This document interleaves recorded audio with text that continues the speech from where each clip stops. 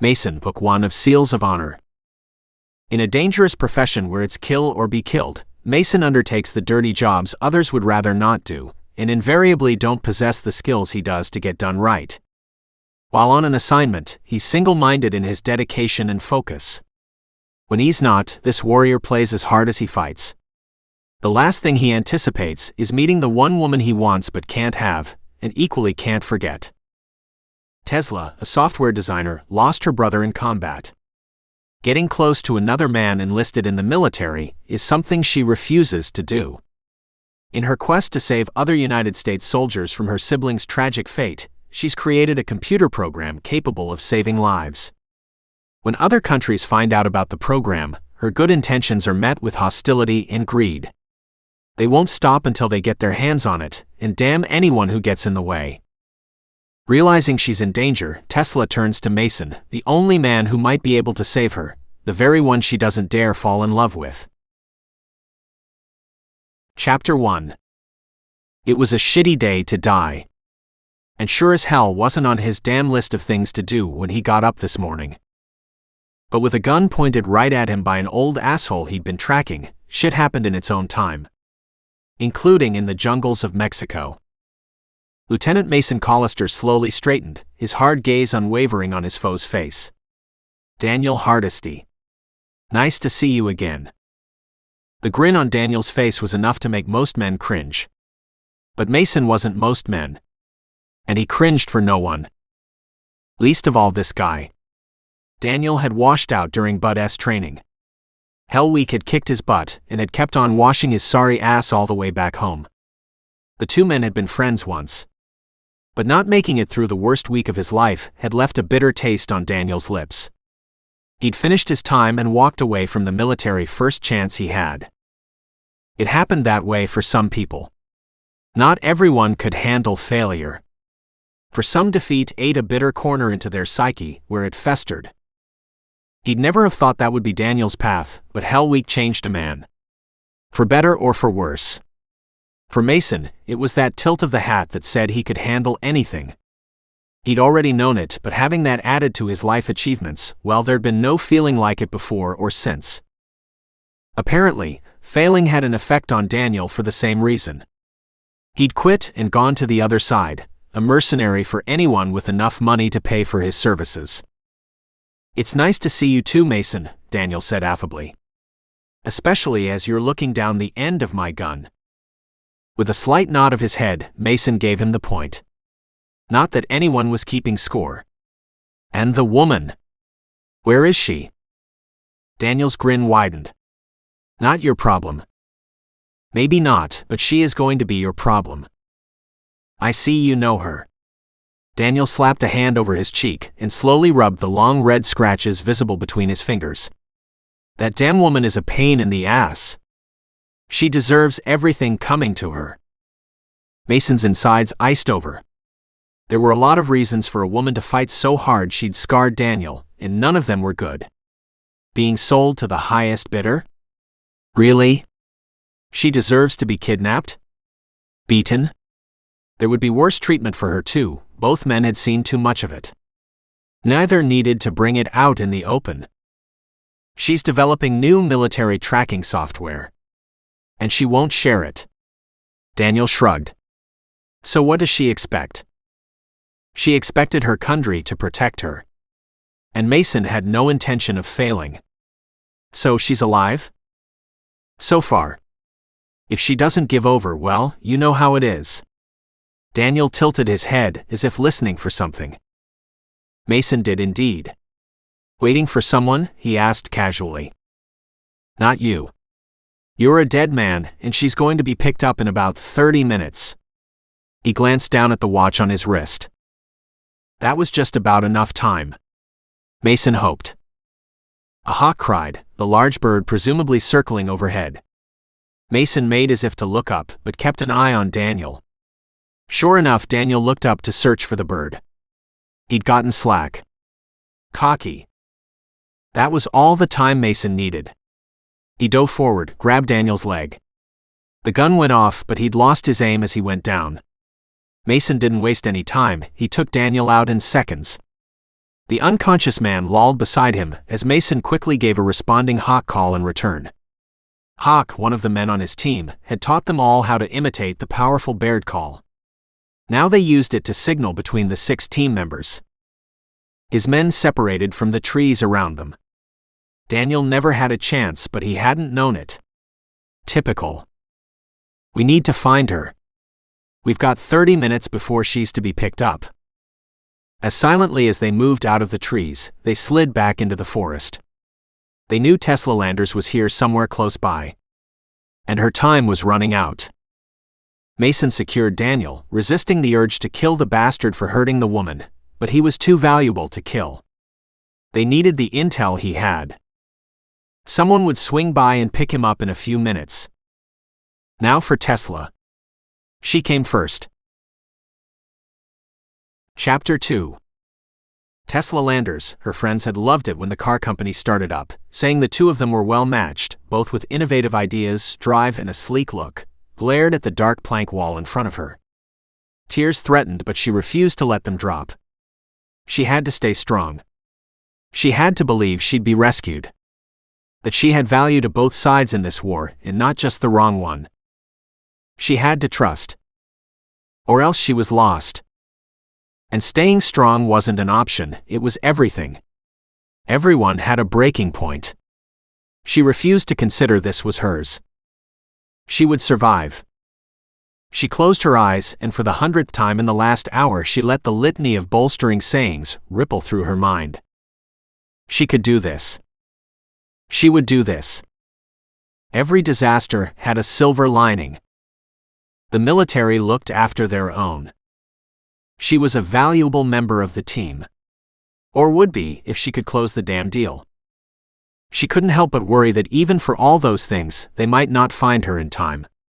The seals were good, but they weren't perfect. She clenched her jaw, willing the cry to stay hidden within. Her arms had been yanked and secured behind her, the pain so bad she'd bitten the inside of her cheek to hold back her sobs.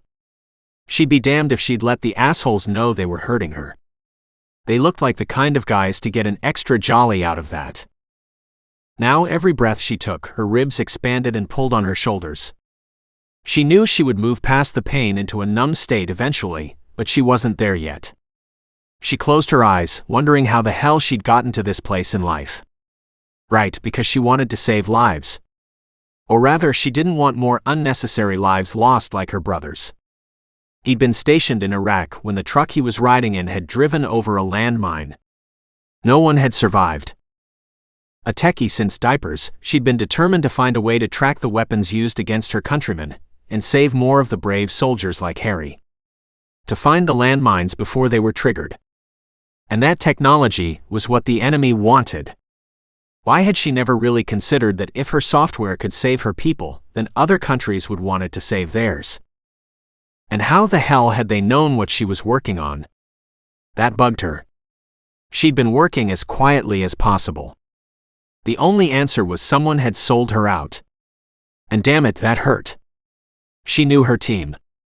Loved them all. To think of someone doing such a thing broke her heart.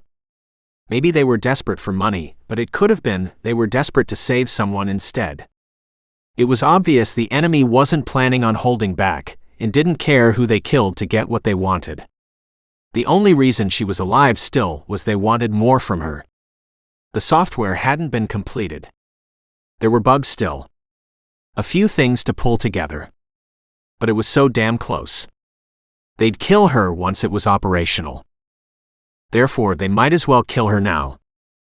Her team could finish the job for the Pentagon. Maybe. A tree branch rustled against the wall in front of her, sending a heavy wave of pine scent into her nostrils. The shack was so old and rickety, she figured a good shove and it would collapse. The sound came again. She froze. Please don't let it be him again. The leader of this pack had terrified her. That he was as American as she was made it all that much worse. She hated him. What he was doing. Why he was doing it.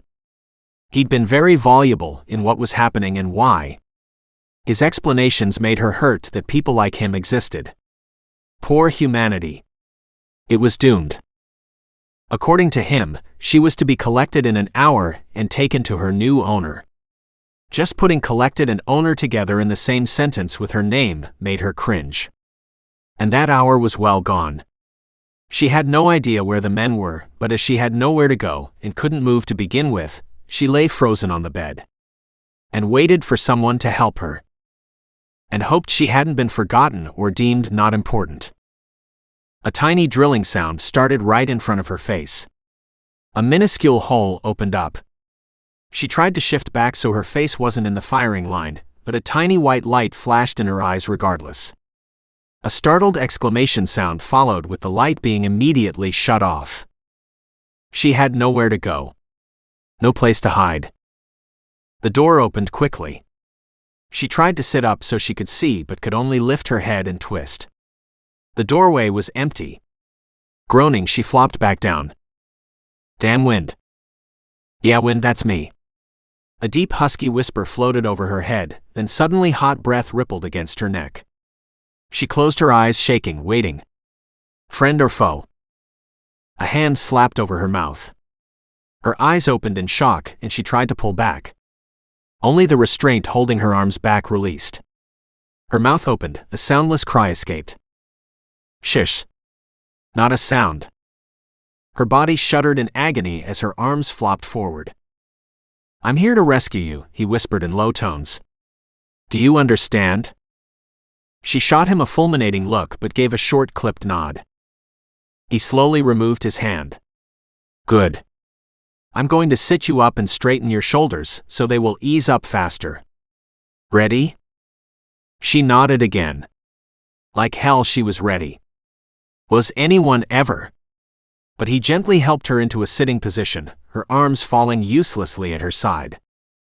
He grabbed her shoulders and forcibly moved them back and forth, rotating them one at a time. Then he grabbed one arm and gave it a shake. He squeezed her hand. Squeeze back. She tried, but the effort showed how little life was in her muscles. Harder, he snapped. She glared at him. I am. No talking. Her gaze should have sharpened and should have been able to slice him to pieces, but then the pins and needles started, and it was all she could do to not scream. She tried to pull her arm back, but he wouldn't let go. Instead, he gripped her hand stronger and roughly massaged her muscles. Like that was helping. But surprisingly enough, it seemed to. Next time she managed to squeeze his hand when he clenched them again. Much better. Now the other one. Knowing it was going to help, she willingly went through the process. As soon as she could feel and grip again, he stood up and tugged her to her feet. She swayed from the suddenness of the movement. His gaze narrowed and he opened his mouth.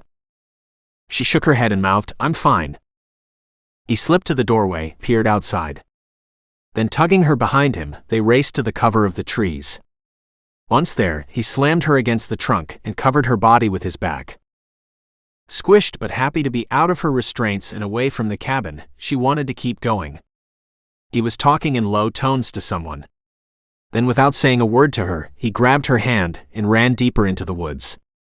She had no choice but to follow. Only he moved silently and she moved like an ox. Several times he turned and warned her to be quiet. Like she knew how to do that. The dry leaves crackled underfoot and there were bushes she had to constantly dodge. And damn it, she was tired. Her legs were killing her. And she wore flats. Perfect for what she'd been doing, and sucked big time for a panicked flight over rough terrain. She had no idea where she was. She'd been en route to Coronado, California yesterday. At least she thought it was yesterday, but given she'd been drugged and her arms still hurt at the injection site, she could have been out for days. All she knew was that the sun was setting overhead, and she didn't recognize her surroundings. If they'd flown her somewhere, she could be anywhere. That terrified her. What if she was across the world with no ID or passport? Her rescuer slowed down and without warning shoved her behind him up against a tree again. Her back slammed against the scratchy bark. Thank God for the respite. She gasped for air. Her breath loud and raspy. She couldn't do anything about it. She had no fitness training for something like this. She did her gym time like everyone else, but running a couple of miles on a treadmill was a different story than running blindly through thick woods up a damn hill in panic for her life. And after a day of being tied up, her legs were actually trembling. How could her rescuer see anything? The sky was overcast and even the moon was covered. She could barely see him. And he stood in front of her. She definitely couldn't see anything around them. Her clothes were black, but she knew her face had to glow in the dark, especially shining with sweat like it was. Not a good day to shine. Her droll humor helped her regain her sense of balance. She knew she could be off and running any second and needed to be ready. Unfortunately, her body wanted to slide to the ground and collapse. Rest. We have 2 minutes, then we're off again. She didn't waste the energy nodding. 2 minutes wasn't enough time to catch her breath and respond. She focused on her mental state instead. If that was strong, the rest would follow. She hoped. At the 2-minute mark, she was hauled to her feet and dragged on another marathon through the bush. Why? If he'd been able to rescue her, why wasn't he able to get her picked up and shipped out to safety? When he shoved her down behind a log, she knew she wasn't getting up again. Not willingly. She closed her eyes and willed back the tears of exhaustion. Damn. You okay? That low, deep note of concern had her opening her eyes and lying. I'm fine, she whispered. His smile of appreciation warmed the coldness inside. When his grin widened, flashing his white teeth, and he whispered, "Good, let's go again," she groaned. Once more, he promised, helping her over the log they'd been hiding behind. She didn't believe him but forced her legs to move. But instead of a run, they stumbled. Instead of landing softly, they came down hard, stilted. He reached out a hand. She put hers in it, loving the way his hand fingers closed over hers as if he could impart some of his strength, his endurance to her. Maybe she was gaining strength from him as her feet seemed to cooperate better and she could pick up the pace. When they stopped the next time, she slid in a weak heap to the ground. She huddled up into a ball and closed her eyes. When had she last hurt like this? Had she ever hurt so badly? She didn't think so. Her rescuer crouched beside her and said, "We're waiting for a pickup. Should be in 10 minutes. His voice deepened. "We're in Mexico and need to get across the border fast." She lifted her face to his and wanted to cry. Mexico.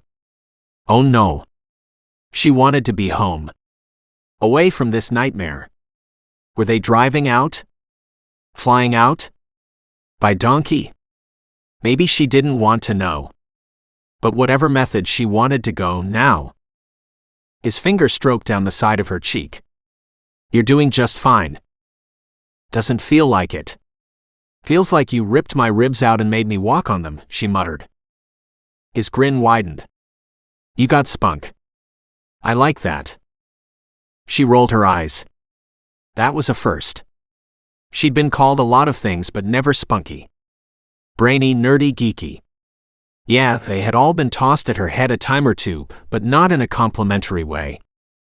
And never making her spine quiver at the banked emotion in a man's voice. It was almost as if he was proud of her. She wasn't proud of her. Good Lord, she knew she'd start crying at the drop of a hat and look at the shit she'd gotten into. Her dad would have kicked her ass good for this mess. He wasn't going to be pleased when he found out. Then again, he wouldn't have anyone to blame for what happened to his only child, and that would bring up his anger too. She leaned her head back and closed her eyes. She had to survive. For his sake and hers. He'd already lost one child. He wouldn't survive losing another. "No energy for spunk," she whispered, her throat so dry it hurt to talk. A water bottle was shoved into her hand. Her eyes opened, lit up with greed. She tilted it and took a long drink. "Don't drink too much. It will be hard on your stomach," he warned. Instantly she stopped, but she didn't want to. She had to hand the bottle back before she drained the rest of it on him. As it was, the bottle was less than a third full. He must need some too. "Sorry, I should have left you more." "There's enough. Rest now. You're almost safe." He squeezed her shoulder before settling down beside her. She closed her eyes and rested. Only the sounds of the forest filtered inside her mind. The wind gently floated through, plucking a leaf here and there off a branch, picking up dead ones off the ground and tossing them in the air. But there were no birds. No squirrels. No wildlife. Just her rescuer. "What's your name?" "Mason, ma'am." She winced. "I'm Tesla." "Nice to meet you, Tesla." At the teasing quality in his voice, she tilted her head and opened her eyes, to find his head inches from her shoulder. In the faint moonlight she could see the thunderous frown, so at odds with his voice as he stared at her puffy shoulder. "What's this from?" "They injected me with something," she whispered. "I think it was to knock me out, but whatever it was, my body didn't think much of it." "It looks infected." He smoothed a gentle finger over the puffy skin. She tried to hold back a gasp of pain, but he heard her. Of course he did. "It's hot." She shrugged. "Of course. Not good." He rummaged around in his bag and pulled out some tiny tube of clear liquid and a small gauze. He cracked the tube and poured half the liquid on the wound. She gasped at the stinging pain. He poured the rest of the liquid on the gauze and placed it gently against the site. Somehow he had a medical tape in his hand and managed to wrap that around the gauze on her arm. "That's all I can do out here," he said. "We'll get you looked at as soon as we land." She nodded, staring in bemusement at the field dressing. Being an injection site, there wasn't much that the gauze was going to do to help the situation, but it would help keep it clean. She leaned back and closed her eyes, but couldn't get comfortable. "Isn't it time yet?" Another couple of minutes. She shifted again. This was a horrible position. Everything ached. She couldn't wait for a hot bath. He tugged her toward him, so she was leaning against his shoulder and hips. Instantly she felt at home. Comfortable. She closed her eyes and nodded off to sleep. He shouldn't let her sleep. Waking her up would take time. She'd be groggy. And needy. He couldn't afford either. But she was exhausted. Injured. And needed rest. Where was the helicopter? They were 1 minute late. He could hear calls around him. His team on the lookout. But so far nothing. She moaned softly and shifted. He knew she had to hurt. Had to be sore as hell from being tied up for so long.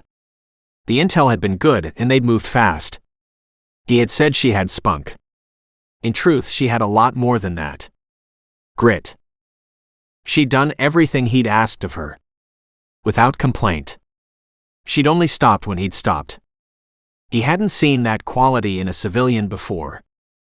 He had to admire her for that. He knew very little backstory on her. Something about a brainy programmer who developed software intended to save lives in the field. He'd have done his best to save her without knowing that. But knowing that, he'd make damn sure she made it out alive. Anyone who worked and took the risks she had to save him and his fellowmen was worth everything he had to give. And then some. A hawk call came from the left. Hawk signaling that a helicopter was coming. Good. That should be their ride.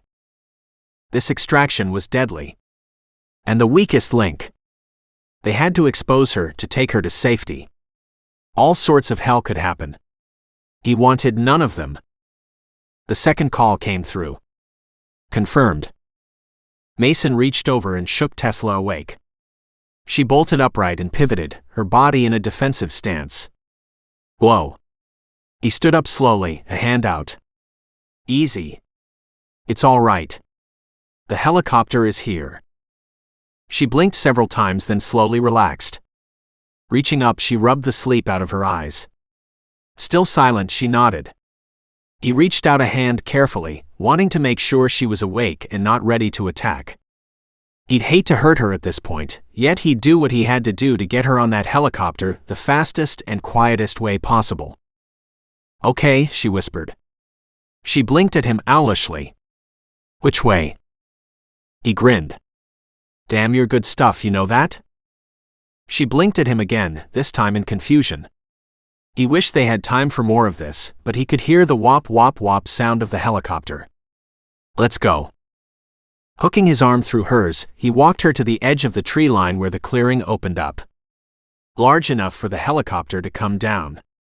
His men were hidden in position along the clearing. He counted them as he gazed around. Hawk. Shadow. Dane. Swede.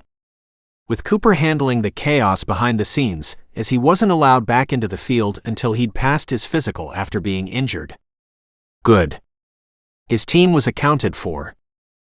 He frowned. Except there wasn't a captive. There should have been. He'd left Daniel for them to bring back. Where the hell was he? The large black helicopter came in as quietly as a machine that size could.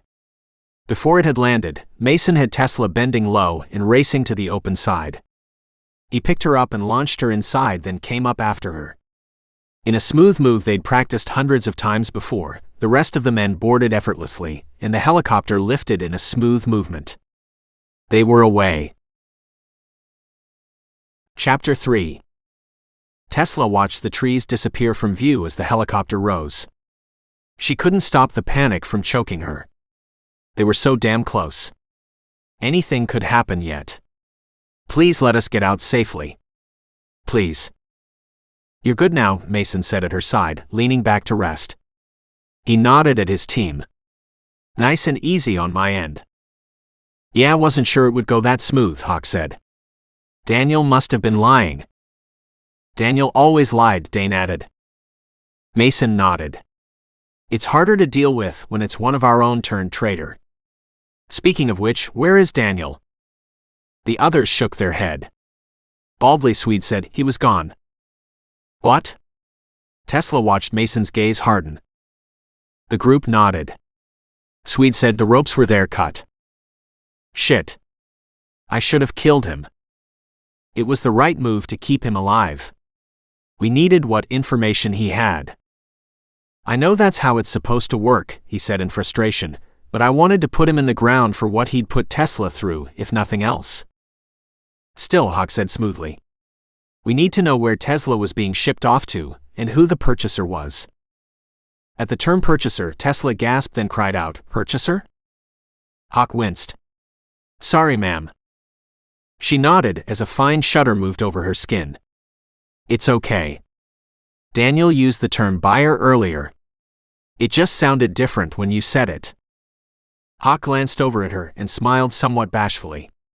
Still not something you need to dwell on. We've got you now. And thank you very much for that. She smiled warmly at him. He grinned. My pleasure. My thanks to all of you, she said, carefully looking at each man. I do appreciate it. Wasn't sure how much longer I could stay in that position, to be honest. They all grinned.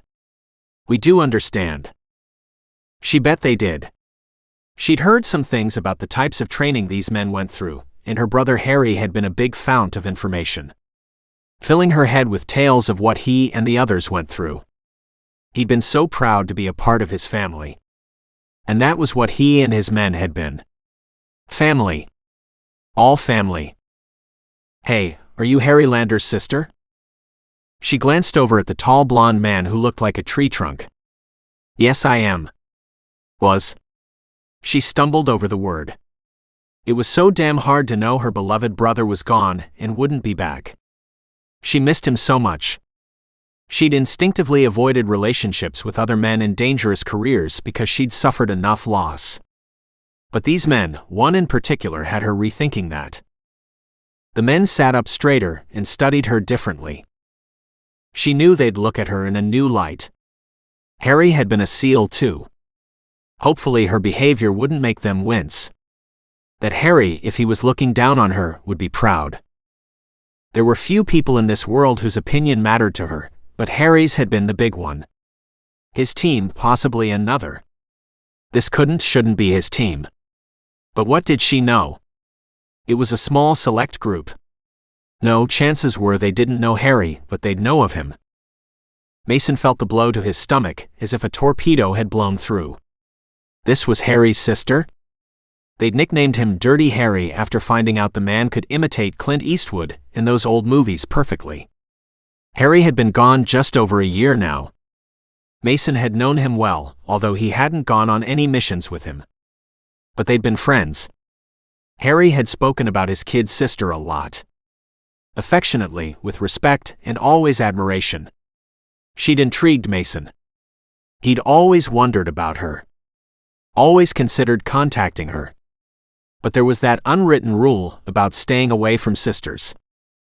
So he had. After Harry's death, he'd considered it again. Had even sent a card to her, but hadn't heard back. Then that was to be expected. He was no one to her. Maybe a name, but more than likely just one card in a sea of condolences. Back then, at the time of Harry's death, they'd all been in Iraq. They were leaving for a mission the next day, but one superior took Harry with him on a trip to a different camp, needing to talk to him about a problem. The truck had hit a landmine. They'd all died. Losing one of their own was always hard. It had left them all at a loss. "I'm pleased to meet you, Tesla. Harry spoke about you often." She turned to stare at him. Those same blue eyes as her brother's made him wonder why he hadn't seen the resemblance in the first place. Because Harry was dark and she was light, as in ash blonde light. But now that he knew, he could see it in the eyes. "You knew him too?" she asked softly. He nodded. "We all did. He was one of us." Chapter 4. She sat back, not surprised. Then all SEALs had a camaraderie that was second to none. She might have gotten to know some of them if she'd lived closer to Harry. Had these ones been at his funeral? They might have been. She'd been so blind to everything but her grief. Now that she understood, she could see the resemblance in their faces. The same hard, dangerous look to them. Harry had sent her dozens of photos of men. Some here and many others. "I have a photo of you all." And more. From Harry. They looked at her, gazes narrow, considering. She didn't know if they were worried about the type of photo she had. He kept it with him all the time. "You're all on a large boat, grinning." "Ship," one of the darker-haired men said in a pained voice. "It's called a ship." She chuckled. "I know that. It used to bug Harry too. That's why I still say it." The men's eyes widened in shock, then the air warmed up noticeably as they laughed. Harry had loved her teasing. It was one of the things she missed most. Teasing him and knowing it was part of the relationship. Part of the joy between them. They'd been so different. So much the same. God, she missed him. As she struggled to pull her painful memories back to the present, there was a flash of light and a huge explosion. A high-pitched mechanical scream ripped through the helicopter. It listed sideways. She shrieked. Mason grabbed her and held her close. Several of the men raced to the front of the injured machine. She didn't have time to think what anyone was doing. Mason had his hand wrapped around her wrist like a vice on a board. But he was dragging her to the back, then he slammed something large and heavy against her chest. "Hold this," he shouted at her. Her arms closed instinctively around the harness. Before she could understand, he spun her around and was leading her to the side, locked tight against his chest. "Now if we get separated, pull this." And he stuck a cord in between her frozen fingers. "Ready?" She stared panicked into his gaze. "For what?" she screamed over the noise. "Are we going down?" "Yes, the easy way." He dragged her to the side, the wind gusting into the helicopter. "We're going to jump. Hang on to me." He reached down and clipped their chest straps together. Outside, the ground fell away to a valley way down there. "Oh hell no. No. No." She shook her head. "No, it's not possible." 3, 2, 1. And he jumped, dragging her out of the machine. Cold wind pricked her face, head, and hands, but it was her endless scream that killed her throat. He finally grabbed her head by the hair and tugged it backwards. He lowered his head and sealed her mouth with a kiss. She clung to him, her hands clutching his chest straps as her mouth soaked up his comfort. Whimpers escaped out of her throat. It took her a long moment to realize her legs were wrapped around him, and she was kissing him back as much as he was kissing her. If she had to be thrown out of a helicopter, then it was a hell of a way to go. She shuddered by the time he finally lifted his head. "Better?" he asked, humor in his voice. She heard it, barely. There was just enough volume in his voice to hear him over the wind streaming past her head. "As far as I can be," she snapped. "Considering someone just threw me out of a helicopter." "Would you prefer to have stayed inside?" he said against her ear. He moved his head to the side. And a whole different vista opened up. The other men in parachutes floated around them, apparently all safe. Thank heavens. Just then a huge blast split the skies behind them. A cry escaped as she watched pieces of the helicopter fly through the sky. That was the first she realized only one big white parachute floated above their heads. She'd had no idea. Somehow she'd seen enough to know Mason would take care of her regardless of the danger to himself. Clipped together, their parachute was carrying twice the weight. So not good. Thankfully, she was a lightweight. Still, she had one on her back, so maybe that was a precaution only. "Here we come," he warned. "We're going to come down hard and roll." She had no chance to decipher what he was saying, as the ground came up awfully fast. She screamed as they approached. A hard jolt, a series of tumbling rolls, and he was on his feet, again stabilizing her, as she struggled to sort out vertical from horizontal. "Is it over?" she asked, hating the shakiness in her voice, clinging to him, desperate to have the world steady. "It is." He was busy unclipping, unhooking and undoing straps and clasps until they were separated. And the parachute harnesses were on the ground. He quickly spun around and rolled up the parachute as it slowly floated to the ground behind them. The sky was black. Their new world a myriad of shadows. She crouched down wondering what the hell they were going to do from here. The cold was seeping through her. That wind on the way down had been biting. With no coat she was damn near numb. She was dressed in only lightweight jeans, a t-shirt with a light sweater over top. Riding double, they'd landed ahead of the other men. She watched as the big white balloons floated down around them, the moonlight easily helping her to spot them. They were all several hundred yards away, though. As if timed, they landed one by one and winked out of her sight. How could they find each other in this darkness? The answer was so obvious she almost laughed. They were SEALs. They could do this blindfolded. Mason turned to her, his pack already fully stuffed, and reached out a hand. "We need to go." "Go where?" "She'd love to go somewhere but..." "Anywhere but here." He helped her up. "I know you're tired, but whoever shot the helicopter down is looking for survivors." That guaranteed her cooperation. She ran beside him, her feet shredded by the paper-thin flat shoes that had long since done their job. She stumbled over a hillock and would have fallen if it wasn't for his arm. "Easy," he whispered. She kicked off the broken threads covering her feet, realizing the remnants of her shoes were tripping her up more. Now barefoot she ran. At his side her steps were long and free. With her eyes adjusting to the half-light she forged ahead, strong. Mason ran beside her. He let out a weird half-call. She glanced over at him. But there was no point in asking questions. They'd steal her breath and stop her rhythm. She hoped she didn't have to run all night, but she'd give it her best. Mason couldn't quite hide the pride he felt, as he watched this woman who'd survived so much do what he commanded without question, and still, even after being tossed out of a helicopter, got up and kept on running. "Harry, wherever the hell you are, man, you did good." But pride or not, there was no way in hell he should have kissed her. How completely unlike him and totally unprofessional. And if there was one thing in this world he knew for sure, he was a pro. But there'd been something about her. There still was. A hawk called to the left. He cut sideways, and she never missed a step. He glanced down and realized she ran in bare feet. Her jeans were frayed and cut, but she still ran. He knew many men who would have given up before now. Not Tesla. He didn't think she had any give in her. Directing his path toward the tall stand of trees where Hawk was perched, he listened for the calls from the others as they moved to collect around Hawk. Time was of the essence. Not only did they have enemies on their ass, but he was pretty sure the pilot hadn't made it out alive. Sliding into the shadows, he pulled Tesla around and into his arms. Against her ear he whispered, "We have to stay quiet and we'll be using our call signals. We don't want something unfriendly to come in." She stiffened, but true to form she nodded. He let her lean back against the bark of the closest tree to catch her breath.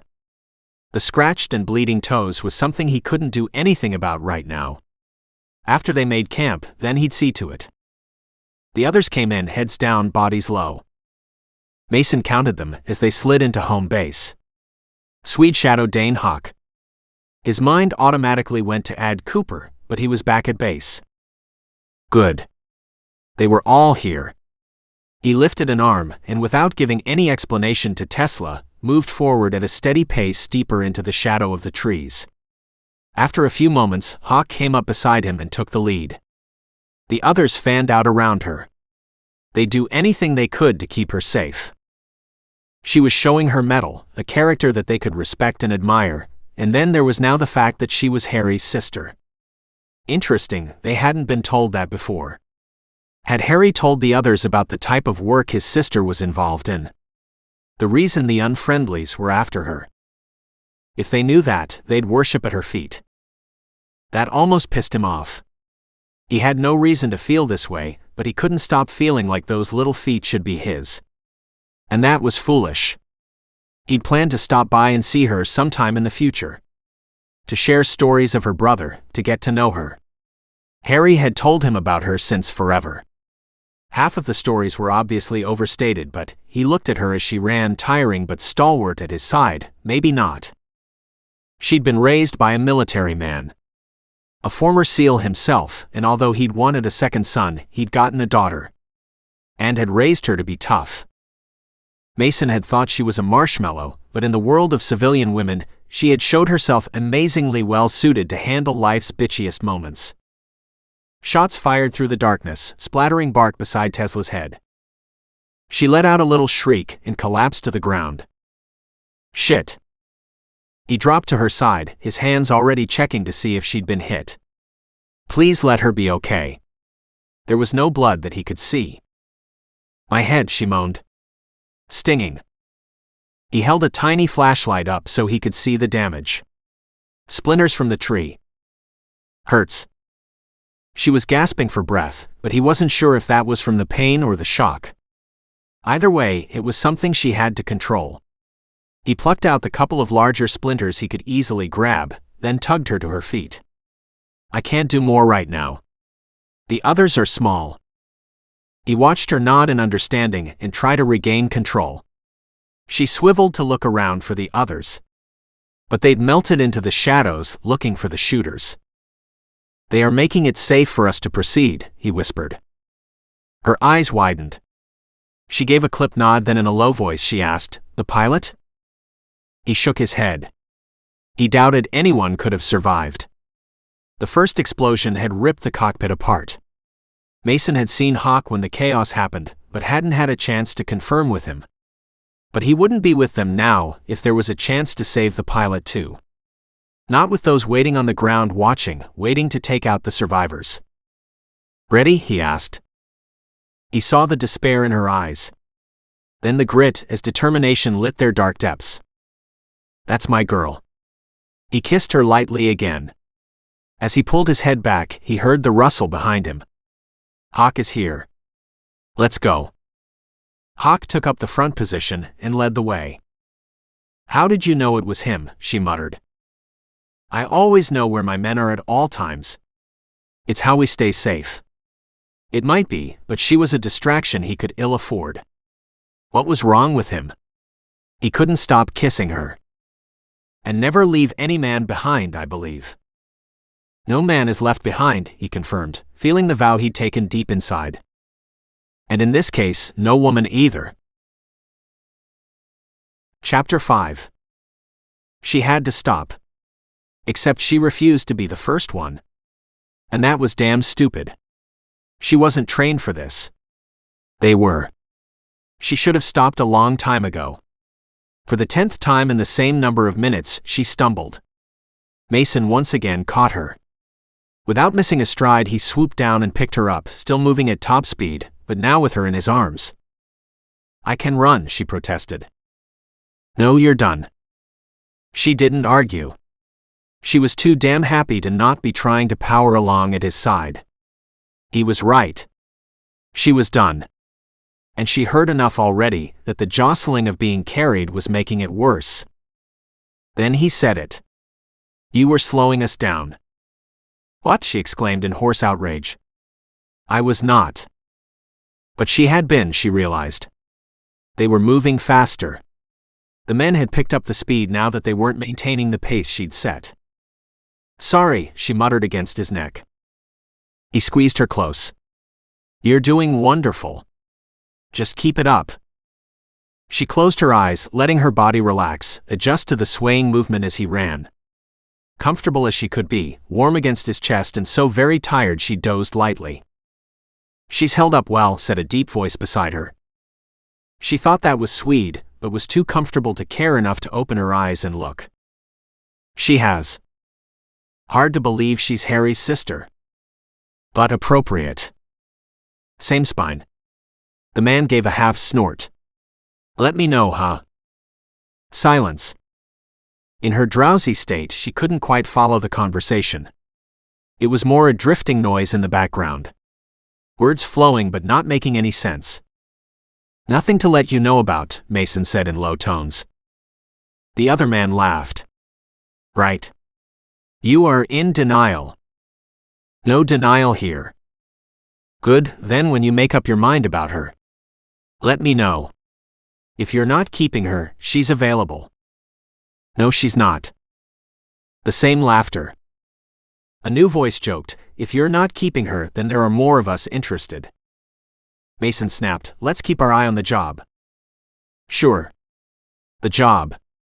The damn prettiest job I've seen in a long time. Yet another voice popped in. And who knows how this would have worked out if someone else had rescued her from the shack. Muffled laughter filled the air. She finally understood where this conversation was going. With that in mind, she made an audible groan and opened her eyes, giving the men lots of warning. She was no prize. And there was no way Mason would be keeping her. Neither would any of these other men. She wasn't a possession. And she wasn't a kept woman. She was a big fan of these men, though. Especially the one who held her close to his chest. "How are you feeling?" Mason asked in between dodging the trees. He'd kick the others if they woke her. She needed her rest. He also hoped she'd missed the conversation if she'd just woken up. Not that she'd have understood it in the first place. It was an old joke. But one he didn't want to have to explain. The men were all jesters. And he was one of them. He slowed his pace as the others motioned they were stopping. "What have you found?" he asked in a low voice. "An old camp on the left, likely a hunting camp." "On the map?" "No." "Good. Let's see what we've got." Silently, the others did a quick search before returning as silently as they'd come. Mason held Tesla on her feet, steadying her as they waited. They'd be fine outside overnight, but she'd do better in a shelter. What they couldn't do was leave a trace of their passing. If there was a camp down there, it was likely it was more of a shack. But if the weather held, it would do nicely. Small, it would be easy enough to set up a perimeter watch, and taking turns, they'd be able to rest. At the all-clear signal, he helped Tesla to the small cabin. Inside were several old chairs and a small table. She sat down while he unloaded the packs. "First things first." "Tea?" she asked hopefully. "No, but nice try. We'll put that on the list, though." "So what's first?" she said in a lost voice. She slid her arms forward on the table and laid her head down. Only to bolt upright with a small cry of pain. "That's the first priority." Mason pulled out his field pack. A quick search of the cabin showed a lantern sitting on a shelf. He pondered the risk of lighting it. Optioning for the safer route, he opened a small flashlight and had her hold it while he picked the slivers out of her scalp. She stared at him the whole time, her eyes huge. After the first stifled cry, she hadn't said a word. He hurt for her. Too often, the small injuries were the worst, and as he pulled splinter after splinter out, he was the one wincing. Damn. She was getting under his skin. In a big way. Just a couple more, and finally he was done. There, it's all good. She stared deep into his gaze as if waiting for him to say something to contradict his last statement. That was the last one. She closed her eyes with relief and gave a curt nod. Within seconds she'd slumped to the table, her head resting on her folded arms. And slept. Mason cleaned up, then stood and quickly made her a makeshift bed. After picking her up and laying her down on it, he covered her up with his coat. Standing back up, he stared at her. What the hell was he going to do with her? Damn, he muttered, unable to pull himself away. She whimpered in her sleep. He knelt down and placed a hand on her shoulders. Easy, Tesla. You're safe now. She stilled and dropped deeper into a dreamless state. Her color was pale, the small pinprick wounds on the side of her face showing stark against her white skin. Shivers still racked her frame as she slept. He needed to clean her feet. Maybe he could do so while she slept. He didn't have much to work with, but he got busy doing the little he could. She slept through it. Good. If she could get some rest, tomorrow would be that much easier. They were searching for another pickup location. They needed to get her out before they were found. The area was heavily wooded. They weren't out of danger and would need to be on watch overnight. And as evidenced by what happened on the helicopter, the enemy wasn't going to let her go so easily. Chapter 6. She'd spent way too much time sleeping and recovering during this nightmare. Tesla lay quietly in the early morning dawn. She knew they'd be up soon and on the run. Unfortunately, she was exhausted. Just the thought of getting up was enough to make her body feel like lead. Quitting wasn't an option. She had to hold up. Harry would expect nothing less. Neither would her father. It didn't matter that any other person would understand weakness in this situation, because she knew her brother and father wouldn't show any. Harry would more than her father. Her father was a hard ass. Her mother had died a decade ago now. She and Harry had become closer after the loss, whereas her father had become more distant. Colder. As if it was his way to avoid being hurt again. Weakness was to be avoided at all costs. Considering he was a former SEAL and weakness wasn't in their vocabulary, she could understand. That she was here in this situation was not something anyone could prepare her for, though. She had no training for something like this. Are you going to wake her? Sweet asked in a low voice. We've got 10 minutes. I was trying to give her as much time as I can. Understood. Silence. Damn, Mason growled. I'll wake her now. Don't bother, Tesla said, rolling over and sitting up. The movement caused her to suck in her breath and shudder as muscles screamed at her after stiffening overnight. It took a long moment to suck it up and speak again. I'm awake.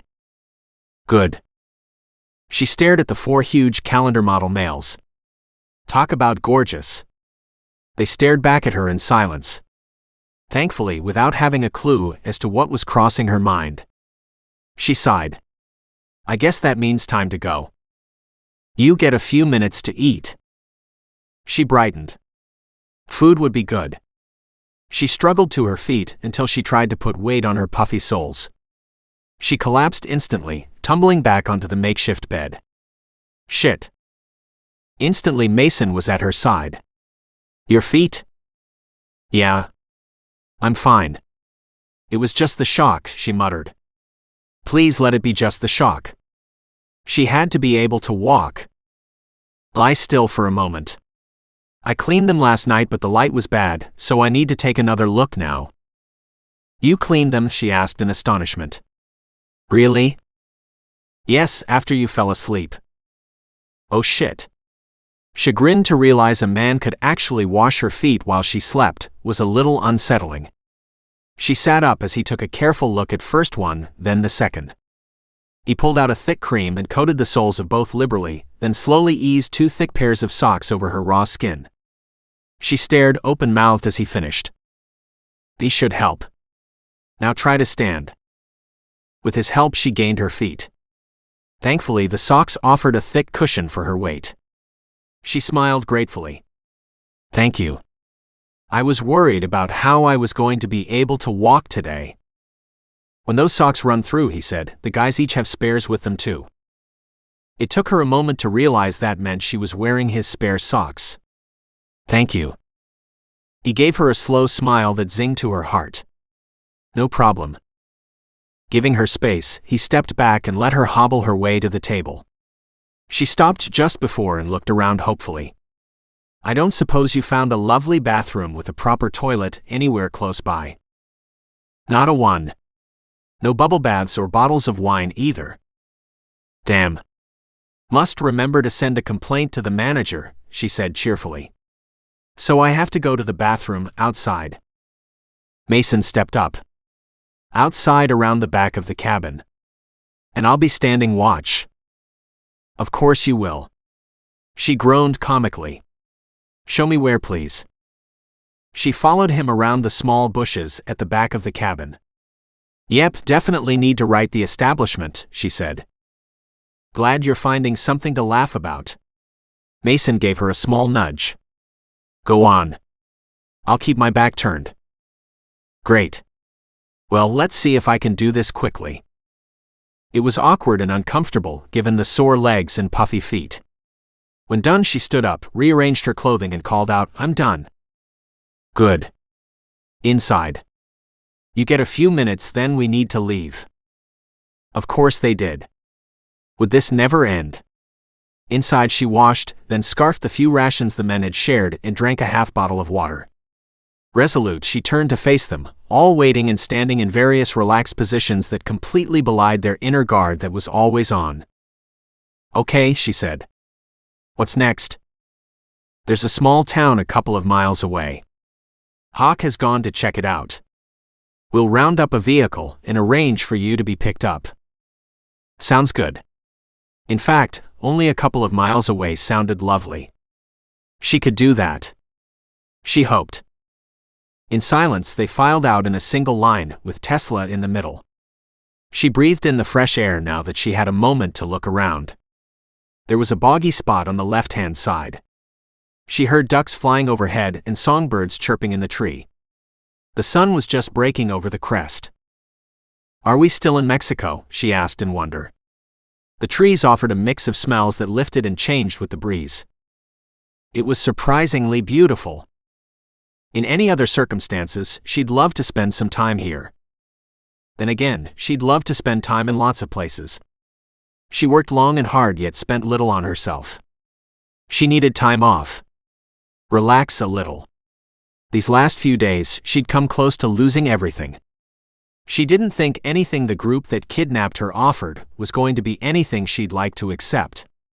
Death was not just a possibility, but rather a probability. And she still didn't know which group it was. Not that it mattered. They were all bad news. And these men had saved her from that. There was a loud disturbance from a cluster of brush on the right. Instinctively, she dropped to the ground. When no one reassured her it was all right to stand up again, she realized her instincts were correct. Yes, Mason said. According to the GPS, we're almost at the border. Let's move. Crowded beside her, Mason kept a hand on her shoulder. She watched as he searched the area visually. He checked his watch, if that was a watch given that it held more dials and switches than a watch could possibly hold. Catching her glance, he smiled reassuringly at her. We're just checking. There were a couple of short bursts of pops.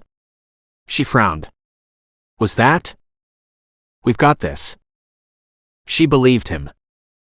Shit, he murmured. Stay down. And he flattened onto the ground beside her, placed a finger to her lips. Wordlessly, she asked if they were no longer alone. But his narrowed gaze never changed. She closed her eyes. Please let this be over. Well, well? What do we have here? A rough chuckle yelled in her ears. Must be my lucky day. Oh crap. Her gaze flew open to see a white male dressed in camouflage gear staring down at them. A rifle pointed at the two of them. A rifle. Interesting choice. Her mind rushed in circles looking at options. Get up slowly. Hello? She scrambled to her feet. My goodness. Have I done something wrong? She asked in what she hoped was an innocent voice. Easy, Tesla, Mason said in a hard voice. He knows exactly who we are. Of course I do. The gunman smiled. And you have something that belongs to me. Belongs to you. Tesla said in confusion.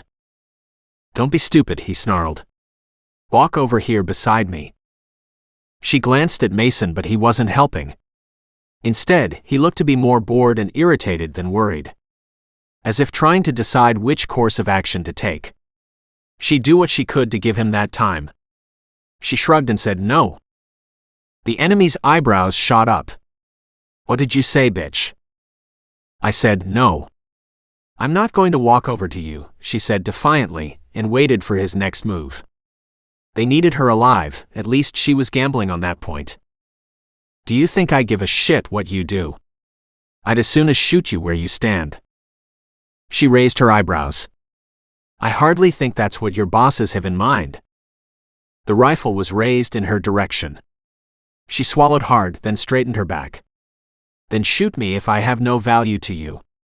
What's the point of forcing me to walk anymore? Shut up. You're coming with me. He, on the other hand, is a dead man. The rifle swept toward Mason. No, stop, she cried out, stepping in front of Mason. He'd already saved her life several times. She couldn't stand by and have him make the ultimate sacrifice. Tesla, Mason growled. Move back. No, she snapped. This coward would shoot you unarmed. She glared at the man holding the gun. Have you no honor? The weapon fired harmlessly in the air. Do you think I'm joking? No. Not at all. She stepped forward. But you will let him go or I won't cooperate. I don't give a fuck if you cooperate or not. Behind him she saw Hawk coming through the long grass. Why didn't he shoot? It would be all over. She had to keep the gunman distracted. Move or I'll shoot him through you. He snarled. I can carry you for the few miles required. I know how to shoot you so that you are in great pain, but not in any life-threatening danger. Her mouth opened. She didn't know what to say. He laughed. You stupid bit. The knife came out from behind and sliced deep. The enemy gurgled quietly as he was lowered to the ground, already dead. Tesla gasped as Mason pulled her away and behind him. With Hawk in the lead, they raced to the cover of the trees. There, Hawk explained they'd found two more in the bushes. Both taken care of. They were concerned there was a fourth, but they hadn't located him. The rest of Mason's team were en route to the village, hoping to flush out the enemy that could be there ahead of them. Waiting for their own men to arrive first. With time against them and knowing the fourth man was on the trail, Mason pushed Tesla harder than he had yet. By the time they reached the hill overlooking the small town, she dropped to the ground and held her ribs as she tried to catch her breath. Her feet were killing her. Whatever slight joy she'd experienced upon first standing was gone a long time ago. She studied the bloody remnant of the socks and realized they were useless now too. Her jeans had several new tears in the legs as well. And her shirt, well, that was damn near destroyed. Her light sweater was grimy and hung in tatters. Crap. She tried to focus on the mundane issue of clothes. Anything to forget the image of the man's blood gushing from his neck, or the limp way he went down in Hawk's arms. Uncontrollable shivers ripped down her body. She wrapped her arms around her knees and hung on, waiting, hoping for the shock to ease back. God, that poor man. She knew he would have done the same thing to her men if he'd had the chance. And would have shot her just to get at Mason. This really was happening. They were really here in this nightmare. Playing for keeps. How was it she hadn't considered death a real possibility until now? She'd heard Harry talk about his escapades. She'd laughed along with him. He'd had fun on many of them. Not once had he let on how damn dangerous or scary they were. Well, she knew now. Mason wrapped his arm around her and pulled her close. He kept up the conversation with Hawk. Do we have info on this town? Yes, it's on the maps. Settled about 60 years ago. Mason nodded. Residents? A couple of hundred. Mostly men. Older. Some families. A few children. Right. Over her head, as if she wasn't even there, they planned sweeps and maneuvers, and all she could do was close her eyes and burrow deeper into Mason's chest. God, what was wrong with her? A man had been killed in front of her. That's what was wrong. Death had become a reality. A distinct possibility now. And quite likely, her reality.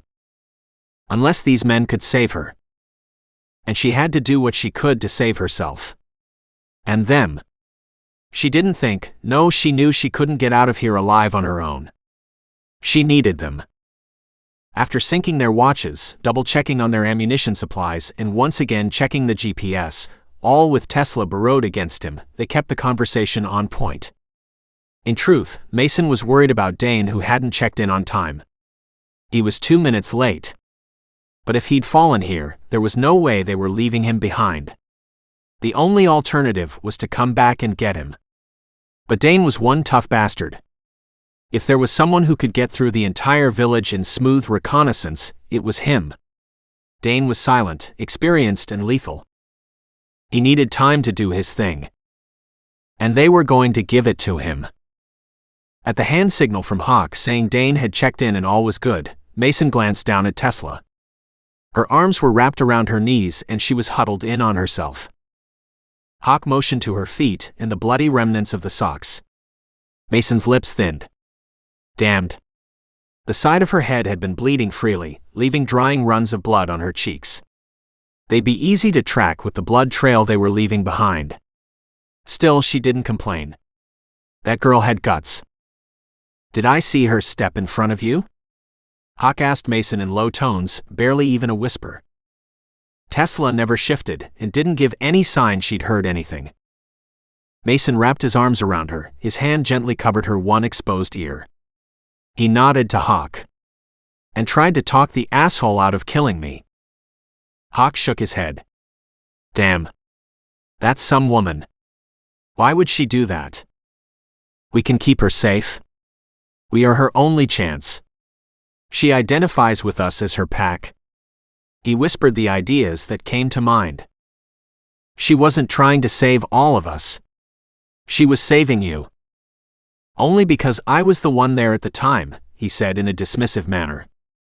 The last thing he wanted was for the others to think there was anything special between them. Except they already did, given their earlier comments. She's worth it. He nodded. Since when did you care? With a casual deflection, he asked Hawk about the tall, leggy, dark-haired beauty he'd spent his last leave with. What happened to your last lovely? Hawk grinned. Everything I could manage in the time given. As I have with every other one. Still, over time they all do tend to blend into a continuous roll of beauties. Life's tough, Mason mocked, but he understood. Life as a seal offered a continuous buffet of willing beauties. But over time they stopped being special. You should know. You were doing plenty of enjoying yourself over the last few years. Mason smiled. True enough. Until what, about a year ago? Hawk was puzzling his way through the concept of Mason being a changed man, and just what would do something like that to him. Mason hoped he didn't get that far. Until Harry's death. Hawk grinned as he figured it out. Mason's gaze snapped to Tesla. But he needn't have worried. She was still in the same position and appeared to be sleeping. He worried about her. Had done so for months. Since Harry's death. He'd always been fascinated with the tales Harry had shared. He'd had no idea if Harry would have approved of him taking an interest. He'd been pretty careful to keep his attraction to himself. That had been easy, as there'd always been women available. They had been an enjoyable way to pass the time, and a way to keep his dreams to himself. Until he'd lost Harry. And with Harry's death came that second look at life, and what was important, and what did he want to do before the landmine with his name on it found him. At the same time, he'd had that insidious idea that with Harry out of the picture, there was no barrier to meeting her and seeing where it went. Now though, he realized that Harry was between them more than ever. Right? He glanced back at Hawk and caught his wide grin as he mentally went click, click, click, and came up with the right answer. Hawk made a silent O sound with his mouth, and his gaze widened in sudden awareness, his gaze intent on Tesla and the way she was snuggled into his chest. But he stayed quiet. For which Mason was grateful. He checked the time. Go time. Hawk stepped up in front. Mason shook Tesla awake. Tesla. Time to go. You can rest in a few moments. Let's get you to safety. Then you can rest. She opened her eyes, dark bruises underneath. His heart melted a little. She'd been such a trooper. Come on. Okay, she said in a soft voice. I'm ready. But she wasn't standing on her own 2 feet yet. In fact, he wasn't sure she could stand without his assistance. He patted her cheeks gently. We need to go now. She blinked, then gave a head shake. Okay, let's go. She turned and stumbled out of his arms and behind Hawk. That she never said a word said much about her mental state. There's no way she'd be able to walk on those bloody stumps without crying out. They were either numb, not good, or she was also not good. Besides, she was leaving a visible blood trail. Hawk caught his attention and motioned to Tesla. Mason nodded. He scooped her up and fell into line. This had to end soon. Or she wasn't going to make it. Chapter 7. The rest of that trip was a blur. She knew they'd walked miles. There'd been a meeting up with another member of the team, before she was carried to a small dilapidated house just outside the edge of town. She had no idea who lived there, if anyone, and couldn't work up the energy to care. There was a bathroom. A real one with a toilet and a bathtub. The men had also somehow from somewhere rummaged up food. She had a real meal. She felt almost normal now.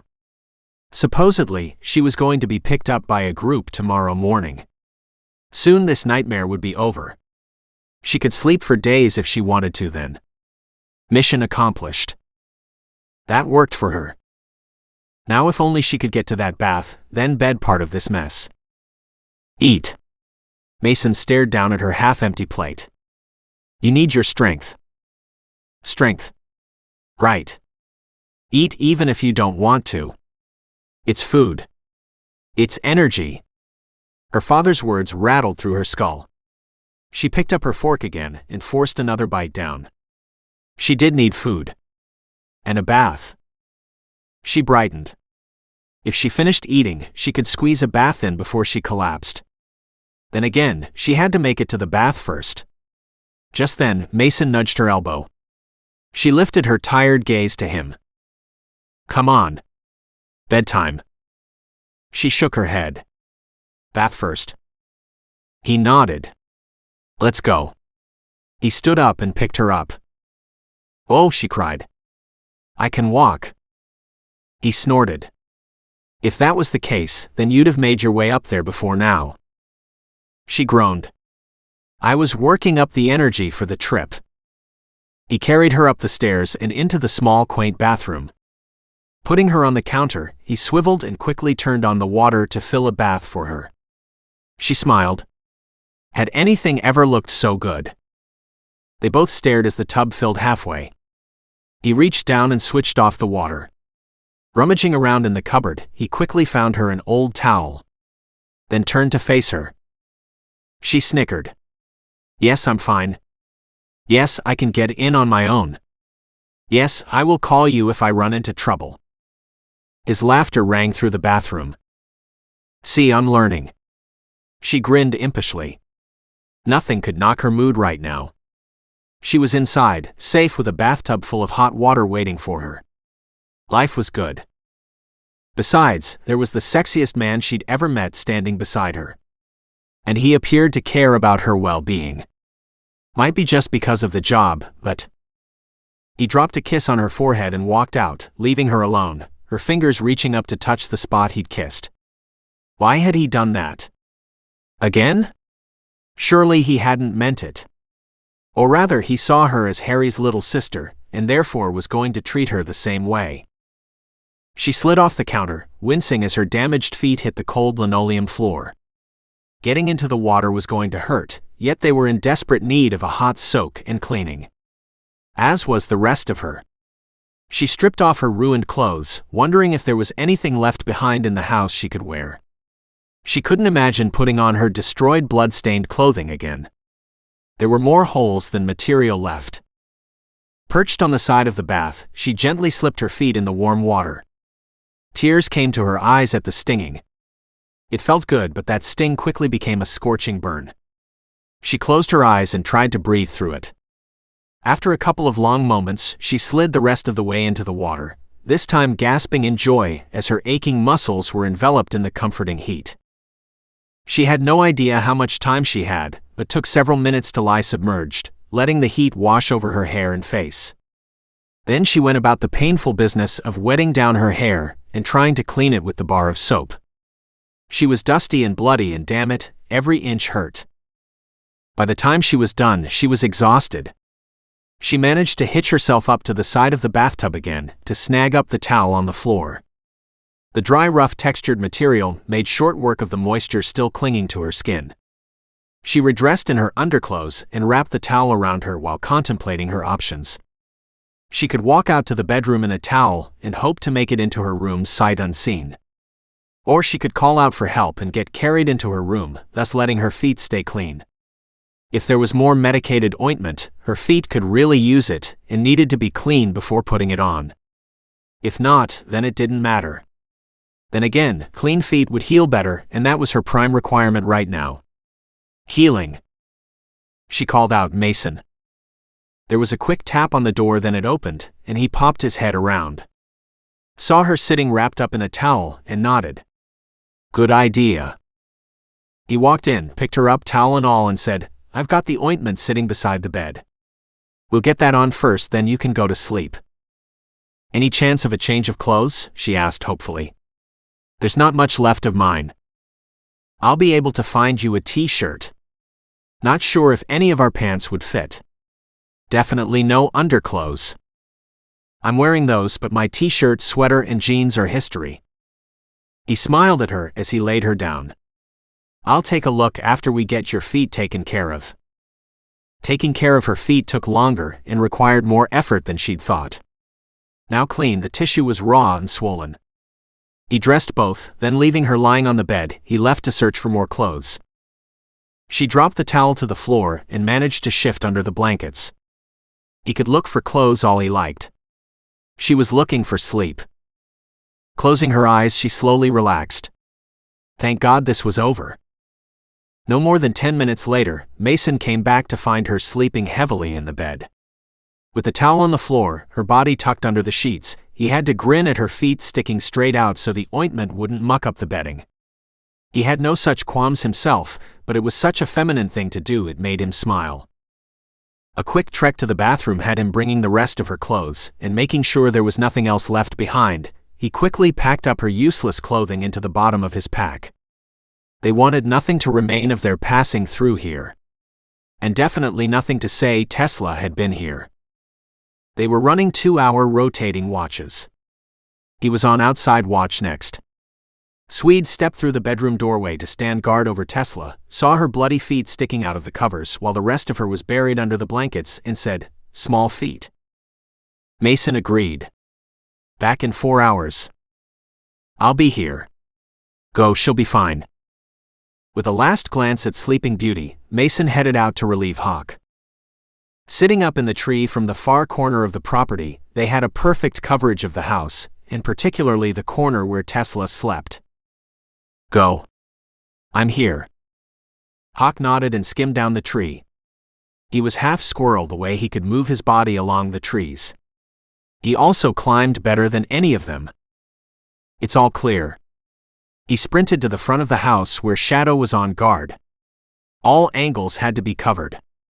He'd switched places with Hawk in 2 hours, so they were always moving someone around. Mason leaned back and let his nose take in the scent of the night. The only way to survive sessions like this was to be one with it. That meant letting go of everything in his mind, in his head. Let it all drift away, drop the worries, but sharpen the senses. With his next breath out, he released his attachment to the moment and let the experience of the tree, the night, the air sink inside. It helped him to hear movement on the ground, noises in the wind. It allowed for so much more sensory knowledge that he never did a guard watch without it. He swiveled his head to the left. Something moved. With his eyes closed, he worked to identify it. A deer. He smiled at the size of the buck. That guy had better keep on moving, or he'd end up on a hunter's dinner table before too long. It might not be hunting season, but many people living in the back country helped themselves to Mother Nature's bounty, regardless of the law. Relaxing deeper, he could hear the sounds of running water up ahead. There must be a creek. Good, they could use that to their advantage if they needed to. He set his GPS locator and settled back for his watch. It went quickly. The night was silent. At peace. With any luck, Tesla slept, and they could get her moved out to safety. She deserved it. And him, well, he'd head back to base and await new orders. Like he always did. He saw Hawk switch with Swede at Tesla's doorway. Good. Watch time. Swede moved out to the base of the tree. Swede was big and not a tree climber by choice, but he'd find a place that worked for him and use that for his watch. They all had their own system. Mason shimmied down and nodded to Swede. He slipped to the front of the house and cocked an ear. All clear. He entered the house and walked up to Tesla's bedroom. Hawk waited for him. She's been sleeping solid. Good, it's what she needs. Hawk nodded and slipped away. Mason would catch a few hours of sleep, then go relieve someone out front. The system worked better than most and worked because they all knew what they were doing and why. He'd never had a problem with anyone on his team. Their lives depended on each other. And apparently on those they were rescuing if Tesla's actions today were anything to go by. He smiled at her position. Had she moved at all? She was still flung across the bed, her feet still sticking out and her head buried under the covers. Good. A sleep like that was exactly what she needed. Now he needed to catch some rest himself. Then tomorrow, he'd be able to meet up and hand her over. That was what this was all about. Collect the package before anyone else could. He'd done that and more. It was almost time to let go. And that he realized with shock was something he didn't want to do. A first for him. A first for any woman in his life. He'd had plenty of short-term relationships. They all had. A group of women hung around the bars in the hopes of catching themselves a seal. Often he and the team let themselves be caught. After all, why not? Life was for living, and hey, women made the living a whole lot sweeter. But it was also getting old. He glanced back over at the sleeping woman. Still, it's not like his interest would come to anything. How could it? His lifestyle was dangerous as all hell, and she'd already lost someone to the war. She wasn't going to be interested in facing the danger of a second one. Military lifestyle was hell on partners. Chapter 8.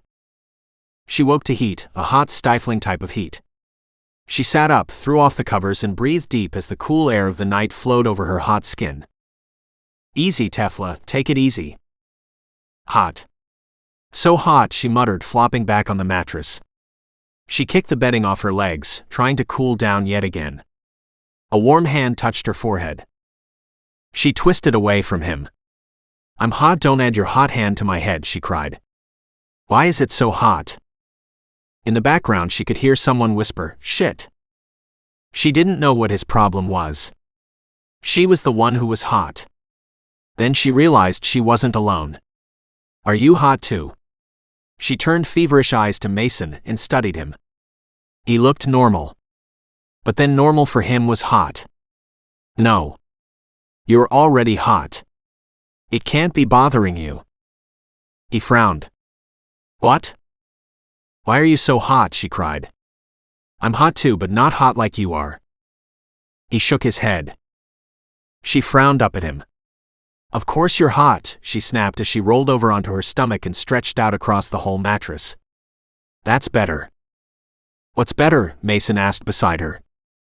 This waterbed. It's much cooler. Then he touched her feet. She screeched in pain, flipped over onto her back and burst into tears. Why are they burning? They are on fire.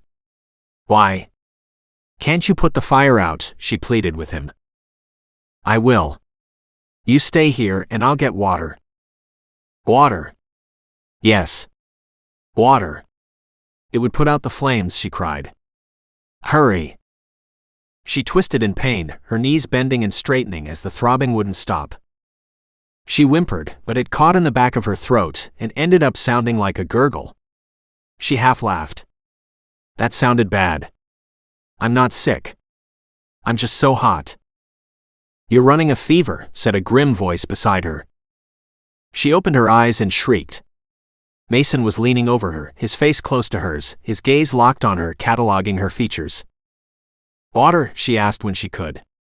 I'm so thirsty. Here. He reached an arm under her shoulders and helped her to sit up. Holding the glass to her lips, she drank greedily. When the glass was empty, she sank back to the pillows, tugging the covers up to hide the bare skin her underwear didn't cover. Then immediately threw the covers off again. It was too hot. Sorry, she whispered. Really, he said, a smile in his voice. What are you sorry about? I got sick. You don't need that. Well, at least you got sick at the right time. You'll be taken out of here and get medical help within a few hours. Now if you'd been so inclined as to have gotten sick earlier, well, that's a different story. But we're safe right now. She gave him the briefest of smiles, appreciating his sense of humor. However, I have to clean your feet again, he said. So I'm going to retrieve the stuff I need, then I'll be back. And I won't be here, she muttered. I don't want anyone to touch them. They are the reason for the fever, so it doesn't matter what you want, he said, his voice hard. Determined. Instantly tears jumped into her eyes. She turned her face into the pillows to hide them. Still hot and hating the weakness washing over her, she rolled all the way over until she was lying on her side, curled up in fetal position. He'd do it regardless of her feelings or the pain. The sane part of her mind said it needed to be done. She was sick and that was holding them all back. If she could feel better, she'd be able to run again, even if it was just to the right vehicle. Having her mobility stripped away from her made her feel vulnerable. Victimized. Weak. She needed her feet to heal. That meant letting him treat them. When she heard footsteps returning, she buried her face in the pillow and clenched the cotton casing tight in her fists. There was no way she wanted to talk to him. Her foot was grabbed in a firm hand and lifted. Nerves had her instinctively pulling it back. Other hands grabbed her bare calf and stretched it out, holding it firm. She froze. Tesla. Swede is going to hold your legs down so I can do this. Bite on the pillow. It will help you deal with the pain. She snorted. Swede. Instantly, her body was shifted like she was a 2-year-old, until her legs were supported by the bed, and only her feet were hanging over the end. She lay on top of a rough, scratchy surface, the top blanket. It was so rough she suddenly shifted to rest her head on her folded arms. A blanket was thrown over her. Damn it. It was hot too. The bed sagged as Swede, at least she presumed it was him, sat down. She could hear the two of them mutter, but her own nerves, that horrible anticipation of oncoming pain, blocked out any semblance of understanding. She started to shake. Okay, I'm going to start. Swede reached down and gripped both ankles firm against the edge of the bed. Cool water poured over her feet. Her relief was palpable as the light liquid didn't hurt until the burn set in. She clenched her jaw and arched her back as the shock and agony ripped through. But she never made a sound. Somewhere in the back of her brain, all she could remember was his earlier message about needing to be quiet. But she wanted to cry. She wanted to scream. Truly, she wanted to bawl her pain away. But held back. Locked into her position, her back arched, her arms rigid as her body fought against the agony. "Jesus," Swede said. "Hurry up." "I'm trying," Mason muttered. Whatever he did next brought her collapsing back down on the bed. She closed her eyes and endured. Mason looked up at Swede and motioned toward Tesla's head. "Is she out?" he said in a low voice. He figured she had to be, as her feet lay soft and pliant in his hands. Since that first reaction, she hadn't moved. Swede shook his head. "Her eyes are open." Shocked, Mason stretched up to take a look. Sure enough, she stared across the room to the wall on the other side. And a small steady stream of tears rolled down her cheeks. But she never made a sound. Affected more than he'd have thought possible, he gritted his jaw closed and returned to the task at hand. This was hurting him as much as her. And from the grim look on Swede's face, he knew the big mammoth wasn't unaffected either. He took his time to make sure all the slivers and grime were out of the torn flesh. This time he dug deep, spreading the sliced flesh, and cleaned. He hadn't seen them all before and had missed several cuts. Now there was no room for error. She had everything from tiny pebbles buried in the puffy flesh to slivers. He thought there were tiny slivers of glass but couldn't imagine from where. By the time he was done, blood ran freely down her foot. Knowing it was going to hurt, but not having much option, he dumped the last of the alcohol over her bare feet. They jerked and twitched. Glancing upward, he could see her white fingers grimly clenching the damn blankets, but she never made a sound. Her eyes, though, Lord, the look of pain almost broke his heart. Swede handed him the bandages. Cut-up sheets had been sacrificed for the job. Accepting them, he acknowledged the other man's need to leave too. They both wanted to be done here. Torturing kittens was something they'd beat up another man for. But when they had to do it themselves, well, neither man wanted any part of it. Determined to make sure her feet would heal now, he smeared ointment across them, then bandaged first one then the other. He carefully bound her feet and ankles, needing the bandages to be snug but not so tight as to hurt. She might want to run away, but she'd be lucky to hobble anywhere for several days. Would she hold her condition against him? She should. He did. Chapter 9. She wasn't sure at what point in the process she'd dropped into the dead zone. The point where she was still conscious but no longer concerned herself with the outside world, as she was so focused on staying strong inside. Her father had talked to her about it. Warned her that under horrible conditions, he'd often had to go there just to keep alive. Although she'd come close to that point in the cabin, tied up and lost, she'd still been outside. This time, with silence being paramount, she'd gone inside easily. He'd been right. It was the place to go to survive. She'd never have made it through that torture otherwise. Even calling it torture made her wince. It was hardly that. But it had been painful as hell. Nothing compared to the psychos out there who really were into torture, but it had been enough for her. She couldn't imagine if she was captured and taken overseas. She didn't think she'd survive. She wasn't like the strong men who'd rescued her. She couldn't imagine the training they must have gone through. She hoped she'd never have to go through anything worse than this. She almost laughed, but as she was still not moving her feet in case they started pounding with pain, any sudden movement was out of the question. She wiped her eyes on the sheet beneath her cheek, thankful the tears were long gone. She knew they'd have noticed. How could they not? But there were only so many things she could worry about. Tears didn't make it on that list. But bawling like a weak wuss did. She couldn't remember how she'd been during the process. Hopefully she hadn't shamed Harry or her father too much. If she had, too damn bad. She was Tesla. Not their clones. She'd do her best, and if she didn't match up to their expectations, then, well, it wasn't the first time.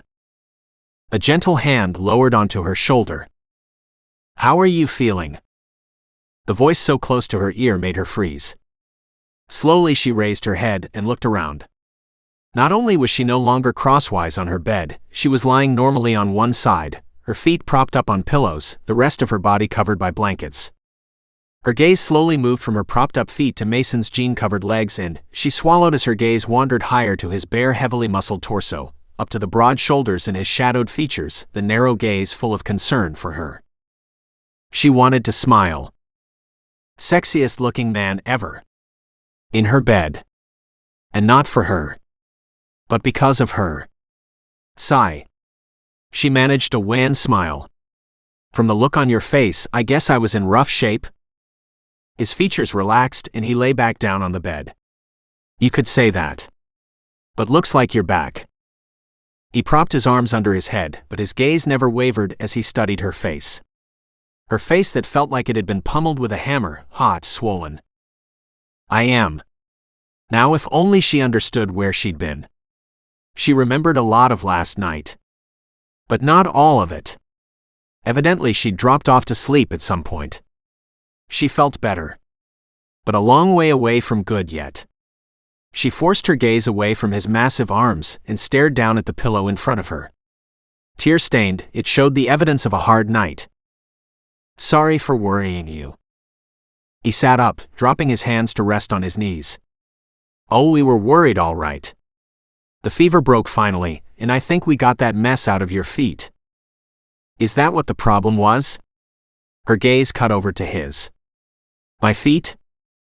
"Yeah. Not sure if it was the slivers that were in there, the rocks you had embedded, or you'd been bitten. Honestly, they were so swollen I couldn't tell." Her eyebrows shot up. "Really?" At his nod, she twisted around to take a more careful look at the bandages. "So no dancing today, huh?"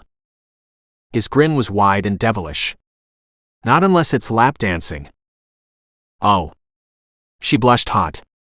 "I'll forego that pleasure for a while, thanks." "Too bad." He hopped to his feet, bare feet she registered at the last moment. "However, there are other priorities to consider." She struggled to sit up, relieved to see her bra and panties on. They covered more of her than her bikini. She was willing to overlook the feeling that they were more intimate. She flipped so she was sitting on her butt and checked out the room. It was the same as the one she'd gone to bed in. Good. At least she recognized her surroundings, and that meant the bathroom was around the corner. Damn. As if understanding the uncertain woebegone look on her face, he walked around to her side of the bed and held out his arms. "Grab a hold." Flushing with embarrassment, she reached her arms around his neck and let him carry her to the bathroom. There he slowly lowered her to the toilet seat, then stood there uncertainly. "I'm fine," she said hurriedly. He narrowed his gaze and nodded. "I'll let you try, but if you can't manage on your own." Her face now scarlet and shaking wildly in denial of what he hadn't said, she waited until he walked to the doorway and pulled the door partly closed. Without too much effort, she managed to shuffle her cotton panties down over her cheeks so she could relieve herself. She even managed to finish the job and get the panties back up. But the sink looked too damn far away to wash her hands. She was going to have to stand up. Taking a deep breath, she slowly lowered her feet to the floor, and using the toilet for support, she pushed herself upright. And gasped. Choking back the other sounds threatening to rush out of her mouth, she swayed in place for a long moment while she adjusted to the pain and weird feeling of walking on flesh that felt twice the size it should be. But she could stand. And given the options, she'd take it. And if she could stand, she could walk. She took one careful step and then another. With her legs braced against the cupboard and her elbows braced on the counter, she could wash her hands. Splashing water on her face, she felt much better. Turning, she looked into Mason's face, now standing in the open doorway, frowning at her. "I know," she said gently. "You'd have helped me. But I needed to see how bad they were." The frown eased slightly. "I can understand that. But now back to bed." She nodded, and this time, knowing what she could do and couldn't, she reached out her arms. He was there in a single stride and swung her up against his chest. Back in the bedroom, he laid her down again. "When am I being picked up?" she asked, pulling the blankets over her chest. A chill was settling in after just that little bit of movement. It didn't say much for the day ahead. Not many men would be happy to carry her around. And while he saw her as a job and would do what was required, that didn't mean the next group would. An idea struck. She glanced over at him. "Do you think?" She frowned, now rethinking. "What?" She winced. "I was just wondering if a wheelchair would be possible once I'm taken out of here. As you'll be going to a hospital first to be checked over, then I would think that would be an obvious answer for a day or two. But more likely, you'll be confined to bed." "Damn," she pleated the cotton sheet at her neck. "What, you don't like lying in bed?" "Not alone." Her unexpected answer brought a light of interest to his eyes and hot color to her cheeks again. "That sounds interesting." She shook her head. "There's nothing interesting about me." Silence. "Really?" But the note of incredulity had her frowning up at him. "Yeah, really." His gaze searched hers. "Then you need to take another look in the mirror." She snorted. "I just did, remember." His grin was huge. "Yeah, you're looking pretty beat up right now." She rolled her eyes at him, her hand instantly going to the side of her head that stung from the slivers. "How come I'm the one that is all beat up and you guys are fine?" she complained, but in a light tone. Swede chose that moment to walk into the bedroom. He carried a huge mug. She stared at it hopefully. "Is that coffee?" He nodded. But he stayed just out of reach. "Could I have a cup, please?" He rolled his eyes and stepped to her side and handed her the mug. "Man, you're not even fun to tease right now. It's like beating up a butterfly." She stopped in the middle of lifting his cup to her lips. "A butterfly?" She smiled. "It could be worse." Mason motioned Swede to the hallway. "A butterfly?" he asked in low tones. "Really?" "Yeah." Swede grinned. "She's lovely. And you'll appreciate her more if you have to work for it. Besides, she can't make a choice if she doesn't know she has one." "Not you two." Mason groaned. "Absolutely. We can recognize special even if you can't," he said as he walked down the hallway. "Who says I can't?" Mason snapped. At his friend's rolling laughter, he realized he'd been had. Damn. Leaning against the door jamb, he could recognize special just fine. Especially this kind of special. The trick was, what was he going to do about it? Nothing. For the same damn reason he'd not gone to see her while Harry was alive or dead. And now that Harry was gone, she deserved to have a husband who was whole and home every day. The seals were his life. He'd made that decision a long time ago. It was better for everyone that way. He turned away and came face to face with Hawk. "I could have killed you just now. You're so preoccupied with your personal life." He snickered and motioned toward Tesla in bed. "And if you can't see how much of a difference she'd make in your life, you're a fool." And he sauntered inside the room. "Hey, pretty lady. It's my turn to be your guard." "Do I still need a guard?" Tesla asked. "I thought we were out of danger." "Until you are safe and sound and back home and these guys caught and dealt with, you aren't out of danger. And let me rephrase. Mason needs a nap." "Oh dear. I never thought of that. Poor Mason." Mason rolled his eyes at Hawk's blatant lie and stormed off. They were all making him crazy. Chapter 10. They were all making her crazy. She was dressed in Shadow's spare pants. Or Mason's spare shirt, and had a rope from Swede's pack to hold up her pants. On her feet she wore 2 pairs of socks, one from Hawk and one from Dane. They'd all contributed. She laughed at herself in the mirror. She'd never quite fit in with the current fashion, but their generosity warmed her heart. And walking was still horrible. As in seriously painful. but with the bandages and double socks, doable. And that was what counted.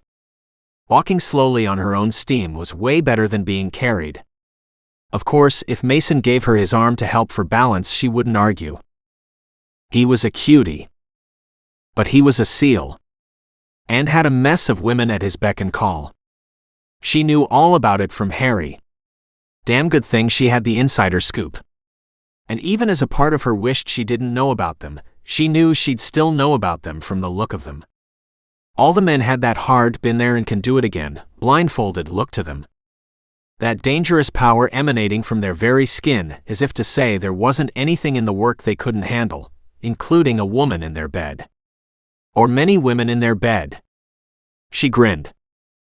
Mason, well, he had something extra special to him. Ready?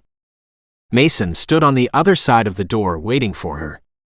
She'd been sitting on the counter in the bathroom, trying to build up the courage to jump down on her feet. It was going to hurt. Yes, coming. Are you sure? I can carry you? She winced. So much for all her courageous talking. She rolled over and slipped down off the counter and landed gently. Taking a deep breath to acclimatize, she walked to the door and lied. I'm fine. Good. The truck is here. And the helicopter is waiting. At the word helicopter, all the color bleached from her skin. Helicopter, she said faintly. Really? Again? He nodded. Look, this time it will be fine. She stared up at him, willing to be convinced, but knowing there was no argument that would be good enough to get the job done. Are you sure there's no other way? He reached out and clasped both elbows. She looked down to see her arms wrapped tightly around her chest, her fingers gripping her arms in a death grip. I promise. She narrowed her gaze. Really? He nodded. She snorted. That means you are coming with me, right? At his hesitation, she froze. That means no, and therefore I'm not going. Good. Decision made. Easy. She'd stay here until another plan could be worked out. That's not happening. You have to go. You have to be safe. And so do you. She gave a short nod, glanced at the three others standing there, big grins on their faces. What are you all smirking at? She raised an eyebrow at them. Were you the one who threw me out of the last helicopter? No. It was Mason, Swede said, humor coloring his voice. Well, I've almost forgiven him for it, but what if this helicopter blows up too? Who's going to clip me to their parachute and save me then? As the men glanced at each other, she added, exactly. She turned back to Mason. And if it's so damn safe, why aren't you coming? It's not big enough for all of us. Ha. That's a lie. Helicopters are big. This is a little one, he said in exasperation. And you have to go. They are waiting for you at the base. And what if I don't arrive? She shook her head. No. If one of us goes, then all of us go. No one gets left behind. And she was going to stand firm on that. The men grinned. She glared at them. What is your problem? You, Mason said in irritation. But we don't have time to argue. And as your feet are too sore, I'll carry you to the vehicle. She snickered. Can't keep your hands off me, can you? She laughed as bright color rolled over his cheeks. But he just sighed and carried her down the stairs. She grinned over his shoulder at Hawk and Swede, the two she could see. Hawk winked at her. She laughed. Your team agrees with me. My men are idiots, he muttered. At the front door he stopped and waited for the two men to slip out in front, both going in opposite directions and diving to the sides. Hawk was the last to step out in front of them. He could get hurt that way, she said. If anyone is going to shoot at us, he's going to get hit. Exactly. He's trying to keep you from getting hit, Mason said, his voice hard, careful. She peered into the surrounding area. Swede had already gained entrance to the large SUV, and now it was their turn. Holding her carefully, he ran to the passenger side and placed her in the back seat. While she shifted into a better position, he leaned over and buckled her in. "Wait, you're coming this far, aren't you?" He shook his head. "No. Cooper, another of my team here is driving you to the airfield. Johann is riding shotgun." "Johann." "Cooper." She glanced at the driver, not sure she'd seen him before. How many of these SEALs were there? But she wouldn't let go of him. "No. You have to come to the airfield," she cried. "You can't stay here. It's too dangerous. Cooper will come back and pick us up later." She stared at him, hating to leave. But he seemed to be completely unfazed. "Get a grip," she said to herself. "He doesn't give a shit." She leaned back and in a cool voice said, "Fine. Thank you for your assistance. Goodbye?" She stared straight ahead, ignoring his start of surprise. He backed up and slammed the door shut with a little too much force. She sniffled, trying to hold back the tears as Cooper started up the vehicle. Suddenly her door opened. Mason leaned in. "It's not okay," he snapped. "But it's the job. I'll contact you later." And he kissed her. As in he placed his lips on hers, her body temperature shot up 10 degrees and curled her toes. Then he backed up and slammed the door in her face. She gave a happy sigh and settled back for the trip. He did care. "Ha. Damn well time." Hawk looped an arm around Mason's shoulders. "Told you he wasn't stupid." Swede smirked. "Of course if he doesn't follow through there's still a chance for us." The others all agreed. "She's not up for grabs," Mason snapped. Something was bugging him, but he couldn't place it. Except she was gone, and damn if his life didn't seem a little darker. A little cloudier. As if a ray of sunshine had just gone behind a cloud. Foolish thoughts.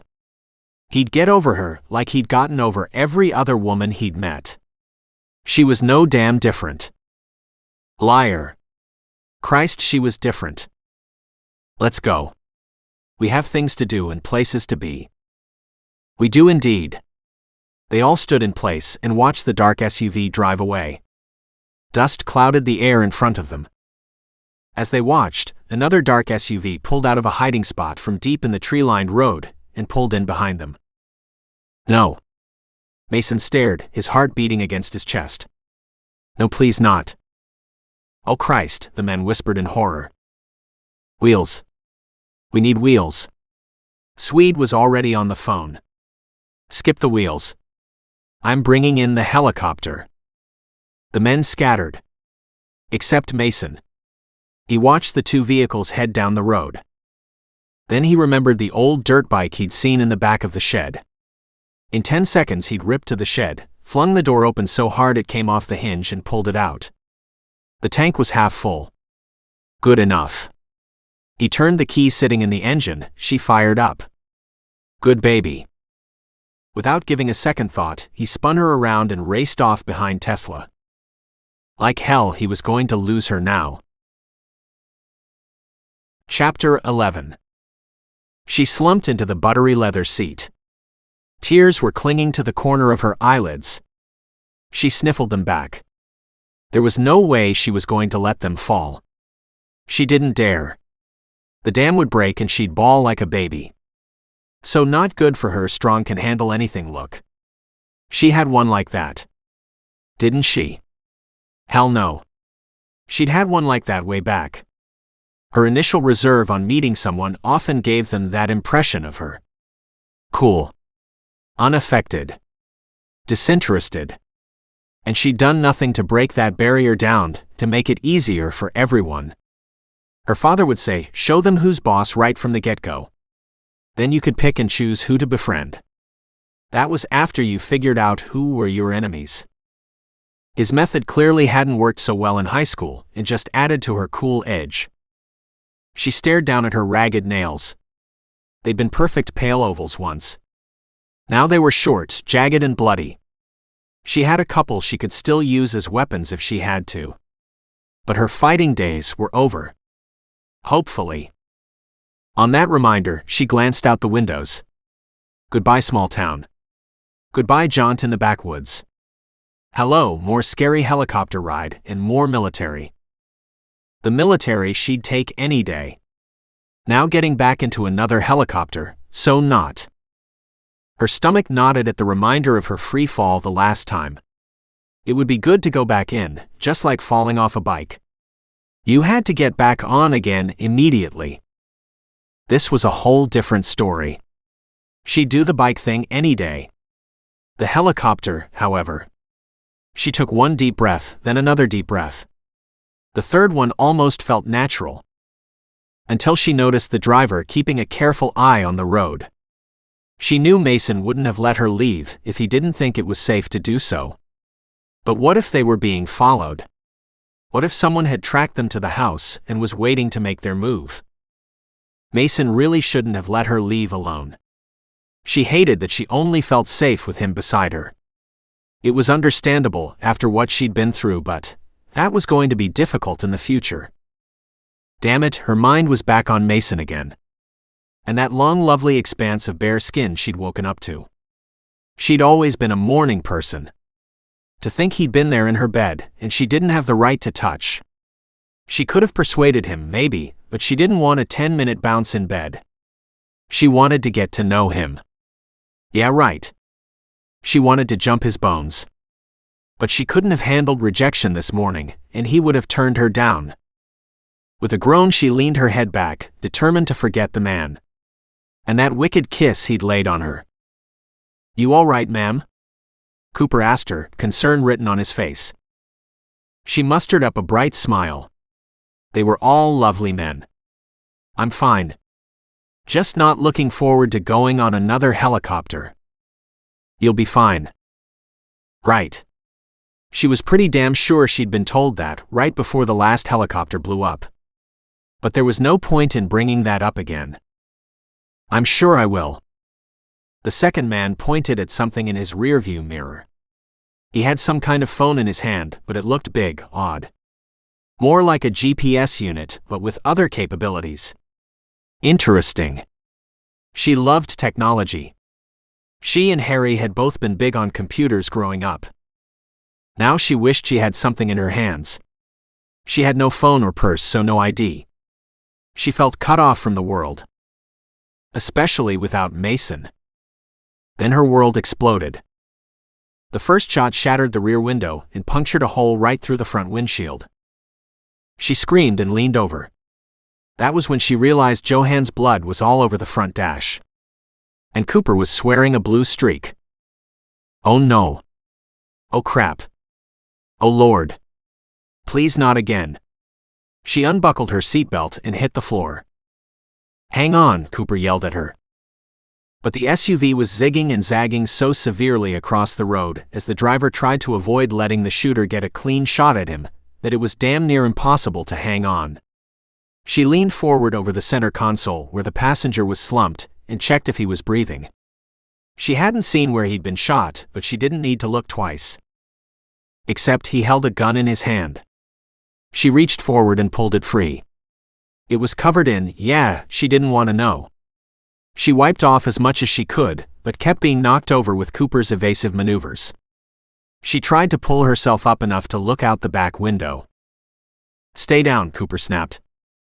The SUV lurched to the side, taking her with it. Damn it. She crawled to the back of the vehicle, sat up, her head hidden by the rear corner of the big machine. But now she had a clear view out the busted rearview window. Her gaze narrowed as she realized something else.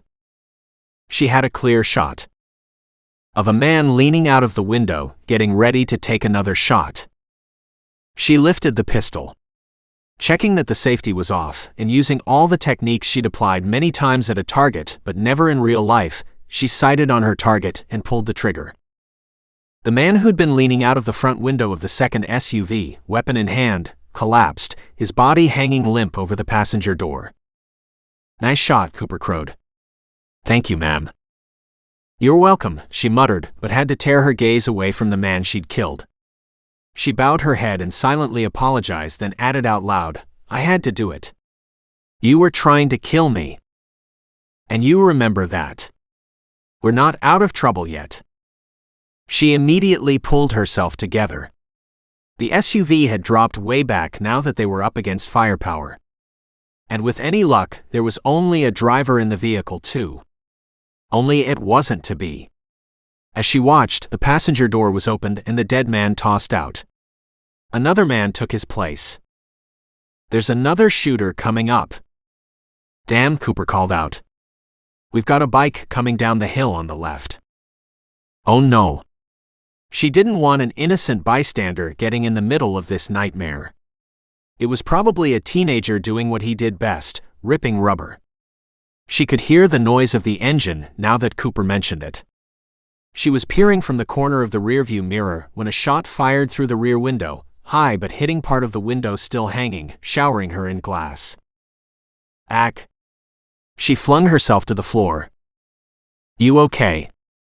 Cooper called, trying to look around for her. I'm fine. That was just a little too close. She slid upwards into the corner again, still hidden but where she could watch as the asshole aimed again. He'd miss her, but he was likely going to hit the tires. Not happening. She couldn't stand to be tossed around any more than she had been. Besides, this was starting to piss her off.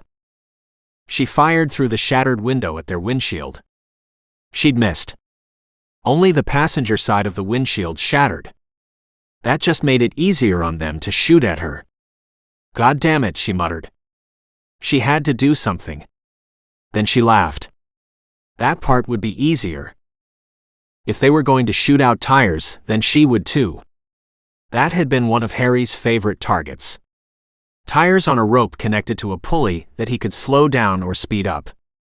This she could do. She shifted back to get the best aim possible and shot. Bam! The tire blew and the vehicle swerved, hit a bank, lifted and rolled, coming to a loud stop in the center of the road. She grinned. Damn right. Take that, assholes. The sound of the bike grew horrifically loud as it jumped a hillock and suddenly landed right behind the SUV. She gasped and shrank back until she saw the military pants and no helmet. Mason. She laughed and waved. The look on his face, yes, someone was going to catch hell. Cooper was already slowing down and pulling off to the side.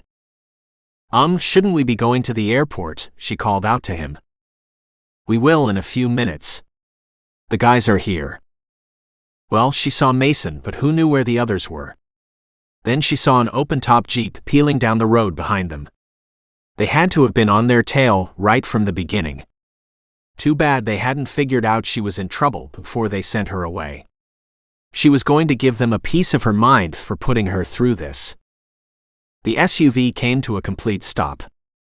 While Cooper checked his buddy over and she was damn sorry about him, Tesla stayed curled up in the back, the gun tight in her hand.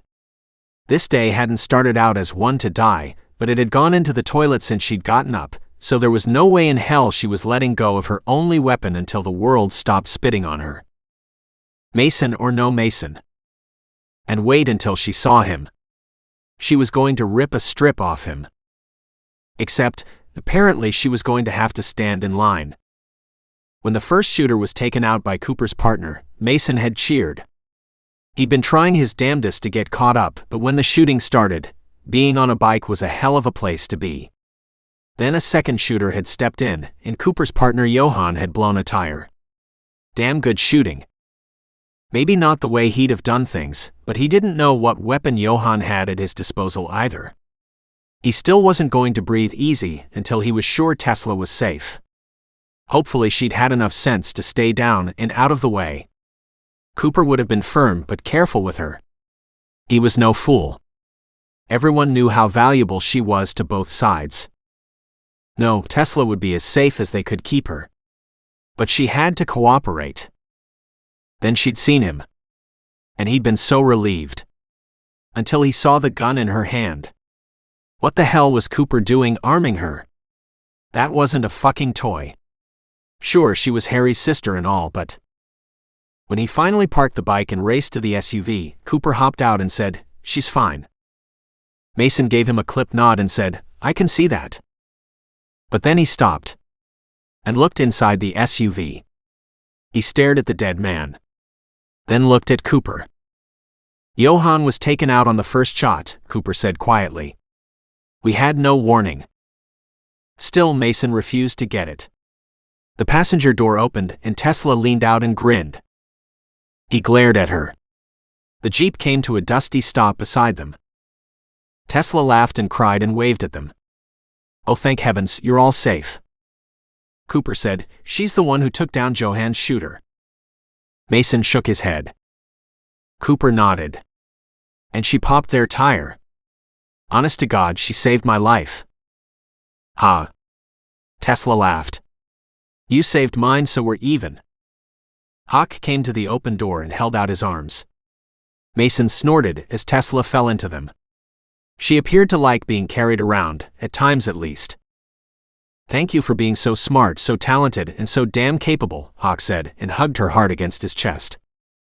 Then he tossed her to Swede. Chapter 12. With a shriek, she found herself midair, then suddenly caught up in Swede's huge arms. She wrapped her arms around his neck and hugged him back.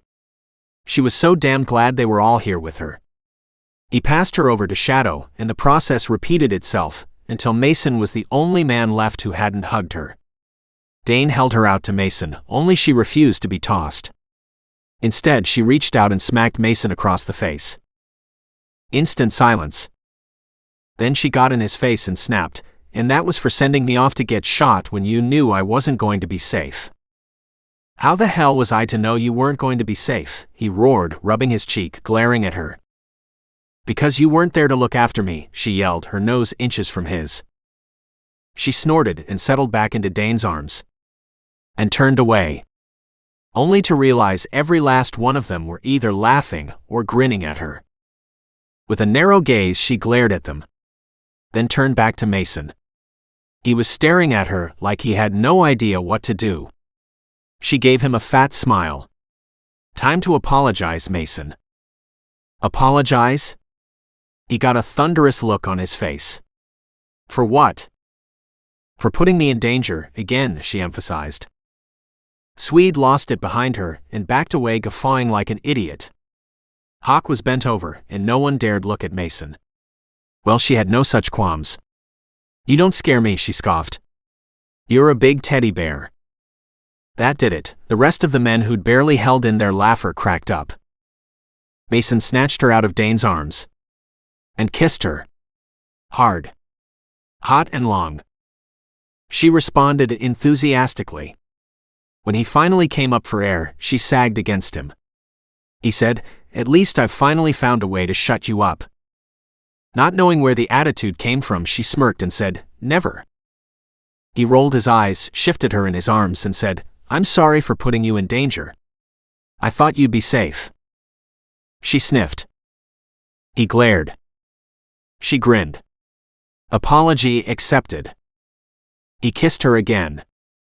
The others cheered. Damn woman. She had one job. To stay safe. And what did she do? Get herself into a gunfight. Then picked up the gun and actively went after the shooter. And what to do with her now? Cooper was all about getting her to the airstrip. Hawk had tried to contact the helicopter, but wasn't raising a response. Dane was currently trying to contact their base. He gently replaced Tesla on the seat and turned to face Swede. He'd gone back to the flipped vehicle. At his questioning look, Swede shook his head. Well, that was one way to deal with the enemy, wipe them out. Only he knew that they didn't wipe out easy. Every morning he woke up to find they'd multiplied overnight. Still, he didn't need to let Tesla know she'd killed 3 men. The accident would be found soon, and they needed to be away. Swede and Shadow had cleaned the house. The Jeep was packed. He didn't ask where it had come from. They all did what they had to do. Hopefully not damaging this one and getting it back to its rightful owners was an option this time. His team would bring the Jeep. Mason was going to drive the SUV with Tesla, and Cooper would ride shotgun. Dane was coming with them. 3 men in each. Cooper held out his communicator to Mason. Still no answer at the helicopter. Damn. The landing site had to have been compromised. Still, they had to go check. Swede had a helicopter's pilot license and could fly them out if it was still there. What they had to do was expect unfriendlies. At his word, they headed out. The drive was done in complete silence. Mason kept his eye out for any other traffic while Cooper watched for the enemy. Johan's body was in the back, covered with a sheet. It was Tesla who worried Mason. She hadn't said a word. After watching the men carry Johan to the back, she'd fallen silent and turned to look out the window. Now she watched the miles drift by but never moved or spoke. Killing wasn't easy for any of them, but they'd adapted out of necessity. For Tesla, this was a first for her, and therefore the hardest.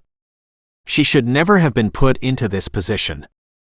Taking a life was something she'd never forget, and could spend a lifetime adjusting to. Even though her actions had been fully justified, it would hurt for a long time. The landing site was at an older bushwhacker-style landing strip. The trip there was uneventful with the turnoff to their destination, nothing but a small dirt road that appeared deserted. But they knew better at this point. Guns ready, they drove close to the small shack standing at one end and parked. The Jeep hung well back with Swede, Hawk and Dane. Mason explained that they were going to park in the trees and approach the helicopter by foot. Mason stepped out of the SUV, glanced over at Tesla to see her huge eyes staring at him. Trusting him. Damn, she was something. I'll go look inside. Cooper headed to the doorway and stepped in. He walked out a moment later. It's empty. Mason nodded. He'd expected nothing less. The helicopter sat quiet, unattended to the left. The pilot missing. Mason took in the long grass around the airstrip. Lots of places to hide. Cooper rummaged through the hangar, then walked back. Doesn't look like there's anything of value there. Right. Do we just go up to the helicopter? Tesla asked from inside the SUV. No, Mason said quietly, his gaze moving steadily around them. His senses were saying something had happened, but there wasn't a sense of immediate danger. As if whatever had happened at this place was over and done with. Had the pilot been taken? A Baird call from behind the helicopter had him searching the area. Finally, Hawk gave the all-clear sign in the death call. As it wasn't one of the team, it was for the pilot. Come on. We're heading to the helicopter now. Is the pilot there? Mason shook his head. Well, he was likely dead in the back of the helicopter. Hawk would have moved him back out of sight if he could. Gun at the ready, he approached the machine, Tesla behind him on Cooper's arm and Dane keeping her safe between them. Shadow popped up at the pilot's seat. She's completely empty. Where's the pilot? Swede growled. This thing didn't fly in on itself. Is it even yours? Asked Tesla in a tart voice. Did you consider that it might belong to someone else? You can't just take anything anytime, you know. Mason rolled his eyes. Dane just grinned. Cooper tried to explain. This is a government helicopter. It's one of ours, and this is a tiny airfield meant for small planes, not helicopters. As he finished, Mason glanced over at Tesla. She didn't look like she believed him, but was allowing Cooper to help her up into a seat. He could see the pale color of her skin. She was determined to do the right thing. Even if that meant climbing back into the helicopter. Only her fingers were locked together so tight her knuckles were white. She was terrified. Out of consideration, he snagged one of the parachutes packed into the locker and dropped it beside her. She stared at it like it was going to bite her. Would you rather have one in case or have the case to need it but not have one? She snatched it up and held it tight to her chest but shot him a menacing glance. I'd better not need one. Swede turned to glance at her from the pilot's seat. I've never lost a machine yet. At that she smiled. Thanks, Swede. What, he gets a thanks and I give you something that could save your life and I get threats, Mason mocked, happy to see her relaxing. Swede had told the truth, but that didn't mean he hadn't flown a heavily bullet-riddled machine back a time or two. But Mason would keep that information to himself. Chapter 13. Tesla couldn't believe where she was. She was really back in a helicopter, and again with unfriendlies around them. They'd taken off 10 minutes ago, with Swede flying the machine. Why the original pilot had been killed, she had no idea. It must mean the unfriendlies thought they'd be grounded, or maybe they had their own pilot. Or hell, maybe they had another way to get what they wanted away from here. She didn't know. She couldn't help but wonder if she'd killed the pilot who'd planned to fly this machine with her as his captive. It was hard to feel sorry for what she'd done. They'd been trying to kill her, or at least Cooper. And they'd killed Johan. She'd done what she'd had to. But she wished she hadn't been in a position where that had been the best answer. All she wanted was to get home. In the background, she heard the men talking. "We have contact with the commander. He wants us to fly straight to the base. Deal with the rest from there." Made sense to her. She'd like nothing better than to be on base right now. She'd be safe there. But what would happen to Mason if she were there? Sent off on another mission?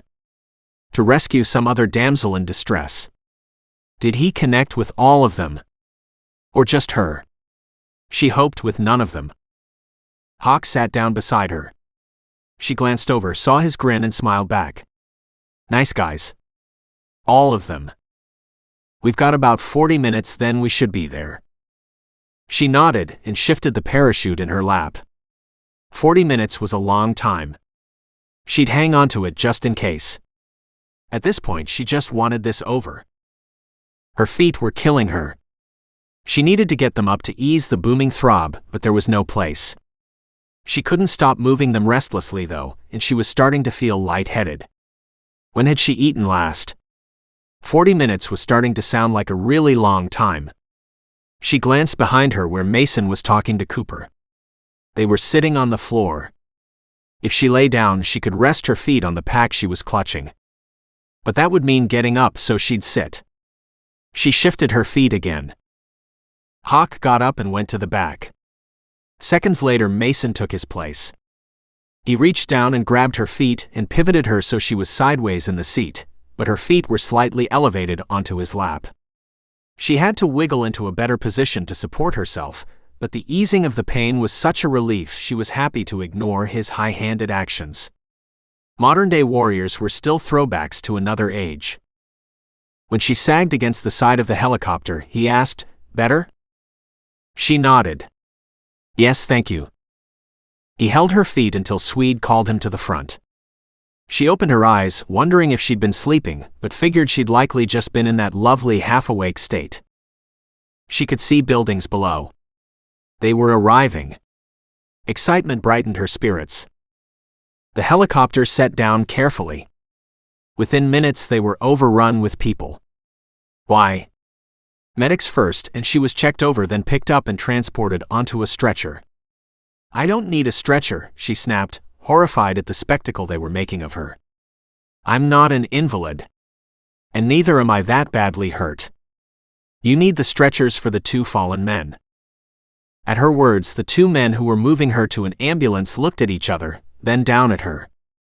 "We'll deal with them in a moment. We take care of the living first." She was still spluttering when they popped a strap across her hips and chest. And she lost it.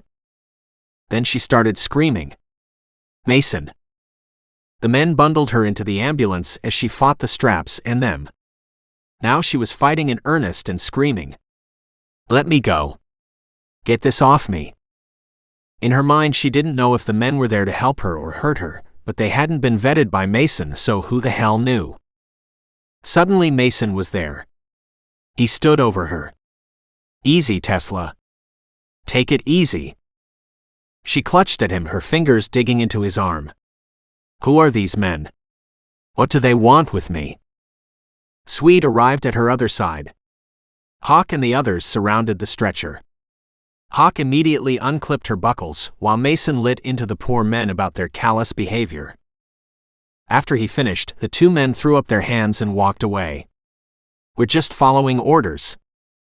The next time, maybe do them with an ounce of compassion," Mason snarled. "She's just come in from being kidnapped, tied up, and damn near blown up." Hence the damn stretcher. We were told she couldn't walk. Tesla gasped and sat up. You didn't even ask me. My feet are painful to walk on, but I'm ambulatory. Ah, Mason said. You could lie here and make this easy on everyone. She glared at him. Oh. Hawk smirked. Now you've done it. She opened her mouth, and Mason placed a finger against her lips. Remember, I know how to close this. Heat flamed over her cheeks, getting hotter as she heard Hawk's strangled chuckles. Her mouth snapped shut and she lay back down. But her gaze, it promised retribution. But not when there were a dozen strangers watching. Good choice. Mason motioned to the men. Take her in. But no straps, he warned. When he stepped back, she reached out for his hand. She tugged him lower. He bent over. Are these men okay? She whispered. The fear in her voice made his heart break. She'd been trying so hard to be brave, but the straps had done her in. Yes, he said, his voice low, gentle. You can trust them. She dropped his hand and relaxed. I knew that. He grinned. And couldn't help himself. As the men went to wheel her away, he dropped a hard kiss on her lips, whispering, You got this. Her smile was breathtaking. And he was such a sap. He brushed past his men, all of them smirking at him. Let us know. Let you know what? He turned to face them. If you're keeping her, Swede said, a serious tone to his voice belied by the grin on his face. Why, he said, narrowing his gaze at the men he'd known had bedded hundreds of women between them. 'Cause if not, Hawk said, sauntering past, I am. Not if I get her first, chimed in Shadow. Mason snapped. None of you are keeping her. Swede, his voice calm yet serious, said, If you're fool enough to let her go, you can bet we aren't. Damn it. Mason ran his fingers through his hair. It's not that simple. Sure it is. You've found her. Hawk grinned. Never thought you'd be first, though. Always figured Dane would succumb to the lure of love first. Hey, Dane said in protest. I fall in and out of love weekly. It was true of most of them. But for Dane, the romantic in him saw the good in everyone, until he saw the great in the next one. He's right there. Swede smacked him on the shoulder. The group fell silent as two stretchers carefully brought out their fallen comrades. A reminder of how precious life really was. Chapter 14. Words to live by. She did have this. And she really appreciated them. It had helped to right her world. As had his kiss. Stupid, really. After being unloaded, she was taken through to a large medical facility, where she was carefully moved to an examining bed. She was treated so carefully, she had to wonder if Mason's warning to the medics hadn't preceded her. Once on the bed, her feet were carefully unwrapped, her wrist checked, and she'd forgotten about the chafing and bruising brought on by the restraints Daniel had put on her. She studied them critically, then dismissed them. Torn skin, green discoloration and tenderness. All mild compared to her feet. Her injection site had even calmed down. Now that she was being treated and warm, she was exhausted. Had it only been last night she'd had a fever. Did they know? Did any of it matter?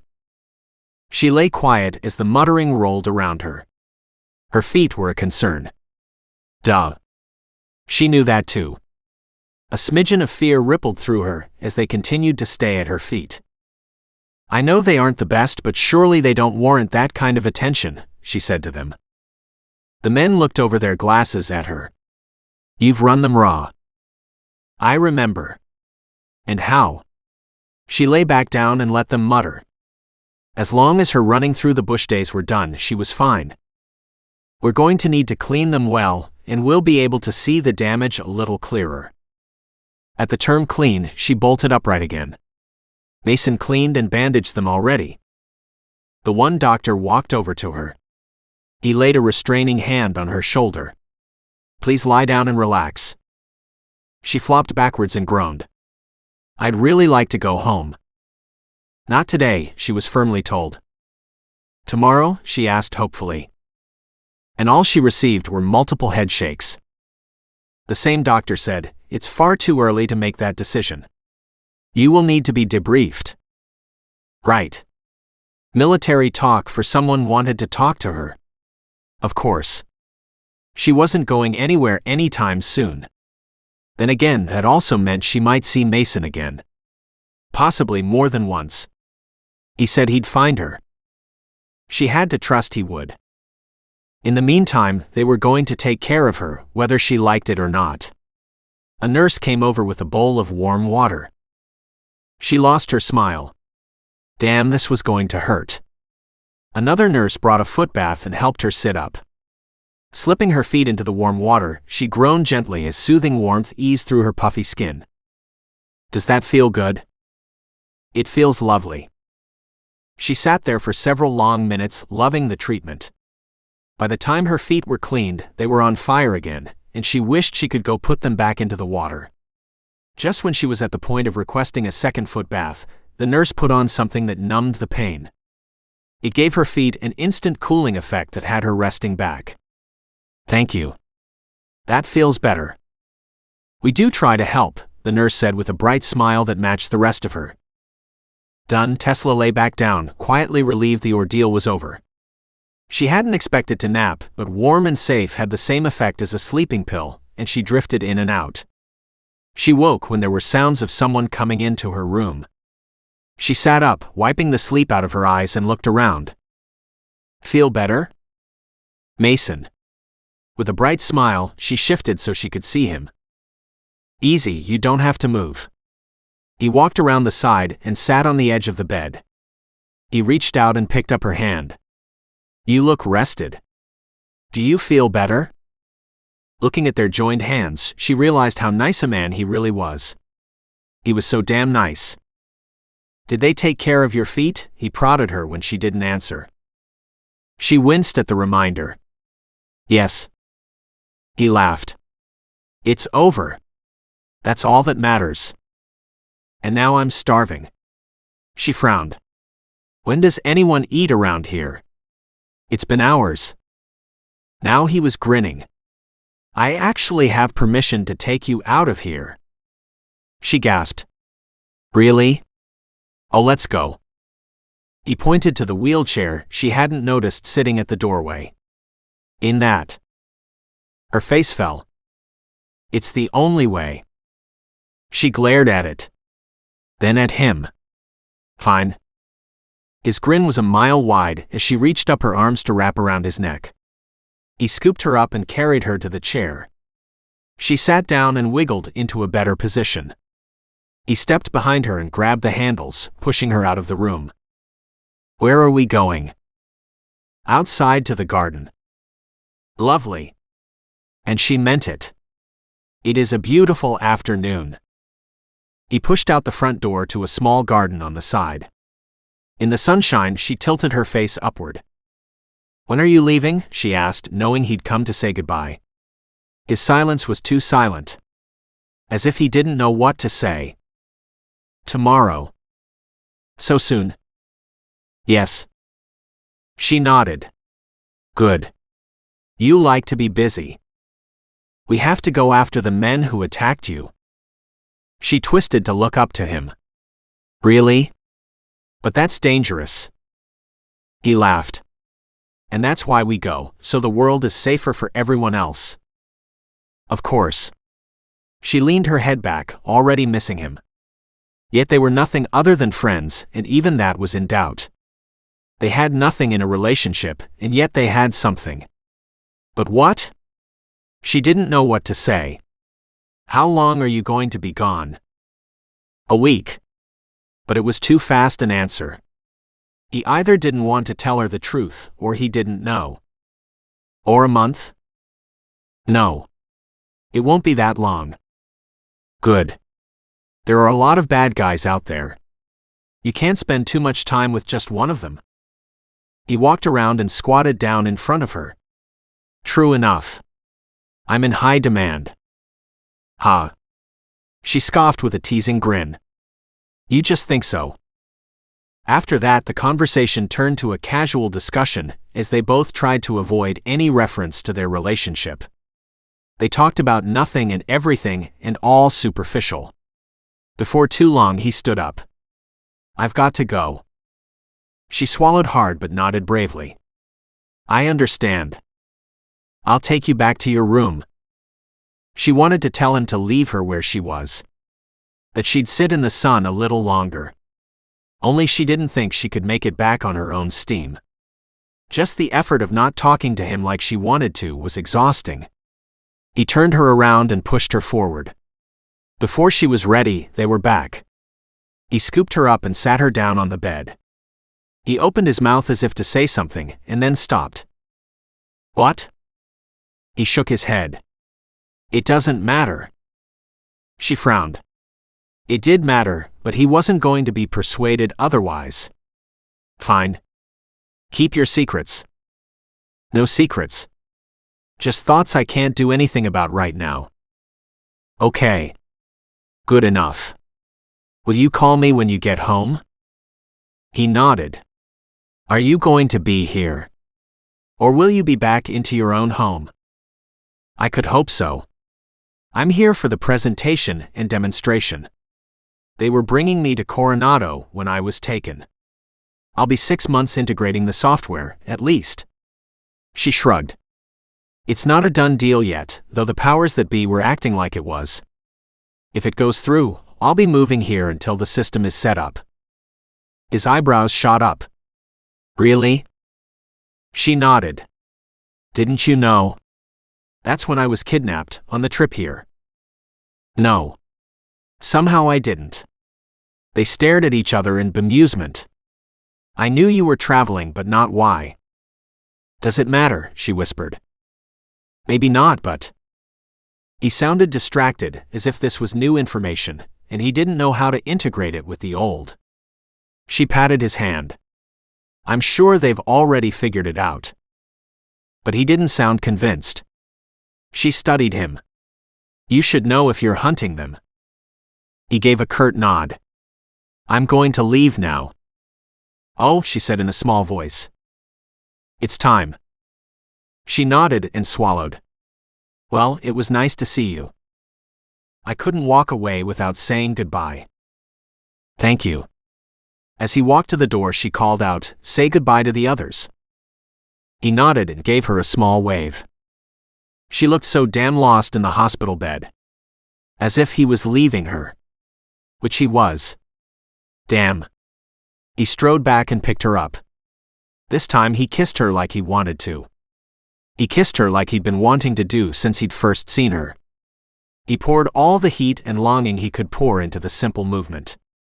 He pulled back, lay her back down on the bed, leaned over and kissed her briefly on the temple. "I'll be back."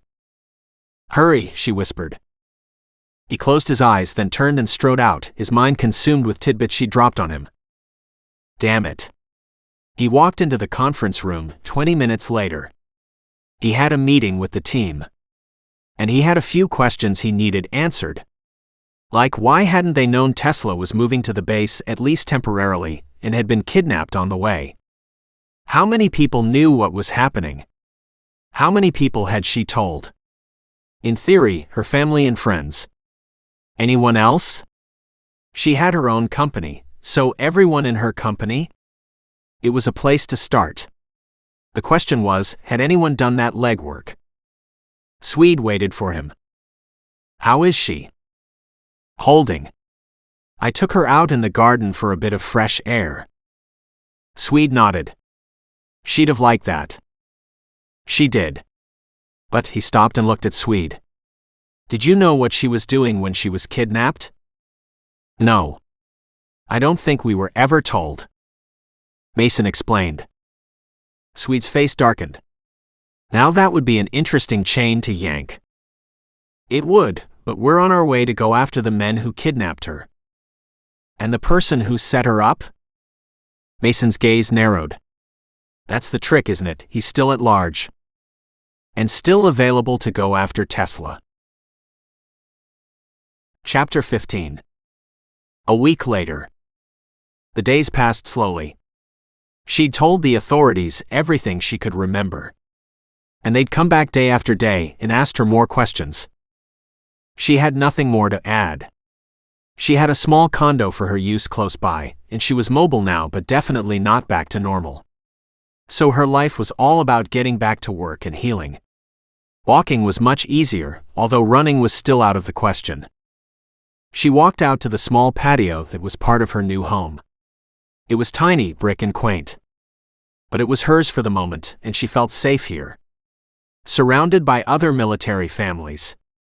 For the millionth time she wondered where Mason was. What he and the rest of the team were doing. And how successful was their trip? Had they caught the guys that were after her? Was she safe? Or were the men still at large? Mason was always on her mind. Yet he wasn't hers. But he could be. If she wanted, he could be. Maybe. Did she want that? He was a hero. His career was dangerous. Like Harry's. He could die like Harry had died. Tears came to her eyes. She swiped at them impatiently. She'd rather have loved and lost Harry than not have had him in her life at all. Love was like that.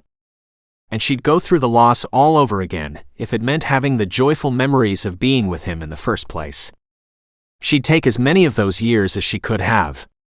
And the same for Mason. She'd still hold close any memories she had. The choices weren't great, but to have spent time with him, loving him, well, that was special. Sure, it would be nice if he were in a nice, safe job like a computer programmer, but then he would be Mason. There were no guarantees in life. Look at the nightmare she'd been through already this last week. If Mason's team hadn't saved her. Now it seemed like all she did was wait for Mason to show up again. At least her work was going well. She was almost done with the last set of tweaks. Was all set to give her demonstration tomorrow. Combine that to almost being healed, then life was good. Her phone rang. But of course she'd left it on the computer table. She walked back inside. She checked the number but didn't recognize it. She knew better than to respond to any unusual calls. Although her phone was being monitored while here, and security was constantly on the prowl. At nighttime they were outside her house. In the daytime they were around, she just never knew who they were. And that meant there was no point in looking, but of course she couldn't stop herself. She'd wondered if the gardener that seemed to do daily rounds was one of them. He'd done her yard and her neighbors, then a day later she'd seen him on the side of the road. It did make her feel better knowing someone was out there. She returned to her work. The presentation needed a little tweaking, then she should be good there too. Her staff were more keyed up over this than she was. Of course, she'd promised them a bonus if she managed to pull it off. The government had a lot of money for her type of software. She'd love to be financially stable, to be able to give it to them free, but no such luck, so she was looking for a fair price. Lower than market value, as the value had gone up. Her manager had been contacted any number of times in the last few days about her program. All calls had been forwarded to the government.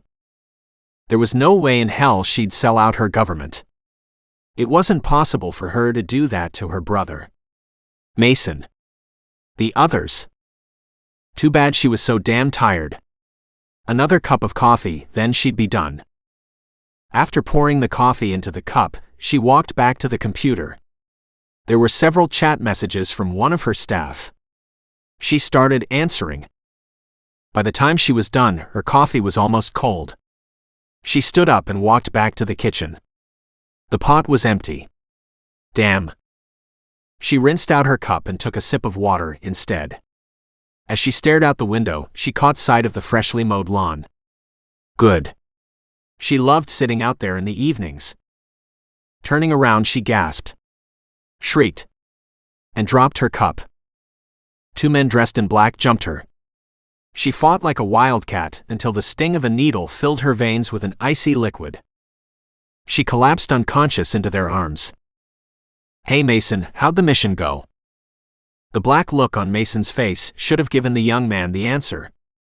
In fact, it should have sent the man running in the opposite direction. Instead, the man stood, ready to ask more questions. He muttered to Swede, "I must be losing my edge." "You're in love, it's allowed." Without missing a stride, he reached out and punched Swede in his rock-hard gut. Swede gave a snort. "Damn mosquitoes." A soldier raced toward them. "Mason." Mason groaned. "Damn it. I wanted a shower, was that too much to ask?" The soldier reached them. "The commander is looking for you." He lowered his voice. "Now I'm not supposed to say anything, but it's to do with that lady you rescued." Mason froze. Then he was sprinting to the commander's office. He burst through the door, completely ignoring protocol. "Tell me Tesla's okay." The commander glared at him. "She's missing. Gear up." Swede stood behind him. "We're ready."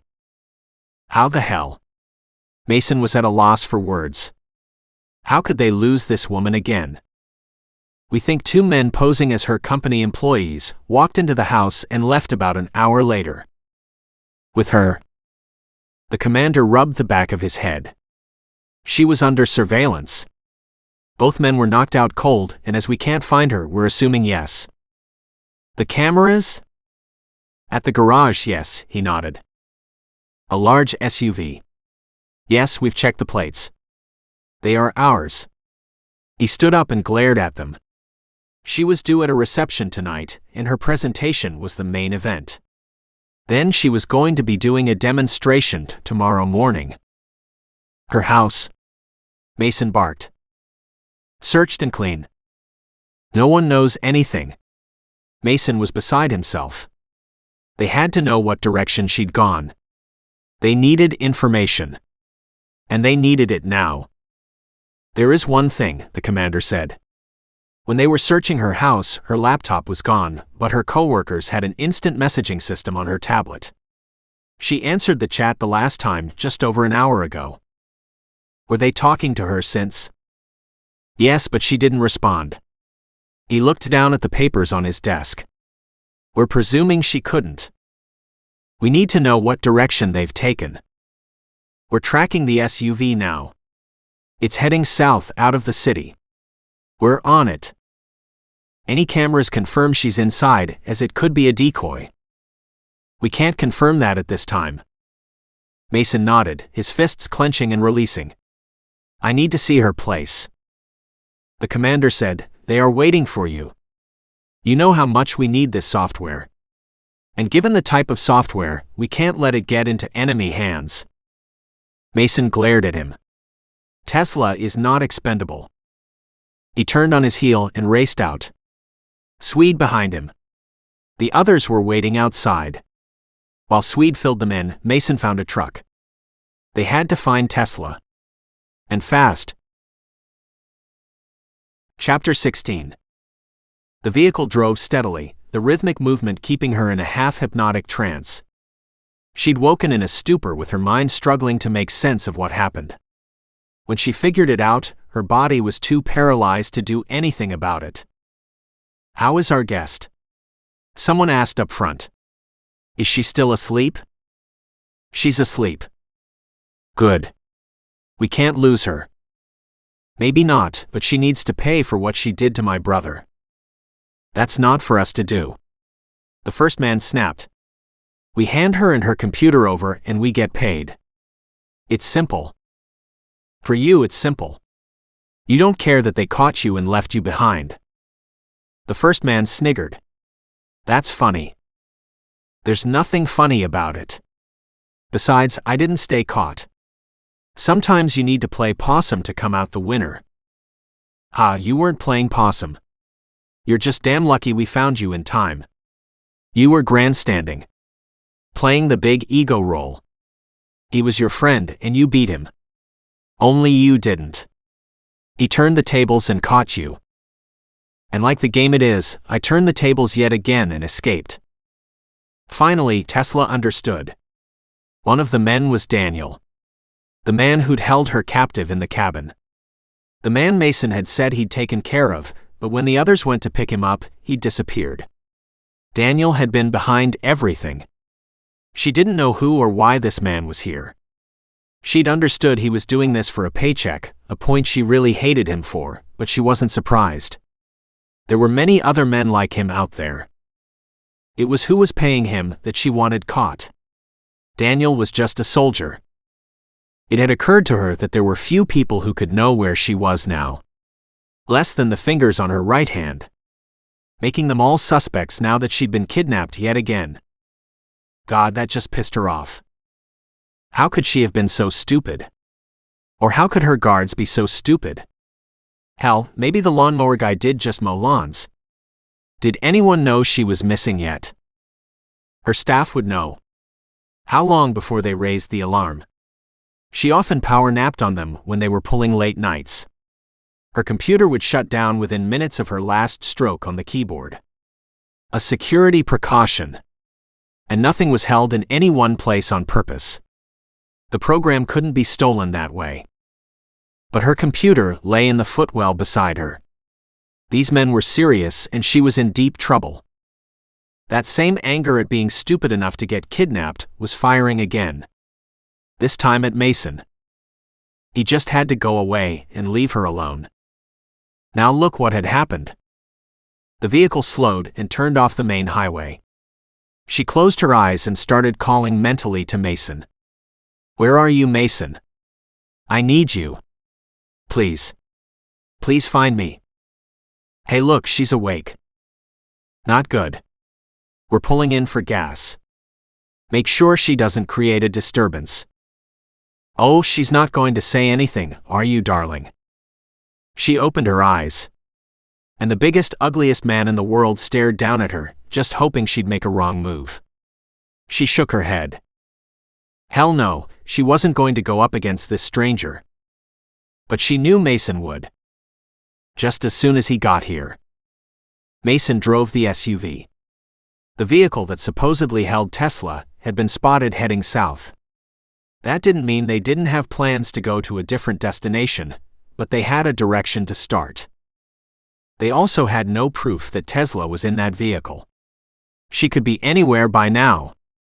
Why now? Because of her presentation tonight.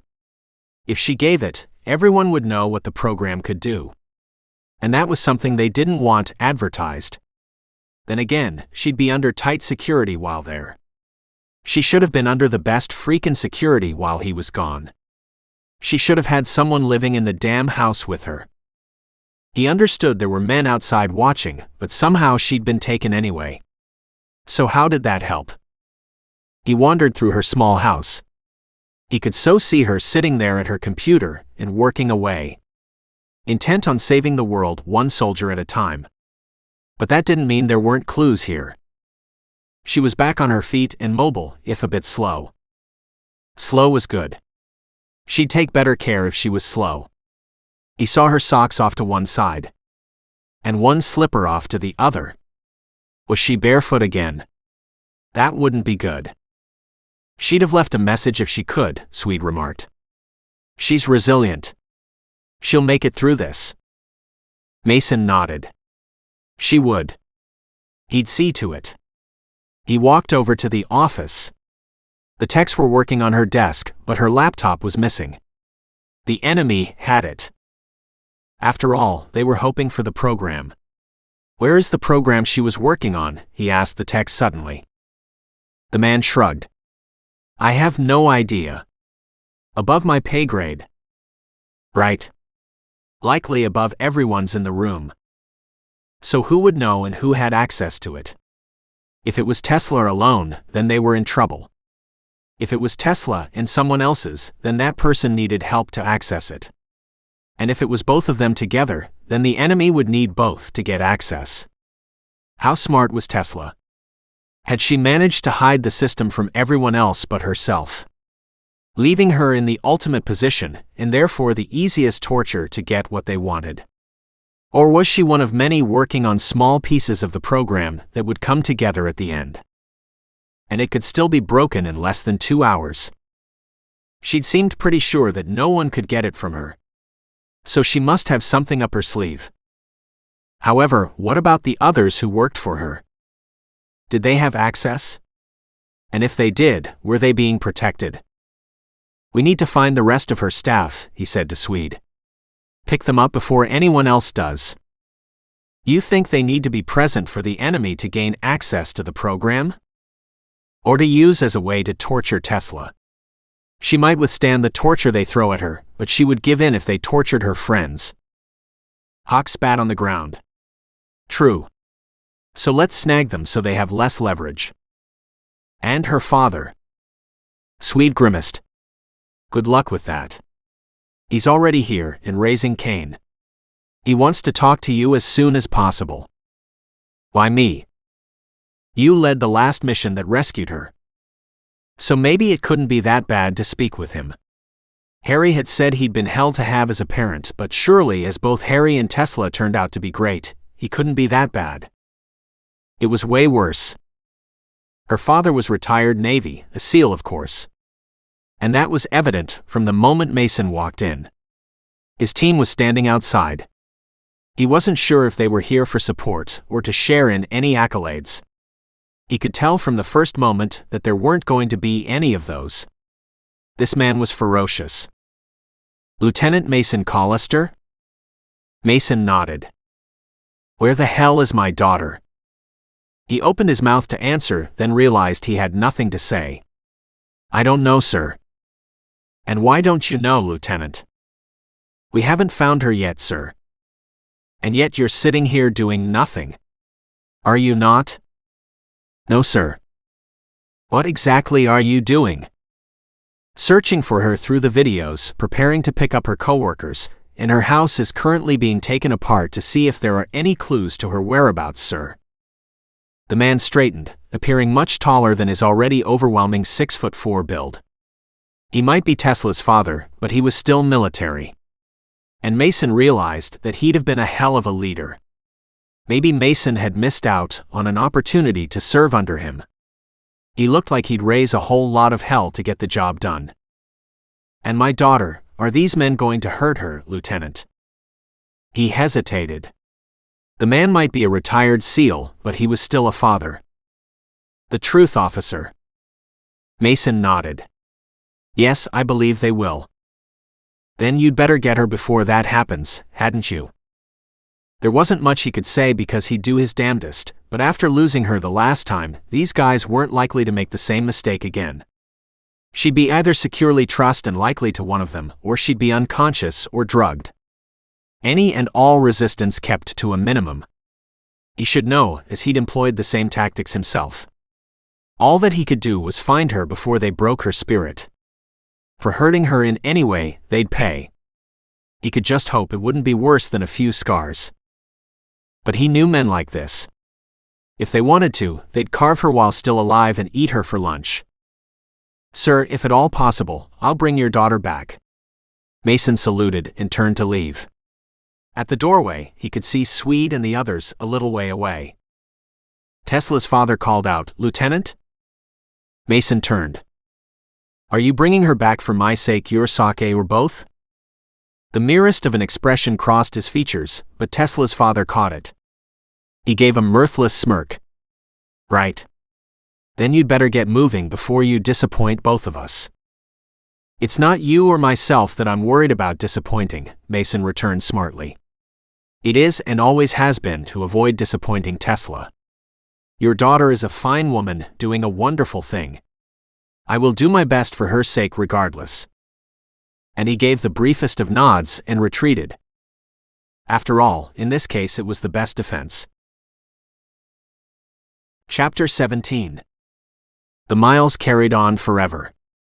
She had to go to the bathroom and soon was going to pee in the damn car. What the hell did they expect? She'd been trussed up like a turkey for hours. She'd done her part and had kept quiet the whole time. Well, it was time for that to change. I need to go to the bathroom, she called out.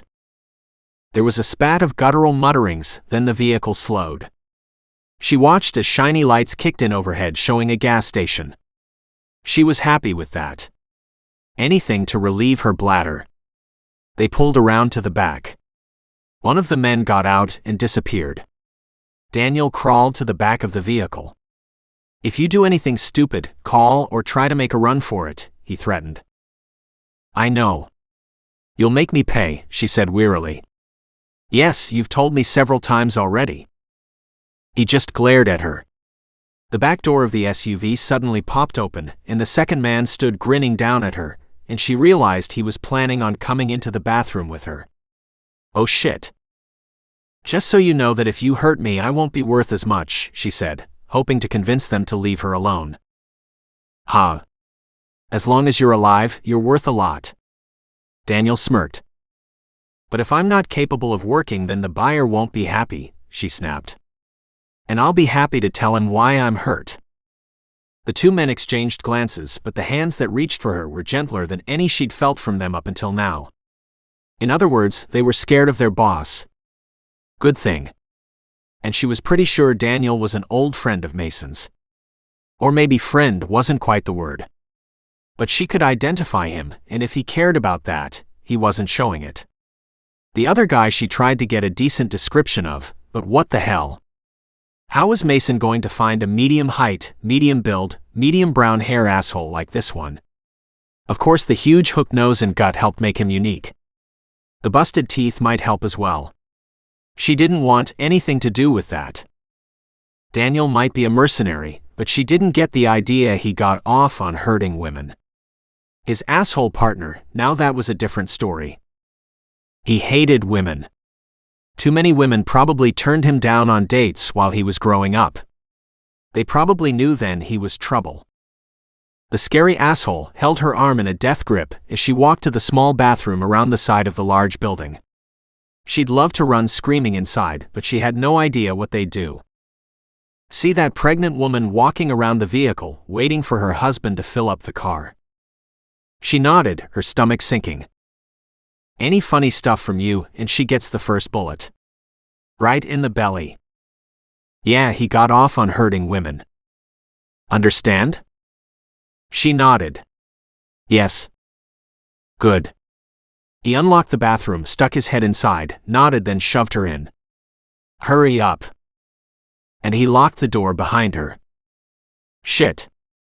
He'd left her hands tied up. Crap. She sat down on the floor and ran her arms and the rope under her bum, so she could slip her legs through and stand up with her hands now in front of her. Much better. She dropped her pants and relieved herself while her mind raced in a million directions looking for answers. She had to leave a message. Something of some kind. But if they came in and saw it, then the poor woman outside was going to die. So what options did she have? Not to mention she had no pen or pencil, and no way to write a message that would be hidden from someone using the bathroom, and not the scary dude. Then she got it. Her wrists were raw already, so she used her teeth to make one bleed a little more freely, then sitting on the toilet she wrote the message at her feet. Only to be seen by someone sitting down, and likely not noticed from the door, as the linoleum floor was a mottle brown. After she finished, she flushed the toilet and ran to the sink. She quickly washed her hands and grabbed an extra bit of paper towel to staunch the bleeding, but it was already slowing, so all was good. The door opened suddenly, and it was the scary dude looking at her.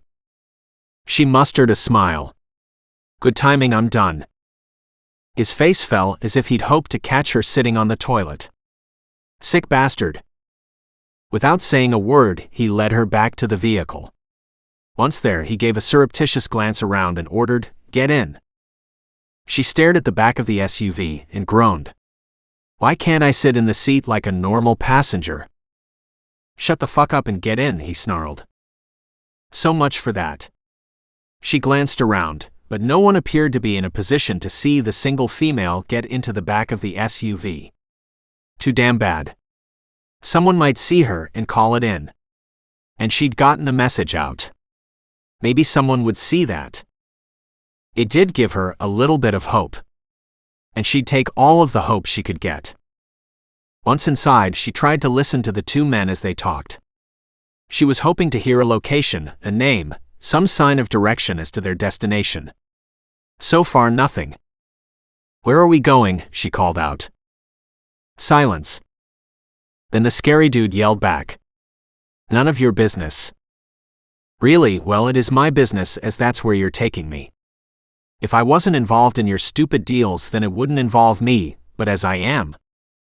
She didn't know where the bravado came from. Maybe the thought that someone might finally see the message was helping, bolstering her confidence. Only she smelled his breath first, then felt the blow that came out of nowhere. She blacked out.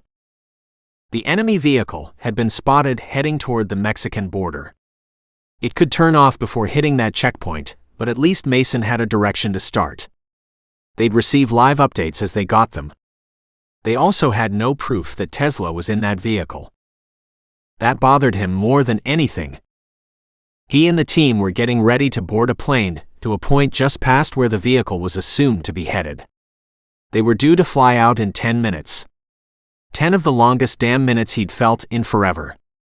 What the fuck was taking so damn long? Easy, Mason. We're leaving in a couple of minutes.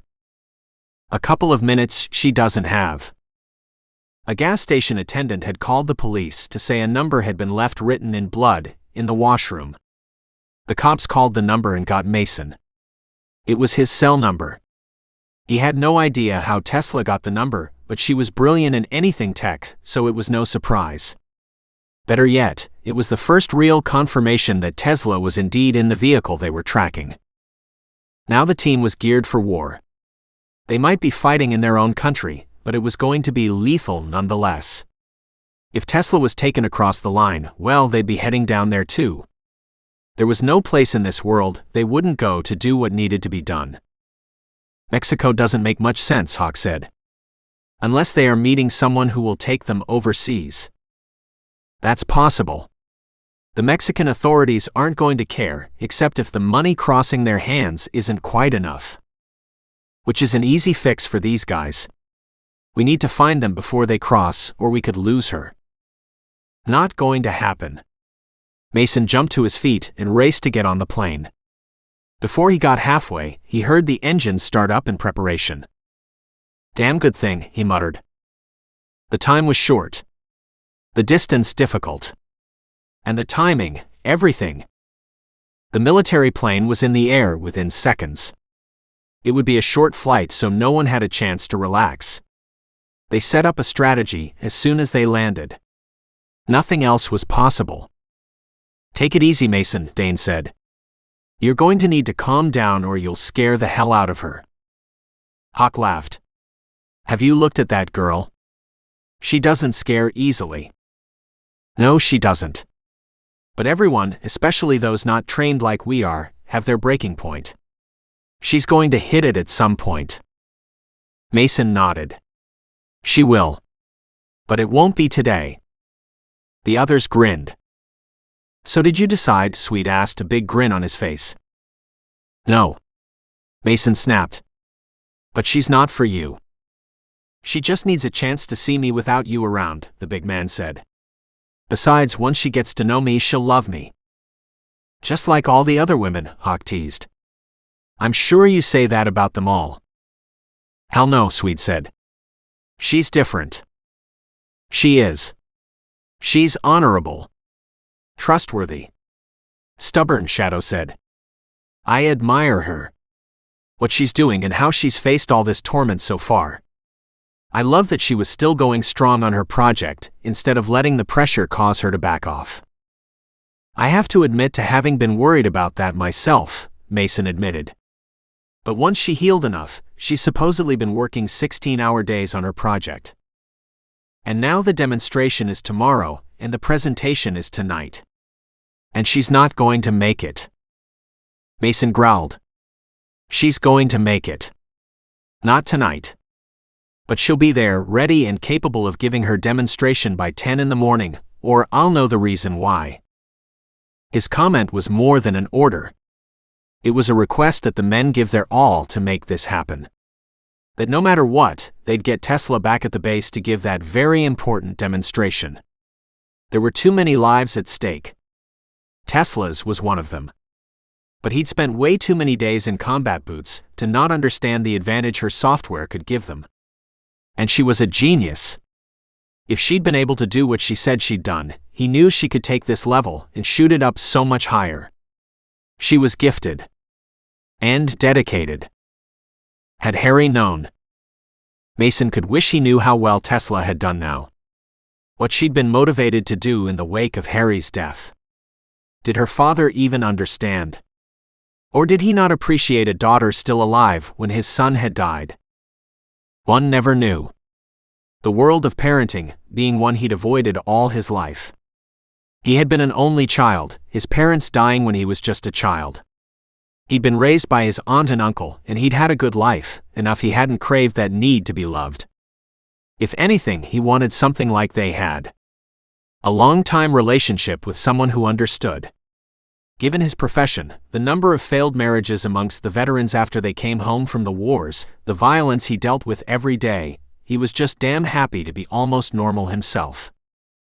He couldn't imagine finding someone else that would appreciate who and what he was at this point in his life. Better to love and leave them. Right? Sure, his head said. As long as we're not talking about Tesla.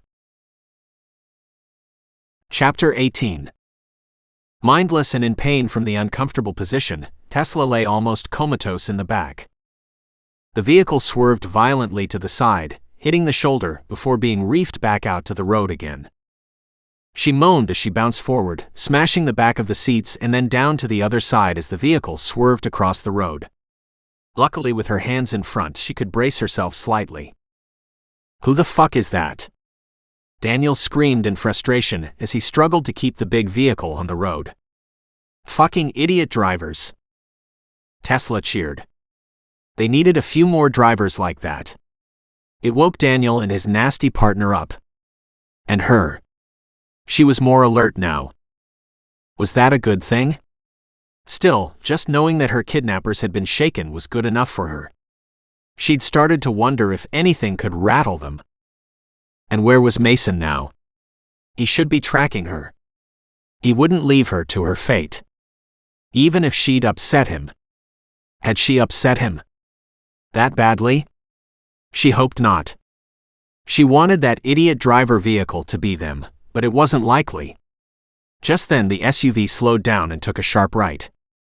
And hit rough road. She moaned as her sore shoulders were jostled and bounced.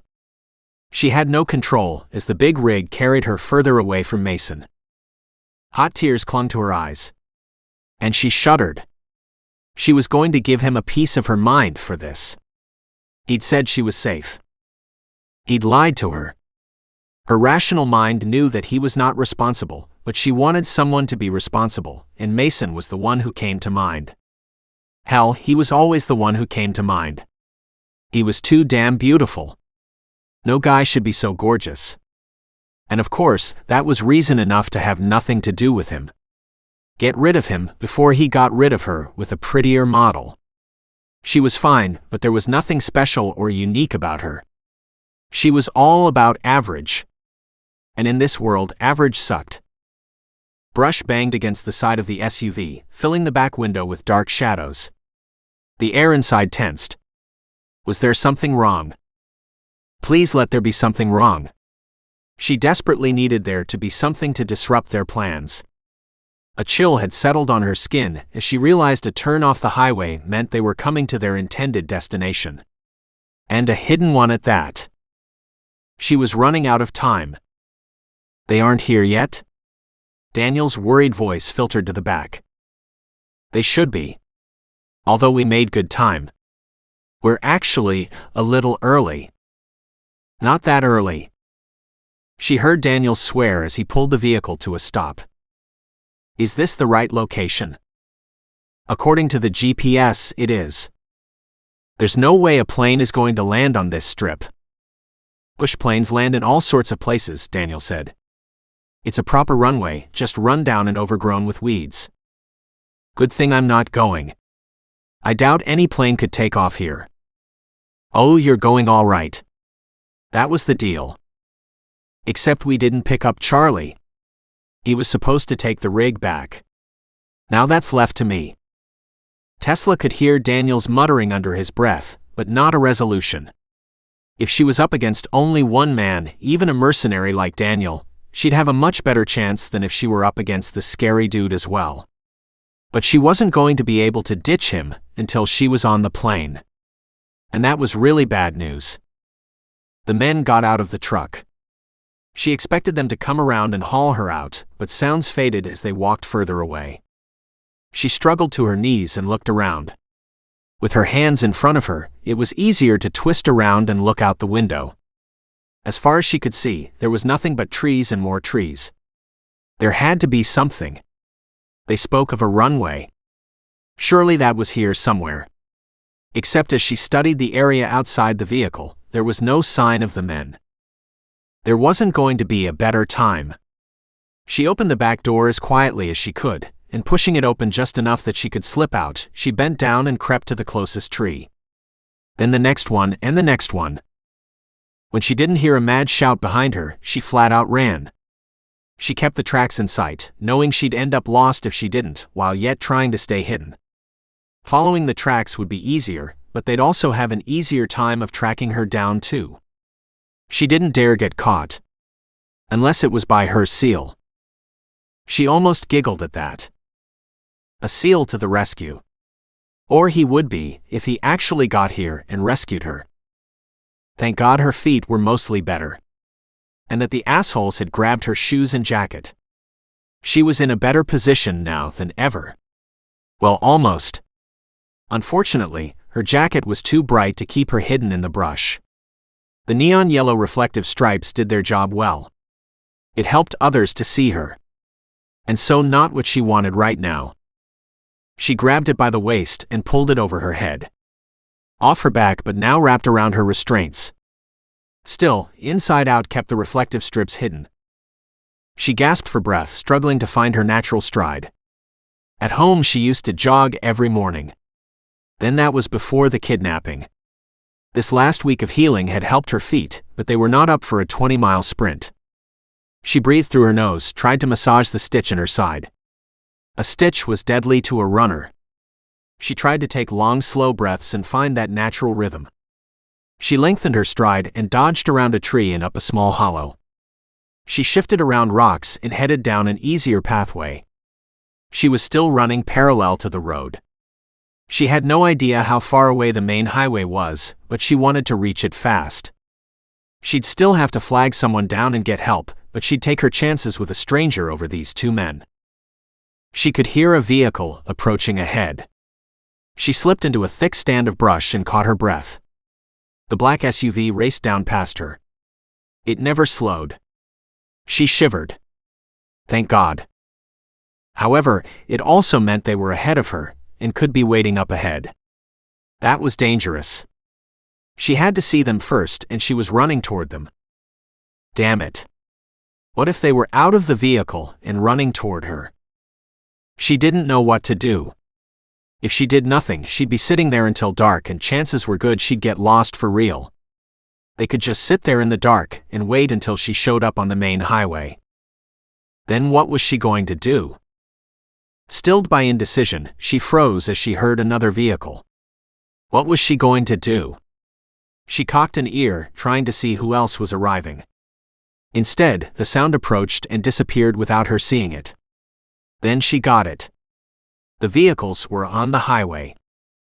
She slipped out of her spot and crept forward to the next grove. There were a lot of hiding places, and she moved carefully. There was no sign of the SUV or any other vehicles. So now what? She could walk parallel to the road, staying in the shadows, or she could stay and let Mason find her. Damn it. Which way to go? That's Daniel. Mason swore as he caught a glimpse of his archenemy whipping past. Mason turned the vehicle around and ripped down the road after the SUV. The road was curvy, and the SUV seemed to be always just that little ahead. He gunned the motor. The plan to get ahead had worked, but he only just realized how well. What was the chance Tesla had been right there within 20 feet of him? He hadn't expected to see them within minutes of hitting the road. Keep an eye out. That had to be her, Hawk said. It's the same license plate. I recognize Daniel. Mason swore again. I should have killed him before. Yep, you should have, Sweet agreed. I'd hoped to get more information from him. Pick him up on the way back so we can stop these attacks on Tesla. She has to be safe. But the SUV was gone from sight. He pushed the vehicle as fast as it would go. They had to be ahead of them still. Unless they'd taken a turn off. So far she's been nothing but in trouble, Hawk said. I can't imagine her safe. It seems too preposterous. We'll find her. Mason searched the road, but there were no signs of anyone. Or any vehicle. No sign of a pedestrian or wildlife even. Where the hell are they? We should have seen them by now. Unless they left the highway somewhere and we missed it. Mason considered that information for a quick second, then hit the brake hard. The SUV came to a bone-shuddering stop. He made a quick change of direction and started back the way he'd come, at half speed. If that's the case, we need to look for any signs of where they'd have turned off the road. There. Hawk pointed to the left. Back up, back up. Mason hit the brakes, shifted into reverse and backed up, tires squealing. He saw it then. He pulled off the road onto the tracks and stopped. We'll continue on foot. We've blocked the trail, so they aren't going to be able to leave this way. The ground is soft, wet. We should be able to track them easily enough. Mason smiled. Good. He pulled slightly forward until he found a place where the road diverged. Take the road less traveled, and he parked. That will do it. The men got out. After a quick check over their firepower and ammo situation, Mason took the lead. The others spread out. Now to find Tesla. They moved forward in a steady encircling ring, like a noose tightening on the enemy's head. There was no sign of anyone. And no sign of anyone having passed. An odd sound came from the left, more of a whisper of a sound. He didn't recognize it. And that made it very interesting. He slipped off of the side and came around behind the noise. And frowned. There was the SUV, but it appeared to be empty. This was the old airstrip, but it didn't look to have seen any maintenance in the last many years. Hell, from a decade at least. They were going to land a plane here. Take her out that way. That was taking a chance. So what had gone wrong? Besides Tesla? And where was she? He cocked his ear. There was someone now running. He grinned. She still favored her sore feet. He'd recognize those footsteps anywhere. He signaled to the others and took off after her. She was running at a great clip. He was amazed. But she still wasn't going to get away from him. He hadn't come all this way to lose her now. And yet he lost her. He strode forward listening, his eyes glued to the trail she'd left behind. They were almost to the highway. But they were on the wrong side of where his SUV should be. He wanted to call out to her, but couldn't take the chance. He closed his eyes and imitated Hawk's bird cry. She might recognize it. After sending the second cry, he crept forward again. He turned, looking for her, and realized she'd slipped from the back grove to the next stand of trees. He grinned. She'd done well. He needed her to keep that up. To keep her spirit up. With a quick glance around, he made his move and crept up to her. He quickly wrapped an arm around her ribs, slapping his other hand over her mouth to stop her from crying out. Shush. It's me, Mason. Chapter 19. Tesla cried out, but no sound erupted as a hand had clapped over her mouth. Strong arms held her. Instinct said to run. Instinct said to fight. But her heart said she was safe. Then his words filled her ears and she understood. It was Mason.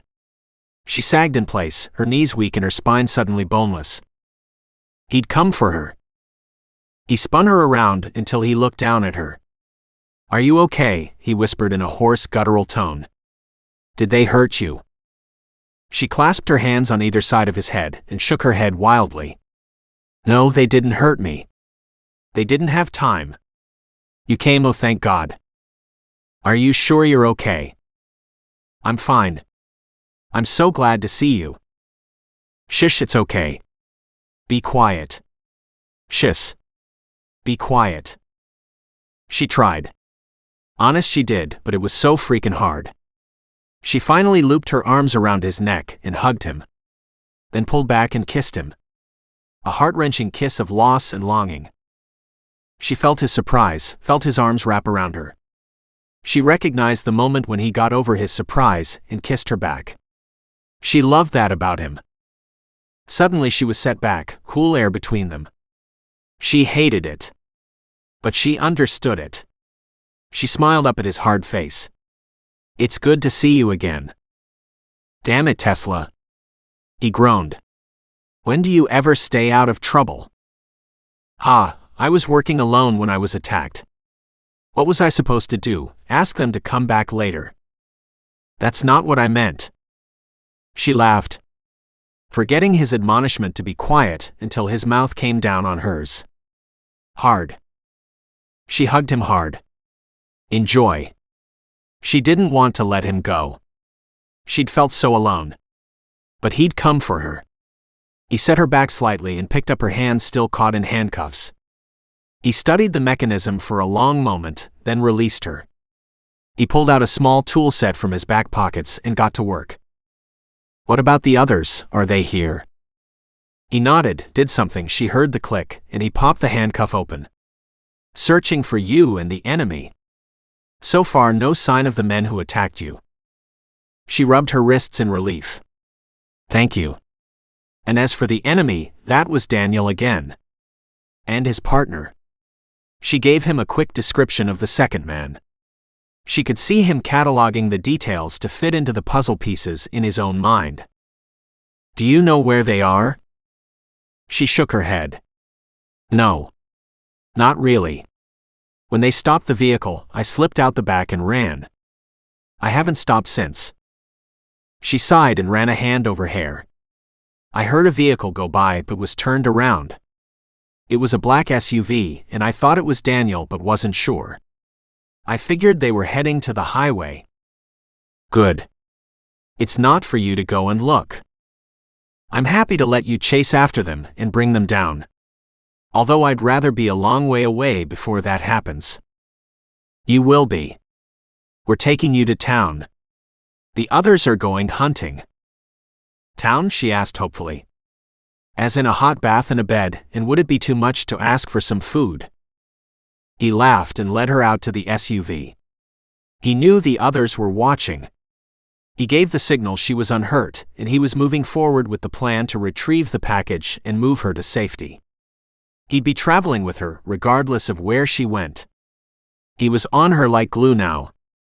It took a few hair-raising hours after making their way back to the airport they'd flown into. But they made it. Hours later, she was flown back to her home. Just in time for the evening's reception. Something she had no wish to attend. But it was part of the job. If she could pull that off after the day she'd had and make it seem like nothing had gone wrong, then. She had a shower, not as long as she'd have liked, not as hot as she'd have liked, but still she was clean. There was little she could do about the damn scratches. Thankfully, there were none on her face. Her arms showed the mad dash through the brush still, so she went for a very simple but elegant dress with long sleeves. A quick glance in the mirror and she grinned. She'd do, although her cheek was puffy from the last hit she'd taken. She hoped makeup had taken care of the worst of it. She walked downstairs to find Mason in uniform whites. She stopped, her heart beating like mad. "Don't you look wonderful?" she said warmly. He grinned. "I think I'm supposed to say that to you." "Yes, you are," she said pertly. "So?" He laughed. "In truth, you're glorious." On that note, he helped her into the private car that was at her disposal, and with an armed guard riding escort front and back, she was taken to the reception. She came to a dead stop at the massive entranceway. Chandeliers glittered all around them. Women moved a short flight of steps below her, their beautiful long gowns flowing in a sea of luxury and elegance. Brilliant colors blended and shone in a glittery display of money and people in the know. And she'd never felt so much like a fish out of water. "Are you okay?" Mason stood at her side, a gentle hand at the small of her back. "A few hours ago," she muttered, "I was running for my life through the brush, having escaped a horrible end. Now I'm here staring at all this glittery gold, and her voice dropped, wondering if I should be looking to escape all over again. She felt his sharp glance. Any particular reason for wanting to bolt? Someone here could have betrayed me. Many people are looking at my work with envy and might be tempted to sell me out, she answered, and when she saw his nod of agreement she added, and I feel like I don't belong. That I'd rather be in my sweats running the trails than trying to navigate the predators down there tonight. Not to mention I clean up just fine, but this isn't my world. I'm not comfortable in this setting with these moneyed people. I'm just me. He slipped his arm around her lower back and tugged her slightly closer. I'd put my money on you any day. You are more than everyone in here. You have created a program to save lives. You've done something special. You don't just clean up, you have set the standard. Now straighten up and walk down there as if you own them, because in truth, you do. She grinned. Thanks. No thanks required. He turned and waited while they were announced. You got this. In fact, she dominated it. Dressed in midnight navy with a hint of glitter, the fabric shimmered with every step she took. Her hair was in a deceptively simple coil on the back of her head, with a long pin sticking out of one side with a matching navy jewel at the top end. She wore the same simple cross she'd had on since he'd first seen her. That was it. Classy, elegant. Money. More than that, she had presence. He was on duty, his job to keep her safe. Not one of the guys would fault him for wanting her as his date for the evening. She was stunning. She moved easily through the throng, deflecting questions and doing the social scene as if bred to it. And maybe she had been. Between her father and Harry, she had to have been exposed to a certain number of ceremonies. Not that they had the same social level as this big dude did. And the presentation, wow. If she was nervous, she didn't show it. She spoke with calm, organized thoughts, her voice easily modulating to affect the flow of information. She caught everyone's interest from her opening sentence. I lost my brother to a landmine. I don't want to see another of our men go down from the same cause. Not when I can do something about it. After that, she had them eating out of her hands. He was proud of her. When she left the podium to a standing ovation, she beamed. And the world beamed back. After that, the hours passed in a mess of smiles and handshakes. They walked as a pair, his hand on her back or her arm hooked into his. And they felt like a pair. By the time the evening wound down, he realized they'd been holding hands for several hours. It felt natural. Special. Just like her. Chapter 20. Tesla's mouth hurt from smiling, her feet were throbbing from her killer heels, and the damn scratches on her arms were driving her nuts. What had seemed like super soft material at the beginning of the evening was now aggravating the problem with every movement. The dress needed to go, and the shoes had to go now. Can we leave? She asked in a low tone. She was dancing a slow waltz in his arms, loving the romance of the moment but forcing herself to remember it wasn't real. It might become real, but it wasn't yet. And he wasn't hers. Although he should be as far as her heart was concerned. Somehow he'd become very much a part of her life. She watched as he glanced around, motioned to someone out of sight before he glanced down at her and said, "Yes, we can leave." "Good," she whispered. "I can barely stand anymore." "Your feet?" he asked in a harsh whisper laden with concern. She loved that protector part of him. Yes, but more from the heels than the old injuries. The combination can't be good. He led her off the dance floor and through the dwindling crowd. She was so tired she barely managed all the goodbyes and thank yous as he led her outside. She waited at the doorway while the car came around, Mason standing in front of her. Then he walked her to the passenger side and helped her into the back seat. Inside she saw Swede in the front riding shotgun. She gave him a tired smile. "I think I'd have rather had your job this evening," she said quietly. "My feet are killing me." He grinned. "My size 14s aren't made for high heels." That was what she missed this last week. The teasing. The laughter. The sense of camaraderie. I think we might be able to find you a pair, Mason said with a grin. Cross-dressing has become much more popular. Swede glared at him. When's your birthday? She asked him in a teasing voice. At his horrified look, she laughed. No worries. No high heels as gifts. Damn right, he muttered. They pulled up to her house, and Swede hopped out and opened the door for her. Mason got out and came around to offer her a handout. Thank you, she said to Swede and let Mason lead her into the house. She needed sleep. Tomorrow was big. As in national security big. But she had to get through tonight. She knew it was going to be a long one. She was physically and emotionally exhausted, but too keyed up mentally to sleep. And she wanted to run through her program again. There were a few things that had been bugging her in the back of her mind. She couldn't take the chance of there being a problem at this late hour. Bed, he said, and walked her up the stairs to her room, searched the closet and bathroom, then dropped to the floor to check under the bed. He turned back to face her. It's all clear. She kicked off her high heels and stood for a moment in joy as her feet sank into the plush carpet. Her arches were trying to adapt to the change in position. So damn good, she moaned. He laughed. If it's so bad, why do women wear them? 'Cause they make our legs look miles long, she said saucily. And men love the look. He walked closer and tugged her into his arms. I can't argue that. You knock them dead tonight. She chuckled. You mean I'm dead tonight? After the day you've had, that you managed to go at all and then ended up doing so well is fantastic. Now you need sleep. Are you staying here? She asked, desperately trying to keep her voice neutral. I am. The door will stay open and I will be on guard outside. She nodded. Of course he was. He was on duty. She was in danger and they had to keep her safe.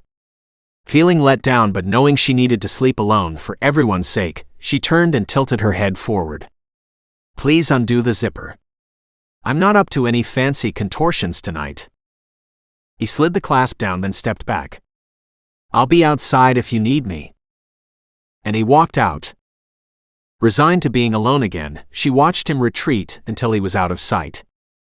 Turning back to her closet, she slipped off her dress, hung it up, then stripped down to her skin and grabbed her boy shorts, tank top, pajamas. It took a moment longer to take off her makeup, her arm feeling heavy and unwieldy as she finished. So damn tired. Crossing to her bed, she pulled back the covers and crawled in. Sleep hit at the same time her head hit the pillow. She could feel her body sinking deep into the bedding. And she was out. She woke up several hours later and rolled over. Her body ached with each shift. Why? She opened her eyes, remembering the hours of being tied up in the SUV and the panicked run through the woods. She was so damn grateful to be safe and home again. Well, maybe not home, but here in a soft bed, knowing she had people looking out for her. She just needed to get through tomorrow. She checked her phone. It was 3 a.m. And she hadn't gone over those few lines of code that were bugging her. She slipped out of bed, then realized her work was downstairs. She grabbed her silk robe and tied it around her waist as she walked to the door. Where do you think you're going? Mason asked from the shadows. Earlier, something bugged me in the program. I can't sleep worrying that it might be more than a small error and need to check it out. You can't leave it until morning? He asked, his voice gritty from lack of sleep. She studied him. How are you supposed to look after me if you're not rested? I'm rested. Just waking up again. I relieved Hawk. He's sleeping downstairs. If we go down, he won't get any rest. She hesitated, then shook her head. I'll be quiet, but I need to check this over. He nodded and fell into step beside her. Hawk was crashed on the couch, but she detoured into her office. If it's nothing, I won't need but a moment. She hooked up a keyboard to the set of monitors. They took your laptop, didn't they? We never did recover it. Yeah, but I don't need it. She pulled out her hard drive and booted up. The screen lit up as they watched. She logged onto the one database she needed to check and scanned through the lines of code. Not seeing what she was looking for, she did a search. Empty. Feeling better, she went to the log to see the activity overnight. Nothing. She sighed happily. It's all good. Mason asked. It's all good. I just need to look at one more place. She brought up the security files and gasped. Except someone is trying to hack into the program. What? When? Right now and has been for the last 40 minutes. She refreshed the log. But he stopped once I logged in. That makes no sense. If he's trying to log in, he wouldn't know if you are logged in. He pulled up a chair and sat down beside her. Right? She clicked a few keys, her mind storming through the possibilities. Unless what? Did anyone contact Robert and Jordan? She asked. I've sent them a message to let them know I'm okay. But has anyone checked in to make sure they are as well? I don't know. He had his phone out. I can find out. I believe they were both contacted last night. Yeah, but has anything changed now is the question. Why? Because it looks like my employee Robert is online and can see that I'm online. That might account for the constant logging in and failing on my server, and would account for them stopping as soon as they saw me online. But why would he stop then? Because he's trying to use my login to get on. And it's not working? No, she said absent-mindedly. I changed it all yesterday morning before I was kidnapped. He froze. You changed it? Why? I do, as a matter of course, change it every night, but yesterday morning I just wanted the extra precaution. The program was in theory done, and no one needed to be working on it at all. So I locked everyone out then and moved it. And could they see that you'd moved it? She frowned. Yes, but I doubt this is a problem. Why? Because you've worked with these people for months? Years, actually. Robert came on when I started this program. He was instrumental at helping me solve some bigger issues at the beginning. Is Robert getting paid for this? Of course he is. She turned to him, her glare narrowing on his suspicious face. What are you getting at? You're set to make a substantial amount of money on this deal if it goes through, correct? Yes. She nodded. I am. So are they. I pay out bonuses, and I give a lot away, to charity. I always do. But we keep a year's worth of salaries in reserve to make sure we know we all have jobs. But this is the biggest contract ever, so in theory way more money in reserve and potentially more could have been paid out in bonuses?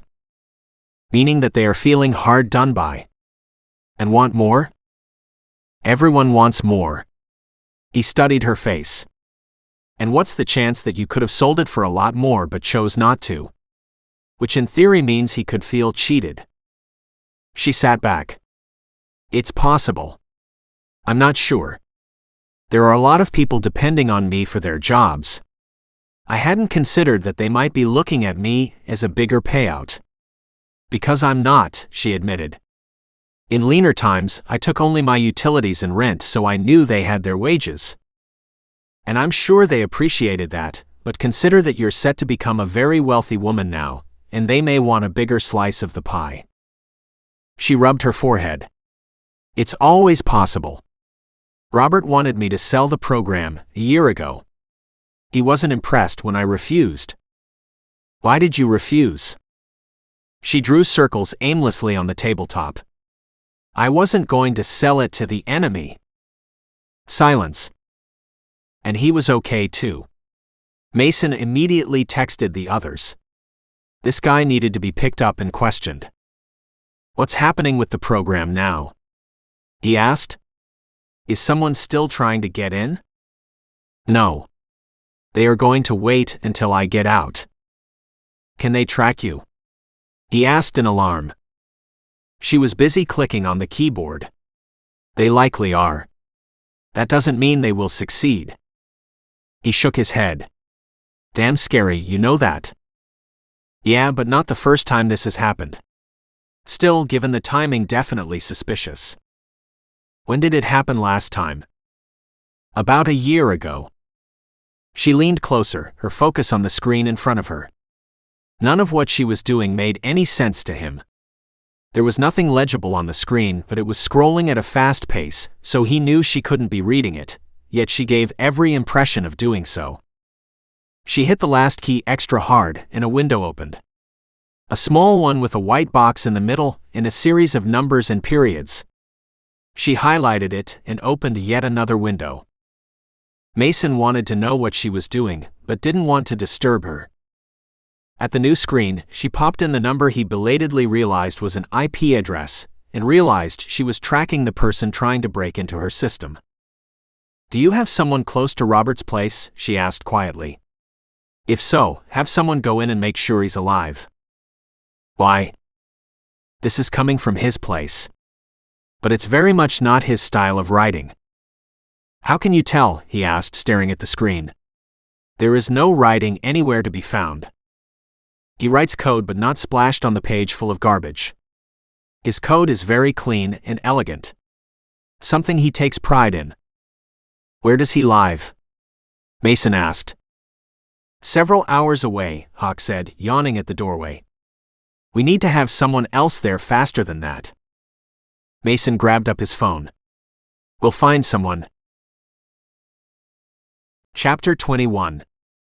Now that she had done what she'd planned to do, and the worry shifted to something from her mind to action, she felt worn out and back to being tired again. She checked her program, doubled up on the security with a few clicks, and locked it down. She had it on her hard drive as well, but no one would know, and they wouldn't be able to get into it on there either. Tired? Yeah. She stopped mid-yawn and gave a small laugh. "Sorry, I guess I'm more tired than I thought." "Come on, you can lie down while we handle this." She nodded. "If you're sure there's nothing I can do, I should try to grab some more sleep." He walked her back up to her bedroom. She crawled into bed, pulling the covers up over her shoulder. "Good night." Silently, he walked out to the hallway to stand guard. She loved it. And she hated it. She wanted him here with her. "Mason." He came running. She smiled. "I don't suppose you could lie down beside me. Make it easier to sleep." He immediately lay down on the bed and rolled over to face her. "Sleep," he whispered. "It's all good. Just close your eyes and drop off to sleep." She closed her eyes obediently. Then the wonderful cologne he wore teased her nose. She'd been drifting through it all night at the reception. She didn't think she'd ever be able to smell it without thinking of him. And he was something. "You're not sleeping." "I can't. You smell too good." She opened her eyes and grinned at his startled expression. "You smell wonderful. Male. Strong. Caring. Hey, those are hardly scents. They are all qualities. And hardly fit me." She leaned up on her elbow and stared down at him. "They are so much like you," she teased. "Look at you." He chuckled. "You're sweet and delusional." She snickered. "So not." She shoved her face toward him. "Kiss me." His eyebrows shot up. He leaned closer and with his lips a hairbreadth from hers whispered, "Why would I?" "Because I want to feel your lips on mine." Heat flashed. Under hooded gaze he whispered so close to her that his warm breath wafted over her lips, "It's not a good idea." "I think it's a wonderful idea." She couldn't resist pushing the line. It wasn't fair. It wasn't right. But she desperately wanted him. "It's a terrible idea. You need your sleep." "I need you." Her lips brushed against his once, then twice. In a teasing manner she pulled back slightly so she could look in his eyes and saw the hesitation in them. Too damn honorable for his own good. She dropped her elbow down and rolled onto her back, hooking her arms around his neck, tugging him down on top of her. "It's still not MPHFF." She sealed his lips with the kiss she'd been wanting to give him since she saw him standing downstairs, waiting for her this evening. He was gorgeous. He wasn't hers, but maybe for a night or even a few hours he could be. Then she didn't have to hold him close at all. Because he was holding her against his heart, kissing her as she'd always wanted to be kissed by him and couldn't. He was sleek, hot, and there was such a sense of freedom. She snuggled up close. Tonight was special. A moment of time stolen. Stealing had never been her thing, but right now she'd take everything she could get if it was him. He was everything she wanted and knew she'd never be able to handle. Harry had been such a big figure in her life that all other men had paled beside him. Until she met Mason. Are you sure? He dropped a kiss on her nose, her cheek, her chin. I'm sure. She tugged his head down and kissed him hard, trying to let him know how much she wanted this. Wanted him. Surely he'd understand without the words. But still he hesitated. She sighed, her warm breath bathing them both in steamy heat. What's bothering you? He pulled back slightly and looked down at her. She smiled. I'm on the pill if that's what's the matter. His gaze lit and he smiled. I'm glad to hear that. She smiled and looped her arms around his neck. Then love me, Mason. For tonight. For right now. She breathed in his scent, nuzzling the side of his neck. Please. And that last word seemed to break his stiffness. His sense of honor. Something here was bothering him, and if she could think, she'd likely come up with what it was. Only she didn't want to think, she just wanted to feel. To be with him for this moment in time. She reached down and tugged his shirt tail out of his pants, searching for the skin below. Frantic at first, then stilling when she made contact, her fingers stroked and kneaded his heavy muscle ridge down his spine. So muscled, so hard. So damn male. She loved it. He shifted back and kneeled in front of her, his fingers quickly undoing the buttons on his shirt and ripping it off his shoulders.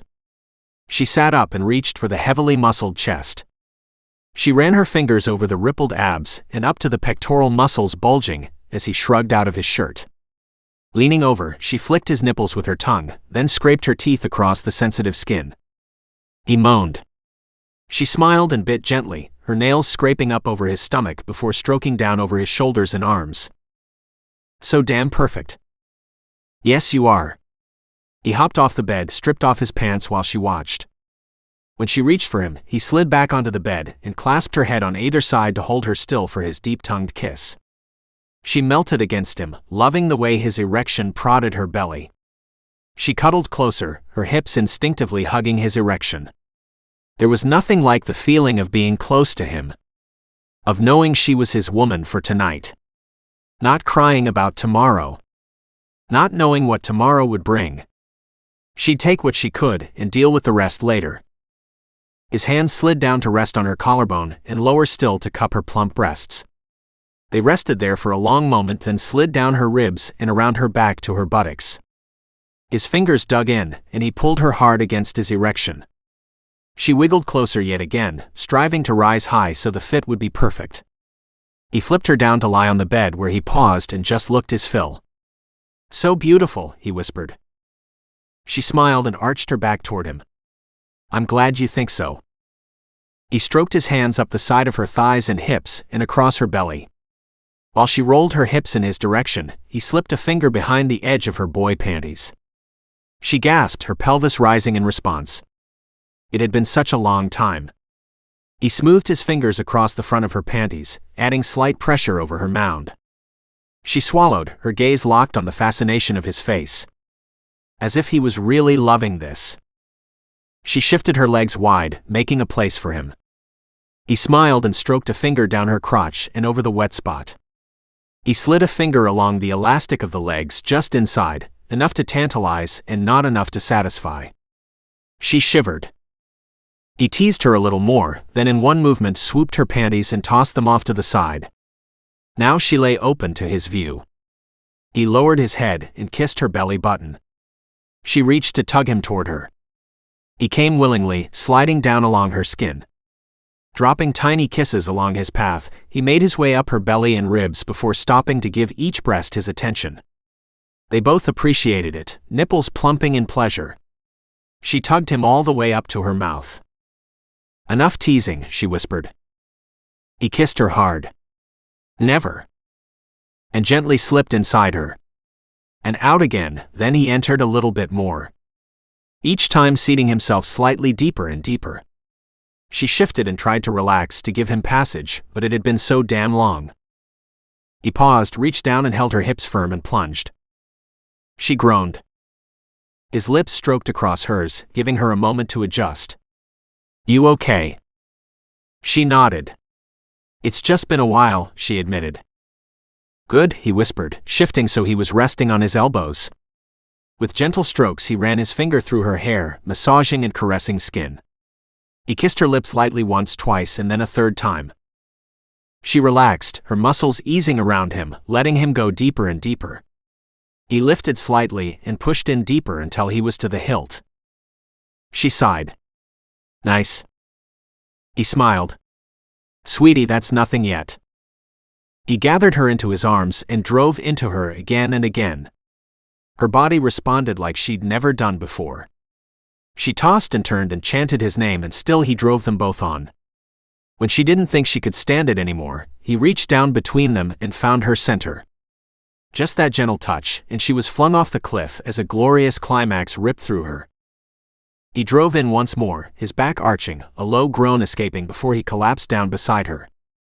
Tears in her eyes, she cuddled close.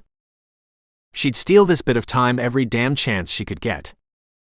Mason woke with a sudden start. The hawk's cry from inside the house caught his attention. He slipped off the bed, taking care to not wake her up, and dressed quickly. He was outside in the hallway within seconds. But it was already too late to keep anything private between them. He pulled out this phone to check for messages. Nothing. Good. Hawk slipped around the corner. Mason. I'm here. Hawk nodded. He glanced inside and saw Tesla sleeping. Good. She needs it. She does. What's up? Cooper checked on Robert. He stopped and pulled out his phone. There was no sign of anyone at the house. So she was wrong? Mason asked in surprise. Weird, it never occurred to him she might be. No, I don't think so. There were signs of a struggle, and he left without his vehicle, and there didn't appear to be anything packed up. He dropped the phone into his pocket. Cooper is tracking the money right now. He'll get back to me as soon as he finds something. Right.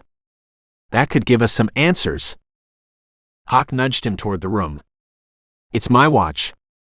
Go back and lie down. You need sleep too. And? He cast a long, narrow gaze at Tesla in the bed. She's not sleeping well without you. Mason twisted enough to look at the bed. True enough, Tesla was whimpering in her sleep. Damn. It took forever for her to sleep. She's plagued by nightmares. I don't blame her. She's been kidnapped twice. Hawk sighed.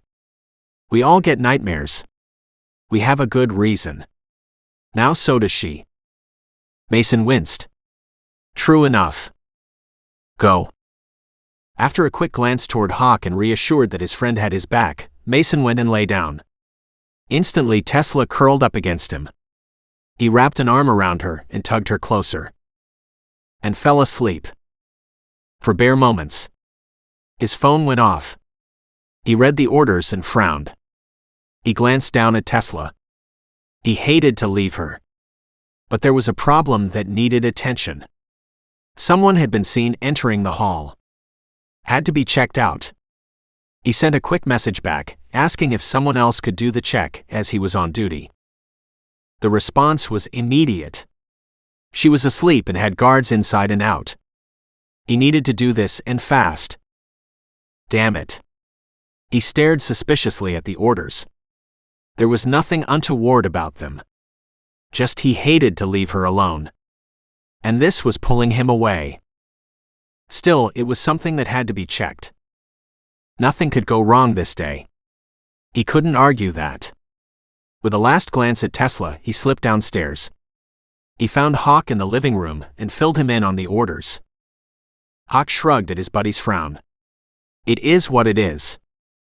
With a last look upstairs, he said, "Take good care of her." And he walked out into the night. Chapter 22. She woke to the birds singing and the sun shining. It was a glorious day. Then she remembered what today was. And what last night had been. She bolted upright. The other side of the bed was empty. The room was empty.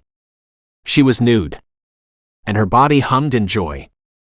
Satiated from the best loving in her life, she threw back her covers and bounded off the mattress. A check of her cell phone said it was early yet. Good. A shower was first, followed by putting on her jeans and sweater until it was time to get ready. It was early and she didn't want to spend more time in her suit and pumps than she had to. Afterwards, she twirled in front of the mirror, happy with her life. She twisted her hair back and up, looking to keep it from flying around her head. Nothing could be allowed to distract her today. She needed all her wits about her for this demonstration. Mason would be with her all day, but she had no idea in what role. And after today, she was likely to never see him again. Her heart jerked at the thought, but knew it was inevitable. She'd known they weren't to be since the beginning. She held her head up and shoved that thought to the back of her mind. Her priorities were clear. She straightened her clothing once again. Lord, she was nervous. After several deep bracing breaths, she walked to the kitchen. Coffee was set up. She clicked the power button to set it dripping. Where was Mason? Swede? Hawk? Surely she wasn't alone. Then she realized maybe it was all good now. Relieved but still wary, she pulled out a mug and thieved a cup of coffee. Then walked to her office. Standing at the entrance, she studied the small room. It appeared to be as she'd left it. Good. Her nerves were rubbing her wrong. There was so much hanging on this deal. It wasn't even the money. It was all about saving lives. For Harry. She turned to look around. As far as she could tell, she was alone. She frowned. She shouldn't be, should she? She walked out to the backyard and wandered the small green patch aimlessly. There was no gardener today, and no one else that she could see within reach. How did that work? She wandered back inside, feeling her nerves tighten in worry. Pulling out her cell phone, she checked the time. She still had hours to go. Determined to stay busy, she sat down at her computer and logged on. Her emails were first. She ran through the ones she'd been expecting. And came to one she hadn't. The subject said, Robert's life. Frowning, she clicked on it. And froze. She snatched up her phone and called Robert. No answer. She redialed and again, no answer. She left a voice message and logged onto the company account. He wasn't online. She checked with another employee. She was online. She sent her an instant message asking if she'd had any contact with Robert. The answer came back immediately. No. Not since noon yesterday. Tesla brought out phone again. And called Mason. Tesla, what's up? He sounded like he was driving, from the noises of a radio coming through him. Where are you? She asked, her voice tremulous. I'm almost at the house. Why? There's something you need to see. Be there in a few minutes. Have you shown Hawk? She took a raspy gasp. He's not here. I'm alone. There was a moment of shocked silence. Get up and move very quietly to the bathroom where I want you to lock yourself in. She stood up and looked around. She locked the back door and then the front. And ran up the stairs. I'm going upstairs, she whispered, her heart pounding against her chest. Where's Hawk? I don't know, he said. I was called away over a security problem at the main hall where you're to do your demonstration. The bathroom was in sight. She raced inside and slammed the door shut. And locked it. Taking a deep breath, her hand trembling, she turned, intent on checking that the shower was empty. And was snatched from behind. She gave a strangled scream, but a blow came out of nowhere and caught the side of her head and cut off the sound as she slumped to the floor.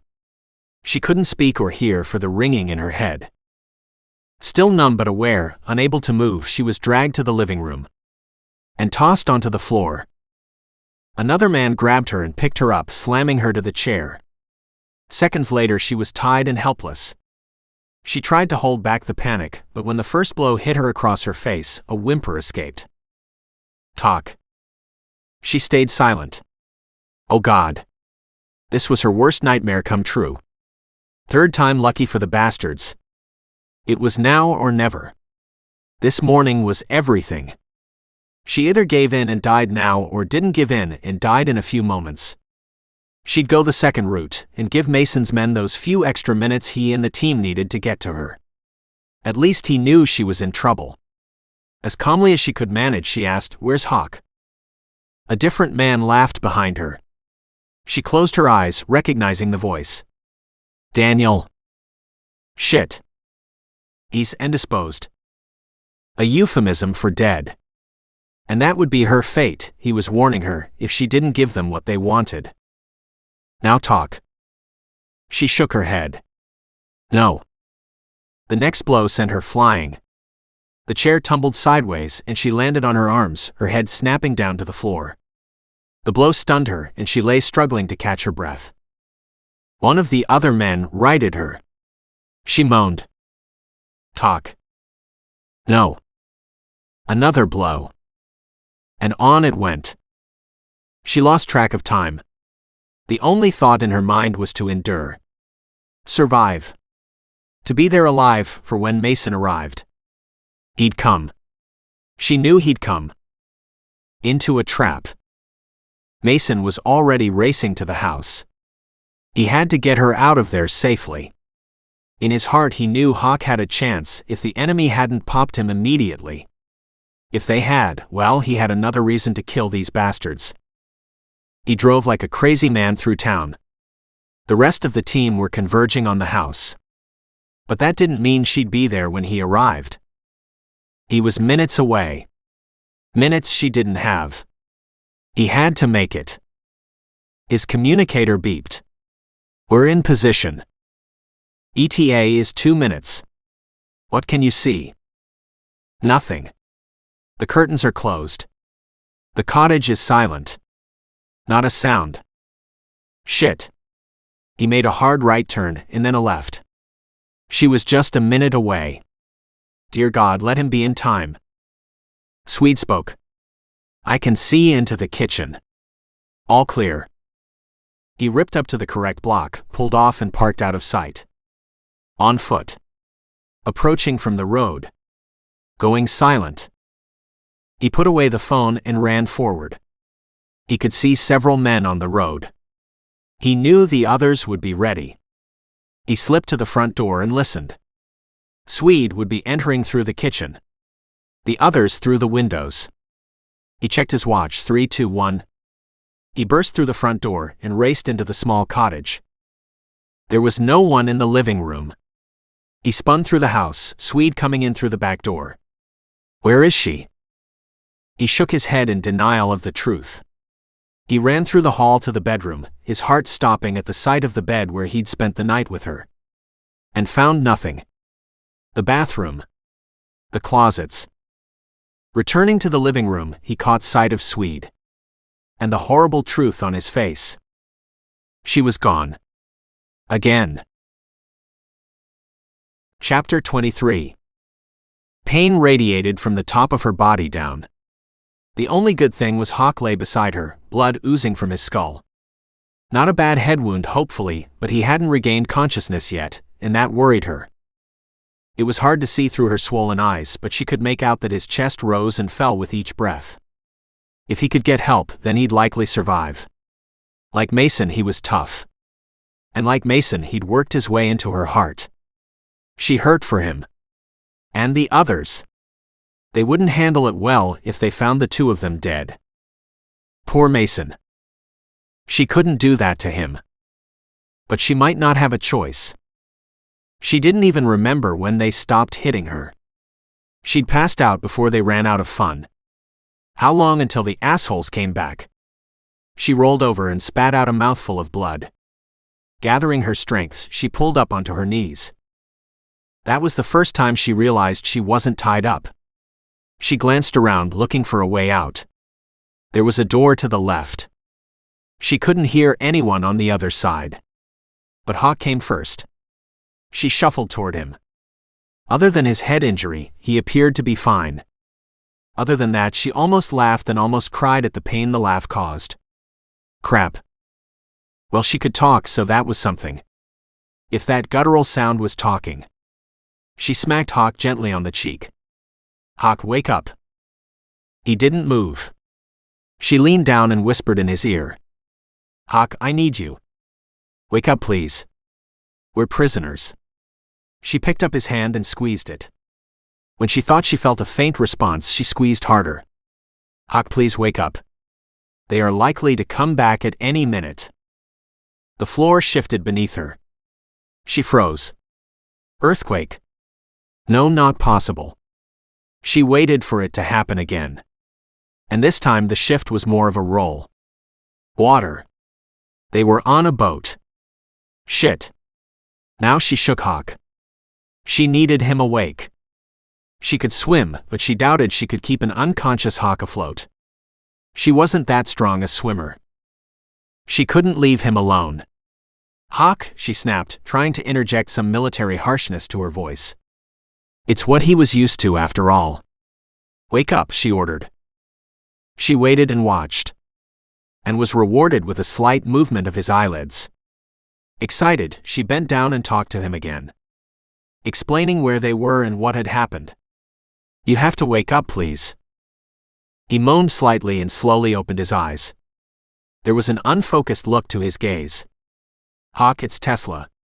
Wake up and stay quiet. His gaze sharpened, and then suddenly they came into focus. She smiled encouragingly at him. That's better. You need to be careful when you move. You were hit on the head and are still bleeding. You've been out for a long time. His gaze roamed her face. They are likely to come back any time. That's the only thing, she said apologetically. And I'm afraid we might be on a boat. His gaze sharpened. Your face, he said in cold and clear tones. What happened to your face? She reached up and gently touched her hot face. They hit me because I wouldn't tell them anything. She dropped her head and whispered, I'm not sure what they'll do when they come back. You won't be here, he promised. Maybe and maybe not, she said, hoping he was going to be well enough to leave, but not so sure at this point. She studied his white face in concern. You are injured. He sat up slowly and quickly checked his body over. When he reached his head, he winced. Could use a shot of whiskey right now, but other than a headache, I'm fine. He climbed to his feet and helped her up. She gasped as she straightened. Ribs? I don't know, she whispered. Maybe. He ran his hands over her in a professional manner and nodded. Looks like they've cracked a couple. Those bastards, he said between clenched teeth. Daniel and 2 others, she whispered, wishing he hadn't said cracked and ribs in the same sentence. Now they hurt, damn it. They will pay. She nodded, not worrying about that right now. We need to get back. I don't have much time before my demonstration. She felt more than saw his startled gaze. She stared at the door. Do we just open it? See what's out there. She hated the fear in her voice. Hated the fear in her soul. Did you tell them anything? Hawk asked. Thought I heard some of the questioning, but can't be sure what I was hearing. No, I didn't, she whispered, wrapping her arms around her chest. But I wanted to. She raised a shamed glance to meet his bravely. I'm sorry. He gave her a gentle smile. For what? For being human? It's so easy to fail, she admitted. But you didn't. Now he grabbed her arm slightly and nudged her toward the door. I'll sneak out first. She nodded. She hated to see his shaky steps as he made his way to the door, but as if every step gave him strength, by the time he was at the door he stood tall. Ready. She straightened, gaining strength from him. Thank God she wasn't alone. Mason. We have received notice that a yacht was taken out on the lake this morning. Mason turned to look at Swede. A yacht. Not a big luxury schooner we might associate with the name, but a small tight ship that had been rented for a week. They brought it back last night and handed it over. But then this morning it was gone from its mooring. The same people? He asked, frowning, wondering why they'd have taken a boat out. Unless it was because no one could hear her scream. The thought made his stomach heave. The lake was huge. And the weather rough and wild and erratic. He had no idea if this missing boat had anything to do with Tesla or not, but they had little to go on. However, it was a short hop over the back wall to the neighboring town and down to the dock. He slowly stiffened and walked back outside. Swede at his side. They both studied the back wall. It would be easy, Swede said. Carry her over the wall and to the neighbors. Who happened to be gone for a week? Mason frowned. But why take Hawk? To leave nothing behind. Mason nodded. There could be other reasons, but that made the most sense. If he had the manpower. And if Hawk wasn't dead. He's still alive. He has to be. Otherwise they'd have left him in place. I have a better idea why they took Hawk. Mason turned to look at Shadow. His smile was harshly thin. To force Tesla to give them what they want. He paused. She's proven a little too stubborn for their liking at this point, and having someone else to beat up would make her more cooperative. Ha, Mason snapped. Not even that will help. But they don't know that, Shadow said with the merest of a smile. A call came from the hall. It was Dane. The two men stationed outside have been found. Dead. That's how they got inside then. And likely out. Okay. Tear the two houses apart looking for answers. Not sure we need to. The owner of the second house owns a boat. The same one that went missing off the marina this morning. And the owner. We're trying to contact him.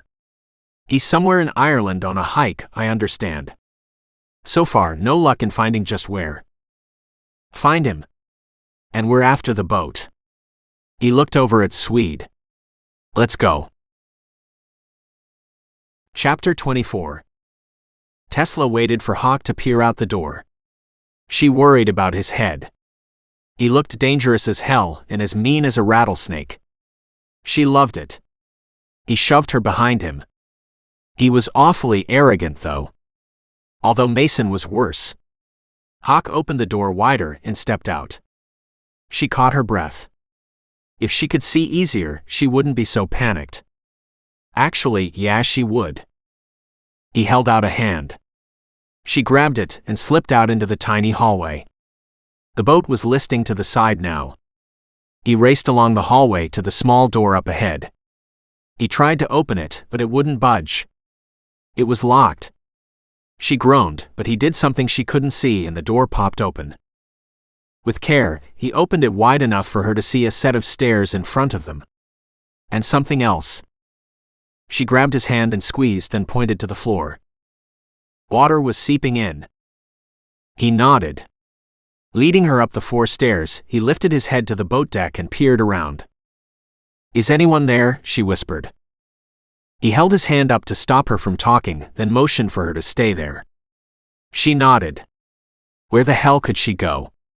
She looked around. They were on a boat somewhere out in the middle of nowhere. She spun around, just her head visible, but could see nothing geographical around them but water. Including rising up her feet. He raced back to her. Come on. It's empty and sinking fast. She swallowed hard.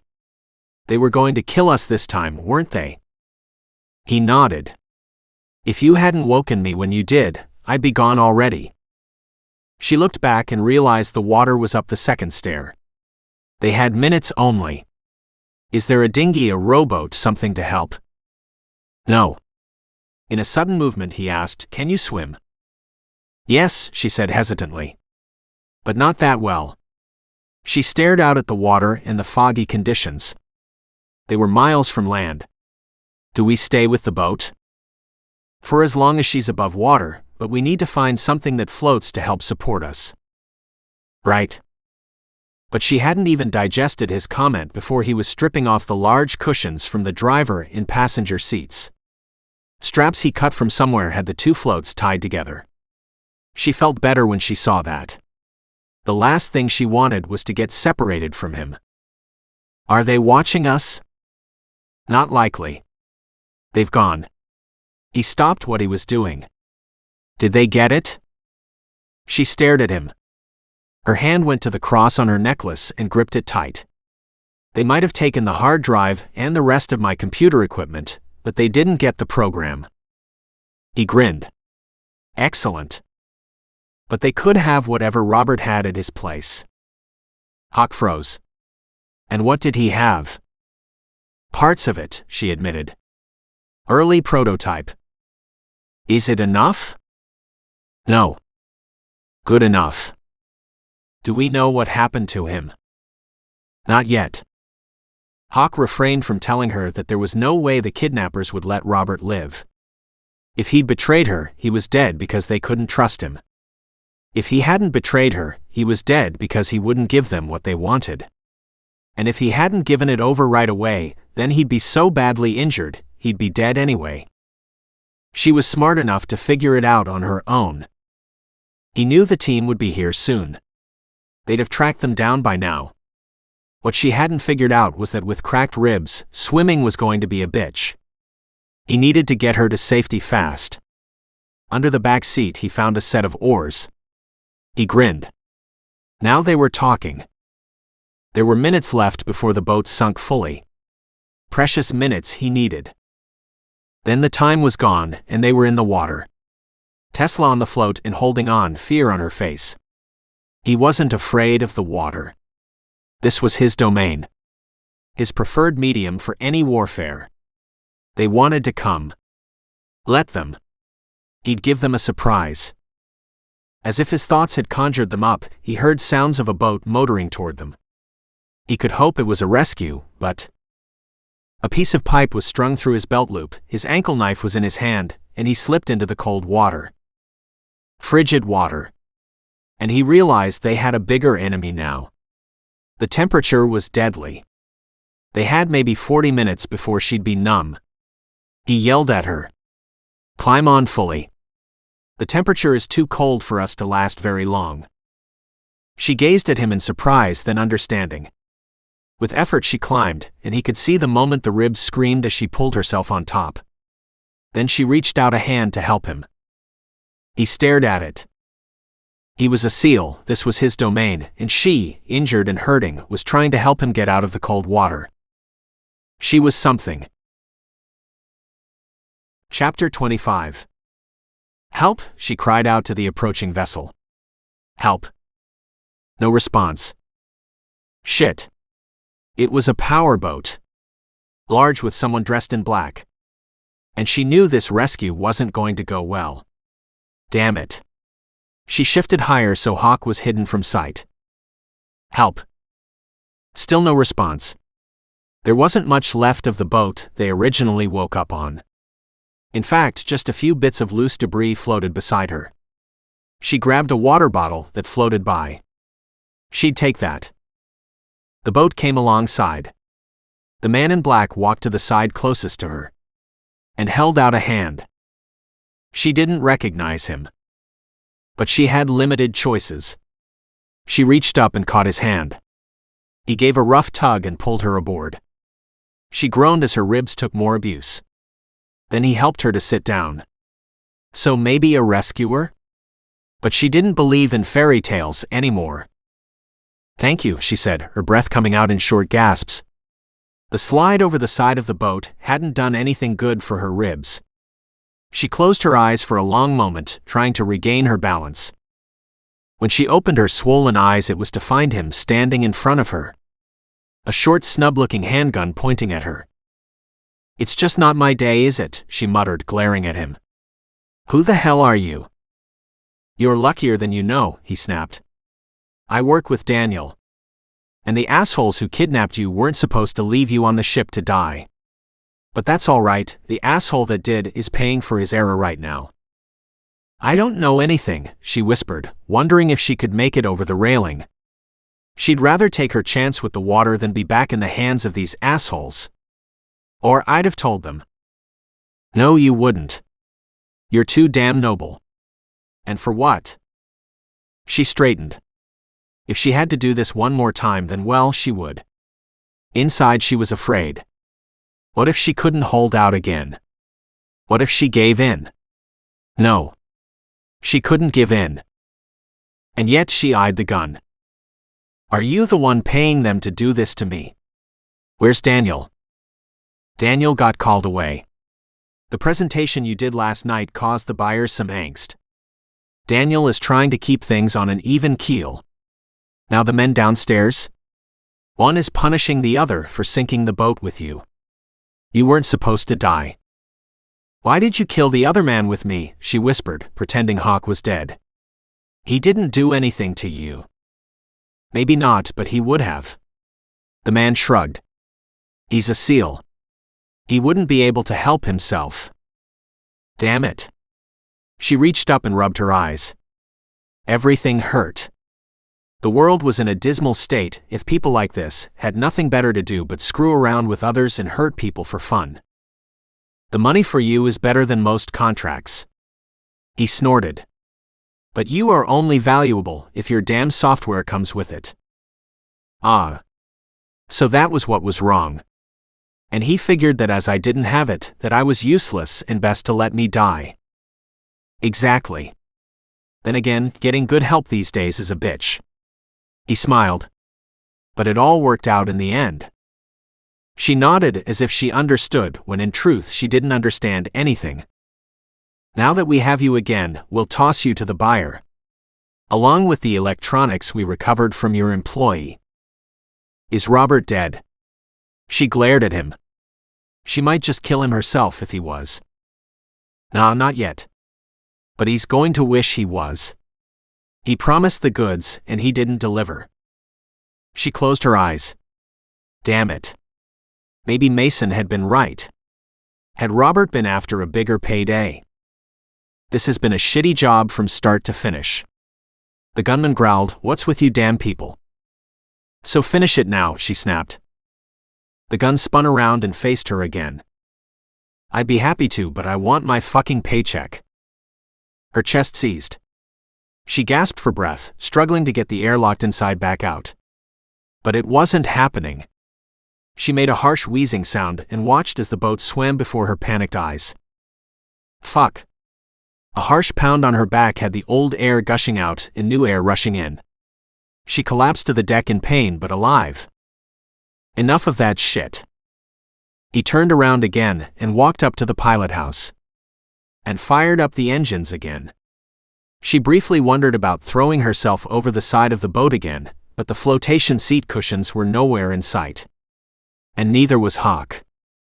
Hawk crouched behind the cabin, dripping water over the side of the boat.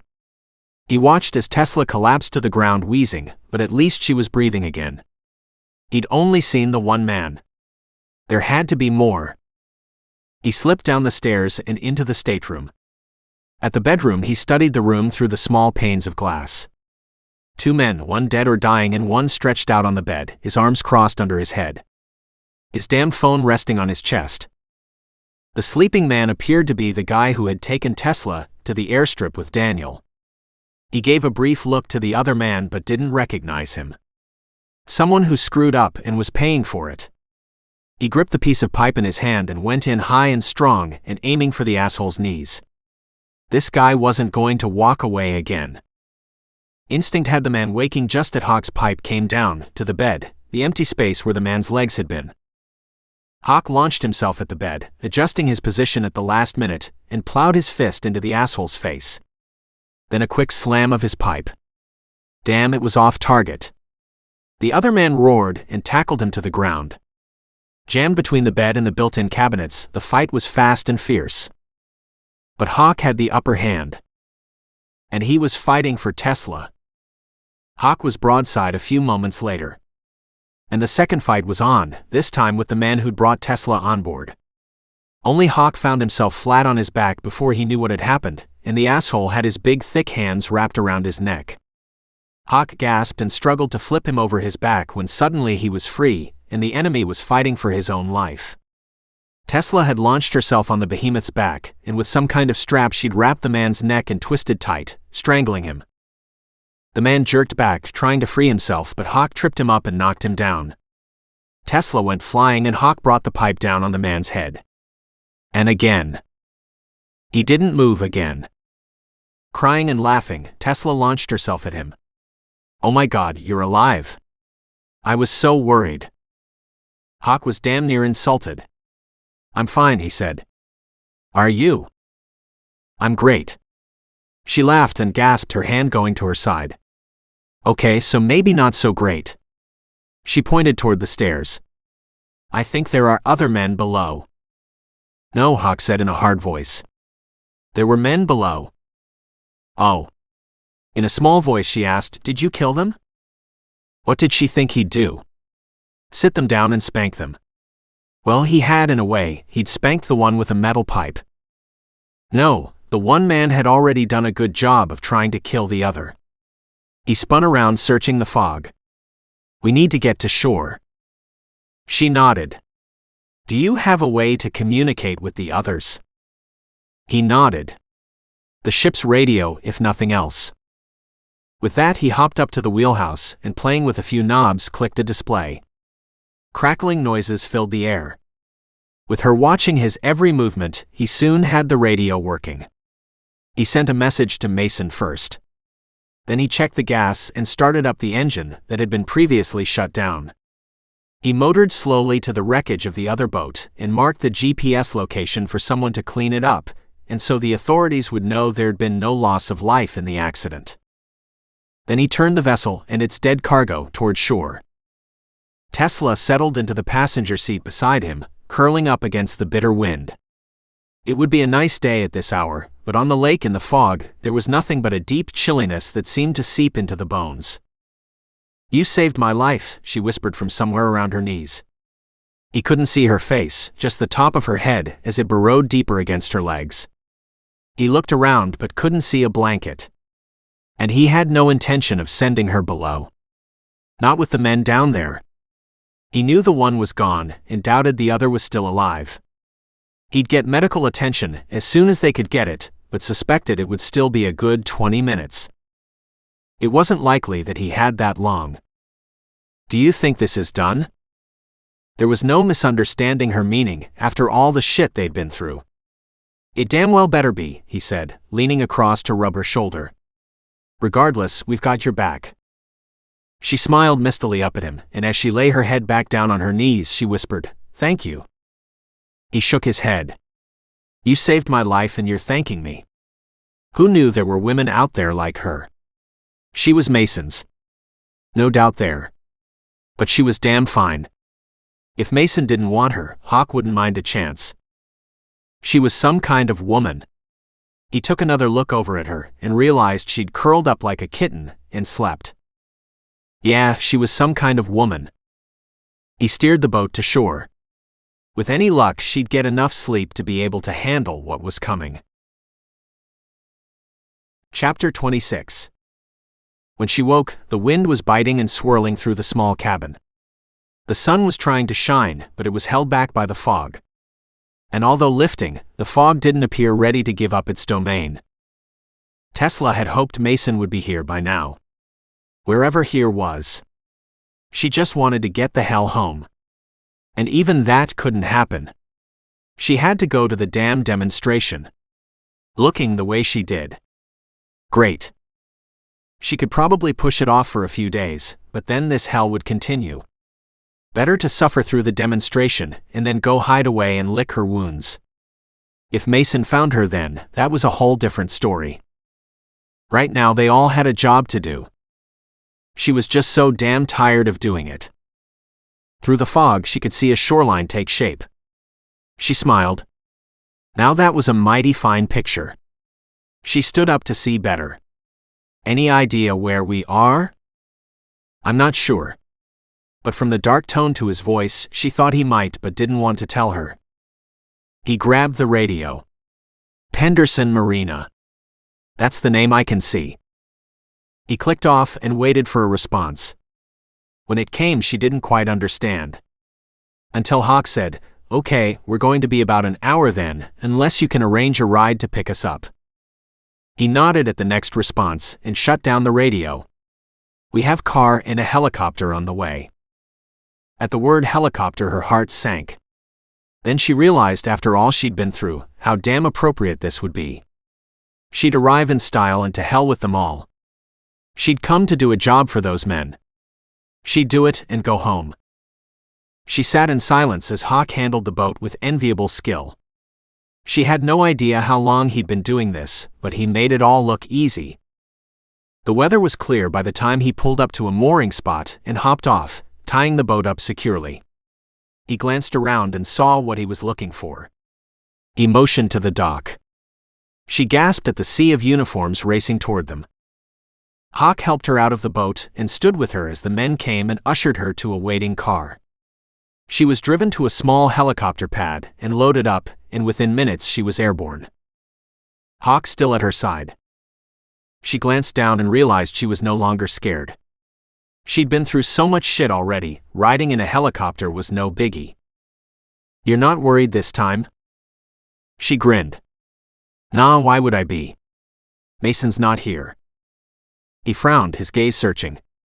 "What difference would that make?" "Tons," she said with a laugh. "He's not here to throw me out." Hawk laughed and laughed. "Wait until I tell him that." "If he doesn't like the answer, he should have been here," she cried. "Would that have been so hard? You know he's going to blame himself for this, right?" She twisted in her seat. Why would he? He had to leave to make sure the security was in place for the day. When he left, the enemy moved in. She nodded slowly. "I knew, but hadn't considered how long he'd be gone. Figured he'd gotten busy. He'd never have left without it being a direct order. He was ordered to leave." At Hawk's nod, she smiled. "That makes me feel better, but maybe someone should be asking the hard questions as to who ordered him away." Hawk sat back and stared at her. "You think military are involved?" She laughed. "Hawk, at this point, I suspect everyone but you and the rest of the team." That beautiful white-toothed grin flashed. "Glad to hear that." They landed soon after, and were quickly transferred to another car. Inside, she caught Hawk glancing at his watch. "How close are we?" "They started the opening speech a few minutes ago." "Oh good, I'm glad to miss that. Hate those things." Hawk barked with laughter and she grinned. "What do you think? Should I go like this?" She motioned to her blood-stained clothing. "It would be unique," he said. "But it would also be the truth. And I'm all about that." It was taking a chance, but if someone in that room had given the order to pull Mason back off the house and leave Hawk vulnerable to the enemy, then maybe they should see that they failed firsthand. "Don't give them any warning," she said suddenly. "Just tell them we'll be on time." "Are you sure?" She nodded. "Did you find out who ordered Mason off the protection detail?" He shook his head. "I'm asking him that now." "Find out before I go in, then find that man in the audience and watch him closely," she said as they entered the security checkpoint. She twisted to look at him. "Got that?" He nodded. "I got it. Mason said he's looking for him." He was reading the next text that came in. They'd been steady for the last 10 minutes. "He's in position at the demonstration.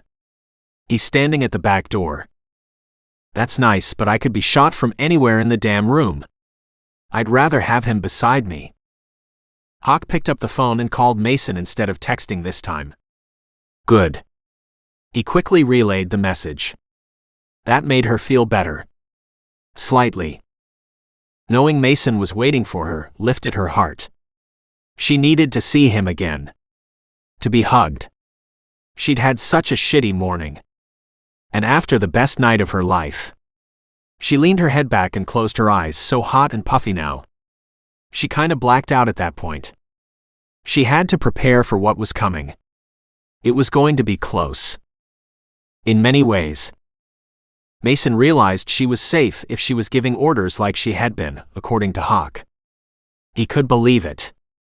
He needed to hear the details of the nightmare she'd been put through already and knew it was likely bad, but she was alive and that was what counted. She just needed to do this demonstration. And he was going to stand at her side and make sure she was safe. Guilt aided him. He'd hated the orders pulling him away from her. Had been working since finding out she'd been kidnapped on sourcing where the orders had come from. And why? He'd fought leaving her, but on the assurance that several other men were going to be there looking after her, he'd gone to make sure she'd be safe after leaving the hotel. But instead she and Hawk had damn near died. Again. So much for those assurances. But he was on it. And had his suspicions now. Then again, Tesla's father had helped. Hawk had contacted him as soon as he knew. The conversation still burned his gut. But at least he'd cared. After the first meeting, Mason had wondered. This time there'd been no doubt. She's been kidnapped? Again? The panic and incredulity in his voice had gone a long way to helping Hawk understand the man's emotions had been tightly banked before. But not now. He hadn't wasted time with ripping Mason to pieces. He wanted details. And then gave him a little background on one of the men above Mason. Check out. No reason given. Just the name. Followed by, find her and bring her back to me. When Mason had called back to let him know she was on her way home again, her father had gone silent. He'd released an emotional sigh of relief, then had immediately turned businesslike. Is she going to the hospital? She's coming for the demonstration. She refuses to do anything less. Then I'll be there. And he hung up. He'd sounded like he meant it. Mason hoped her father made it. For her sake and maybe his. Sounded like there was some healing needed. That Tesla had been hurt again was something Mason needed time to get over. But she was alive. They could live with everything else. He shook his head. How many more lives did she have? She was more cat than human at this rate. His communicator squawked. She's entering the side door. Mason raced to the door to be able to open it for her. He was attracting attention, and he didn't give a damn. The door opened and Hawk grabbed him, shoving him back a few steps and out of the doorway. Mason. Man, you need to hold back when you see her. Why? That was a hell of a thing to say. He glared at Hawk. You look like shit. She's been beaten. And she's got cracked ribs. And she's looking a little rough. Mason's fists clenched as he realized what Hawk was saying. You said she's okay. She is. In fact, she says she's fine. He paused and rolled his eyes. And she's a hell of a liar, too. I know the ribs are cracked as I checked them myself. Her eyes are almost swollen shut, and the wind coming back made them worse. Her eyes and ribs. He got it. Those bastards are dead. He turned, looking for Tesla, and caught sight of someone standing hesitantly, her back to him, in front of the entrance. Her long sweater had stretched well past her hips. Only it was ripped and bloody, just like her jeans. As he got closer, he could see her fingernails were bloody and torn. She turned to face him. His fist clenched. His gut heaved. His heart died a little. It was Tesla. And she'd been not just beat up. She'd been beaten. God, he was going to kill the bastard behind this. Just then the announcer said, "Now let me introduce the creator of this program. Miss Tesla Landers." There was a lot of murmuring going on behind him, but he was staring at Tesla, wondering what she was going to do. Then he realized what the problem was. When introduced, she'd turned and walked several feet forward to the base of the stairs leading to the podium. And stopped. She was looking at the stairs, but she was having trouble seeing them. Her depth perception was off. And she wasn't sure what to do. Meaning she hadn't seen him. He strode to her side and in a calm movement reached for her hands and held her swollen fingers in his gentle grasp. "Let me help you." She gasped with joy and clutched at him. He smiled and held her close. "I'm so sorry," he whispered, knowing they had no time. The gurgle of laughter bubbled up from her chest. "Good," she said. "You can make it up to me later." He grinned. After all she'd been through. But she was right. This was not the time. "The stairs are right in front of you," he said. She nodded. "Oh, thank God you're here." "I'm so scared," she whispered as he helped her up the stairs. "You, after being shot at, beaten and survived being thrown out of a helicopter and a drowning. What could possibly scare you?" He was genuinely puzzled. He'd yet to see anything rattle her. Stuff that would send normal men running had her sucking in her gut and facing the enemy. "What if they don't like it?" she whispered as they walked the long road across the stage to where the mic waited. Mason knew he'd likely catch hell for being on the stage with her, but there was no way he was going to desert her right now. He was also shielding her from the curious eyes staring at them. They'd see her soon. That would cause a hell of a reaction. He heard Hawk's voice on the communicator. Calm, dependable, powerful Hawk. Giving orders and moving into position as if he'd just woken up from a nap. The table stood in front of them. "You don't have to do this," he whispered, his voice caught by the mic and reaching out across the room. He winced. The audience shuffled uneasily. "I'm fine," she said. In a voice that reached to the back of the room, Tesla repeated, "Against all odds, I'm fine." Then she patted his arm, told him to stay close, and stepped around him to face the audience. A crescendo of cries filled the air. The announcer rolled over to her. She held up her hand to stop him. "Good morning. Some of you know that I am Tesla Landers. Some of you met me last night where I gave a presentation of my work. This morning I'm giving a demonstration of how it works and what it can do. However, most of you have no idea what I've been through to get here. What others have done to try and stop me. And to gain my work for their own use. So let me tell you."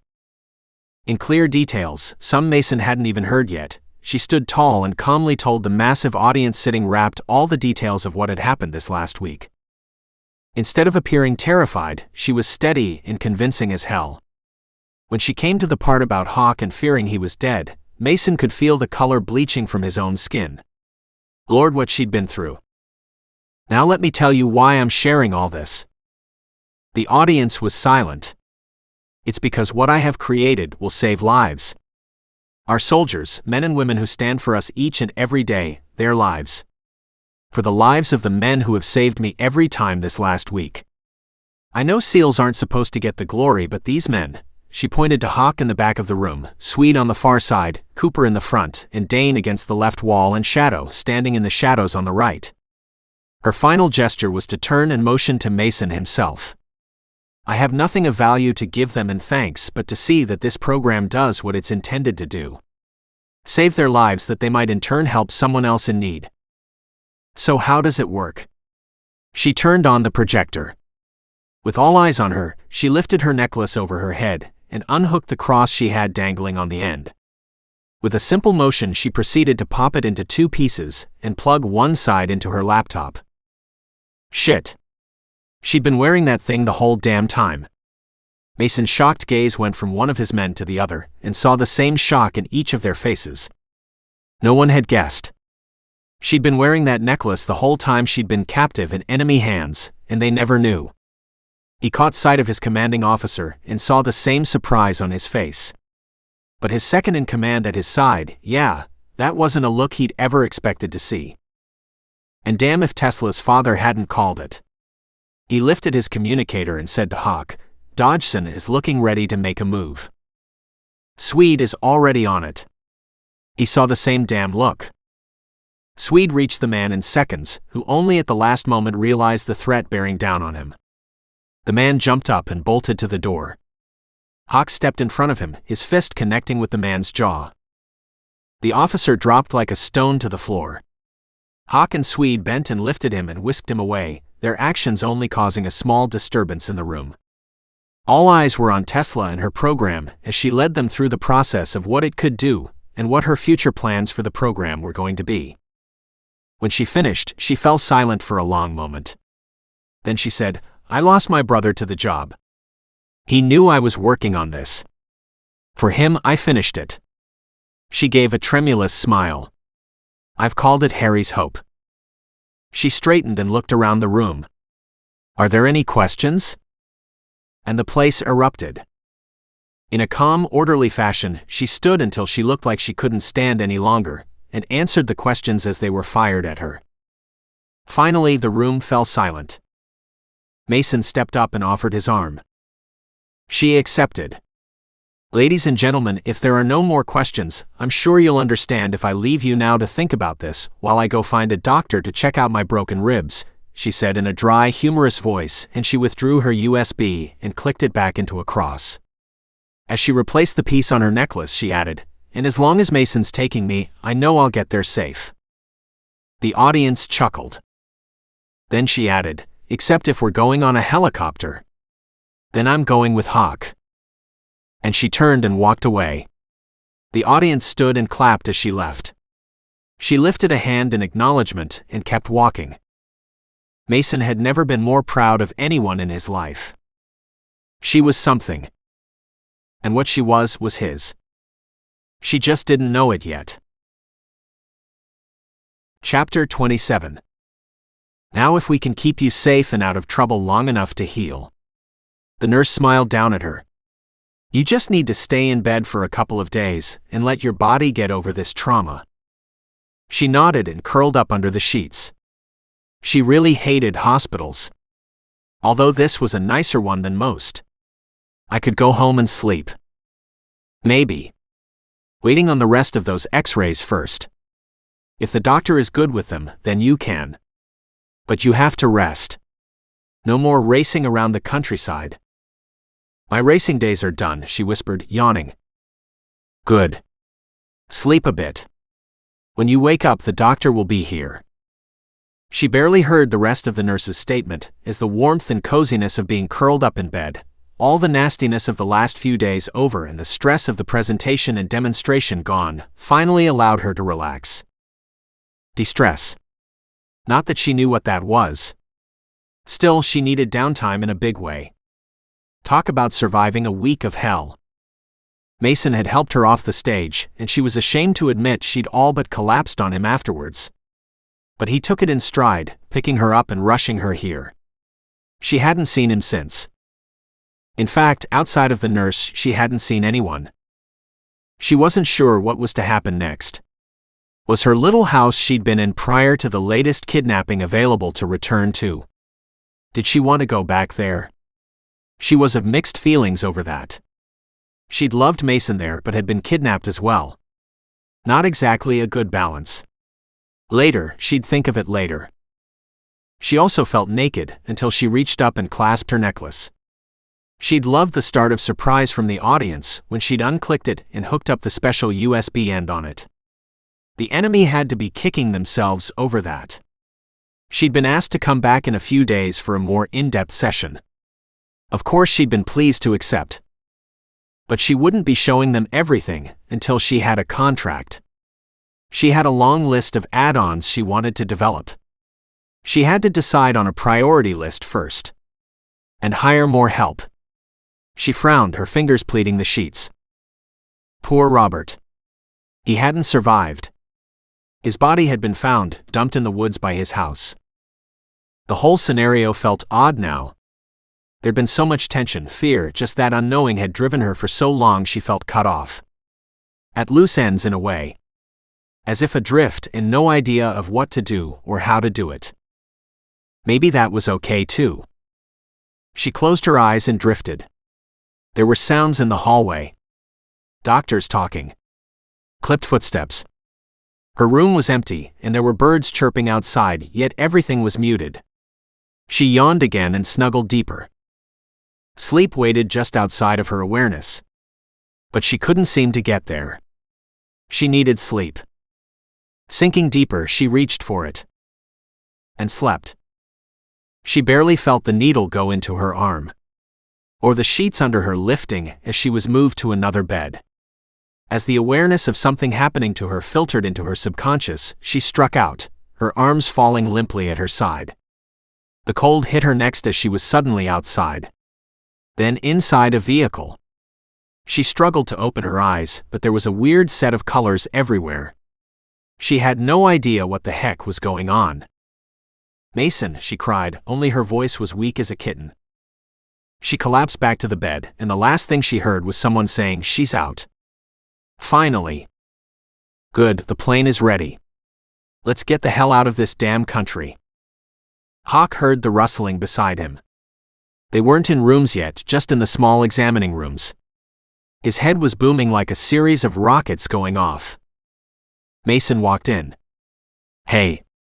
What are you still doing in bed?" "Trying to get this asshole in my head to stop trying to break his way out." He waved to the space around them. "This is hardly even a room. You can hear everything. It's making my head boom like rockets going off. You're off duty until that's fixed." "Good luck with that." "Love the nurse. I overheard her say something to Tesla about no more running around, and she needed to rest." "Yeah, like that girl needs the reminder." "I know." Hawk grinned. "She's good people." Mason nodded, staring at the curtain that surrounded Tesla. He'd tried to see her earlier, but the nurse had kept him away. Only now there appeared to be several people in there. And why was that?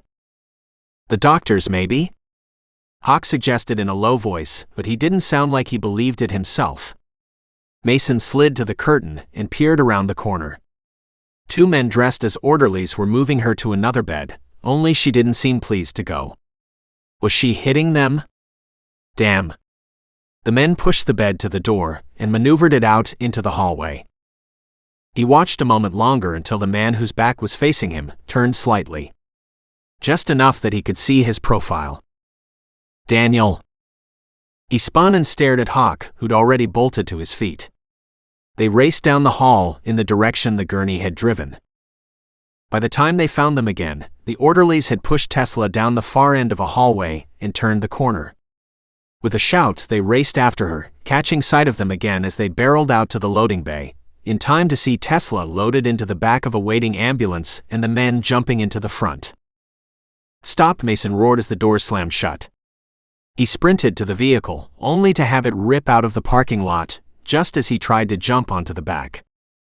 God damn it, Mason was already calling in the license plate when a Jeep came screaming around the corner. Swede pulled up in front, they hopped in, and he took off after the ambulance. "Why didn't you take them out at the hospital?" Swede asked. "Guns in a hospital are never a good thing," Hawk said, his phone ringing. "And this has to stop once and for all," Mason snapped. "If they are meeting someone, then we need to finish this." He snatched up his phone and listened to an update on the situation. A small plane had caught the radar this morning, out in the old airstrip, primarily used now for pilot training. A team were there now. The plane had landed last night and was lined up with several other private planes. The other planes were registered and owners were local. Not this one. According to the recent intel, there was no pilot and the plane was just parked. He relayed the information to the others. "And if that's not the way these guys are going, then we take them out sooner than later," Mason snapped. "Not to worry, look," he pointed as the ambulance turned down Sexsmith Road, which was the old highway. "Right direction, but it's going to be obvious if we follow," Hawk said. "No. We can take the shortcut from Taylor Avenue and come out ahead of them." "And take a chance of losing them?" Hawk asked. "We need eyes in the sky on them." "Already in progress. Should be overhead in a couple of minutes." In fact, he could hear the sounds of a helicopter approaching from the left. Isn't an ambulance a little too visible for a getaway vehicle? Oh hell. That's right, they are doing practice rescues at the airstrip today. EMT drills. The ambulance is going to fit right in. Shit. Mason watched as several other ambulances took the turnoff, heading in the same direction. That was 3 now. Damn it. The helicopter quickly relayed all were heading to the same location. Without needing to hide any longer, the men moved up between the second and third ambulance. and using the helicopter, kept an eye on the first one. The convoy hit the old airstrip in 10 minutes. The ambulances lined up on the side with the people exiting and gathering around. Mason had no idea what the training schedule was for the EMTs, but he knew Tesla wasn't supposed to be part of it. Swede drove to the far side of the planes. They quickly disembarked and raced to the plane. His communicator crackled. Someone is boarding. His men moved into position. Mason, hidden behind the wheel on the far side, watched as Tesla was picked up and carried to the small set of stairs. There's no way he was letting that plane take off. A hawk's cry rent the air. The man carrying Tesla raced toward the stairs and was up in a flash. The third man stopped and turned. Daniel. Mason stood up. Hello, Daniel. Daniel made a startled movement, then turned to face him, his hands in his pockets, casual-like. Well, Mason. We meet again. Mason walked over. You're not leaving with her, Daniel. I am, Daniel said in a conversational tone. Not sure why you care, though. Why do you? Mason snapped. She already handed over the software. Ah, but she's the brains behind it and some of her other ideas now. That's what the buyer is interested in. Not happening. Daniel tilted his arm and shot through his jacket pocket. Just a single pop. Mason had already moved. He came in low and hard and had Daniel on the ground in seconds. With his knee on the gun and his thumb digging into Daniel's neck, he whispered, You should have chosen someone else, Daniel. Gasping for air, Daniel asked, Why? He shoved his face into Daniel's. She's one of us now. Like hell. Hawk stood behind Mason. He's right. She's not a damn SEAL. No way she'd make it. Mason smiled gently. I bet that rubs, doesn't it? See, she has something you will never have. Loyalty, Hawk said. Courage, Dane piped up behind him, pushing the pilot and third man, now cuffed ahead of him. Endurance, Swede offered, carrying Tesla in his arms over to the group. Determination, Cooper said, walking around from the other side of the plane. Grit, said Shadow. And on top of all of those, she's got heart, Mason admitted. And a lot of it. She's SEAL through and through. She's nothing but a damn woman, Daniel snapped in an ugly tone. They are good for one thing and one thing only. Oh, programming software to save lives. Mason asked in a mocking voice. Well, you'll get a lot of time to think about how she beat you out in all those categories too, because you're going away for a long time. I'm going nowhere. Daniel lunged upward and slid a knife out toward Mason. The single bullet went through his forehead and blew out the back of his brain. Silence reigned. Mason spun around to see Swede, a shocked look on his face, stare down at the woman in his arms. And his gun that she'd snatched from his shoulder holster was still pointed at the fallen man. Jesus, Tesla. Mason raced to her side. She held the gun up for Swede to put away and whispered, If we wipe my prints off, no one will know I did that, right? Swede cast a long look in her direction, then another around at the dozen or so people converging on them, and shook his head. You could try that line. Not sure it's going to work, though. Damn. Mason stood in front of her and glared. He couldn't believe what he'd just heard. And she had the nerve to lift her nose into the air and cling to Swede's arm. As if he'd protect her from Mason's wrath. Do you ever do the expected? He exclaimed. What? I was supposed to let him kill you? Besides, Swede's arms were a little busy, she snapped. Her face turned crafty. Basically, we could just say he used me to shoot Daniel. Oh, leave me out of it, Swede protested. Mason groaned. He turned away and ran his fingers through his hair as he stared at the rest of the team now surrounding them. They all wore big grins. It's definitely time, Hawk said, smirking. Time for what? Time to tell us if you're keeping her, Swede said from behind him. 'Cause if you aren't, then I am. Hell no I am, Hawk snarled. Cooper spoke up behind them. If we're placing bids. No. This field is closed. Hawk shook his head at his old friend. And you were too damn late. It's too damn late for all of you, snarled Mason, his voicing thundering as he added, I'm keeping her. Silence. And he turned around, a frown on his livid face. Now if only she'd stop going missing. Chapter 28. Tesla stared at Mason, the several comments she'd barely caught now blasting back into her memory. They were talking about him and how he felt about her. She didn't know what to say. Everyone stared at her. Everyone waited for her. For what? To tell him she was happy to be kept. Hell no, she wasn't. But she was happy to know he wanted to keep her. It would be nicer if he wasn't glaring at her like he'd rather have his teeth pulled out one by one rather than have such a discussion. Then again, she had to admit she wasn't the most open about such things either. And she hadn't expected to have this discussion out in the open and surrounded as they were. Swede gave her a half shake, reminding her she was still in his arms. Well? She ignored his question, her mind consumed with Mason's outburst. When he shook her again, she had to wonder why he was still holding her. Right. Drugs. She wasn't able to stand. Or was she? With Swede's help, she slowly lowered herself to her feet and rested there for a moment. Happy to feel her feet hold her stable but still hanging on to Swede, she took the few steps to Mason's side and said, You might want to keep me, but you've done a piss-poor job of doing so up to now. The others cracked up. Mason stared at her, guilt written all over his face. I know. I'm so damn sorry. That's okay. You have the rest of our lives to make up for it. And she wrapped her arms around his neck and kissed him. Like she laid it on him. When she released him and he wavered slightly, still grasping for balance, she turned to the others. Just so we know who's going to be keeping who. The group rushed forward and laughing. Mason reached through the crowd and said in a dark, silky voice, If you're going to kiss me, you'd better do it right. And he tugged her gently back into his arms and kissed her long, hard, and sinfully deep, while the others cheered.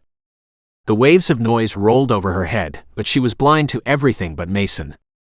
His love and joy and heat, and the response coiling inside of her. God, she loved this man. She felt him start and realized she'd whispered that against his lips. Love you back, Tesla, he murmured and crushed his lips to hers. When he lifted his head, a smile of male satisfaction surfing his lips, he looked down at her sagging in his arms and whispered, We can keep this up for a long time, or we can go back to your place. After all, you need to rest and heal, and we can take this to the next level in private. She smiled up at him. Now that's the best idea I've heard all day. This concludes Book 1 of Seals of Honor, Mason. Now hear the first chapter of Hawk, Seals of Honor, Book 2. Seals of Honor, Hawk, Book 2, Chapter 1. Hawk Loring stared at the commotion boiling over on the corner of the street. Having just driven into his hometown to visit with his sister, he had no idea what happened, but the place was a mess. People ran from one side of the road to the other. Small groups forming, then reforming as new people joined. What the hell was going on? Someone raced in front of him. He hit the brakes hard. His town had changed if people were aiming for suicide by car. Canford used to be the calmest, most laid-back of all small towns in the U.S. He pulled his Jeep up in front of the general store he'd worked at as a kid, slightly surprised to see it was still there. Gordon, the owner, was aging. He'd threatened to sell out many times. But as business was booming with the caving and hiking groups, and the new summer condo units going up on the nearby lake, he'd obviously held off making a decision. Of course, Canford catered to the caving enthusiasts during the summer and hunters during the winter, giving his business more year-round stability. Shoving his sunglasses into place, he hopped out, gave a narrow look at the people still running around, a worried expression on their faces. His penetrating gaze went from one to the other and saw the same hunched shoulders, frowns and looks over their shoulders, heard the rapid voices and excitable speech patterns. He watched as two groups melded into one. Senses alert and curiosity piqued, he headed into the store to get the details. Nothing ever happened around town Gordon didn't know about. Hawk doubted that had changed. The store was cool, shadowed, and after a long glance around, empty. Gordon? No answer. The storefront was empty, and no one stood at the cash counter. He walked to the back office where the man could always be found. Sure enough, he was there now too, face down on the floor with a nice neat round hole in the back of his head.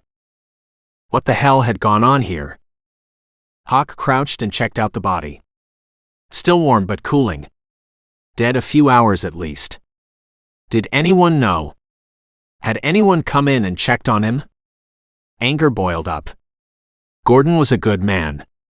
Helped out anyone and everyone. He didn't deserve to be shot in the back. Hell, no one did. Was that what the town was agog about? And where the hell was the sheriff? Someone should be leading the investigation. He stared down at his old friend, hating to see him this way. He couldn't see much of the face, and there was less hair than he remembered. Then again, Gordon had been going bald for years, so he shouldn't be surprised. As he tamped his anger down, his phone went off. Swede checking in.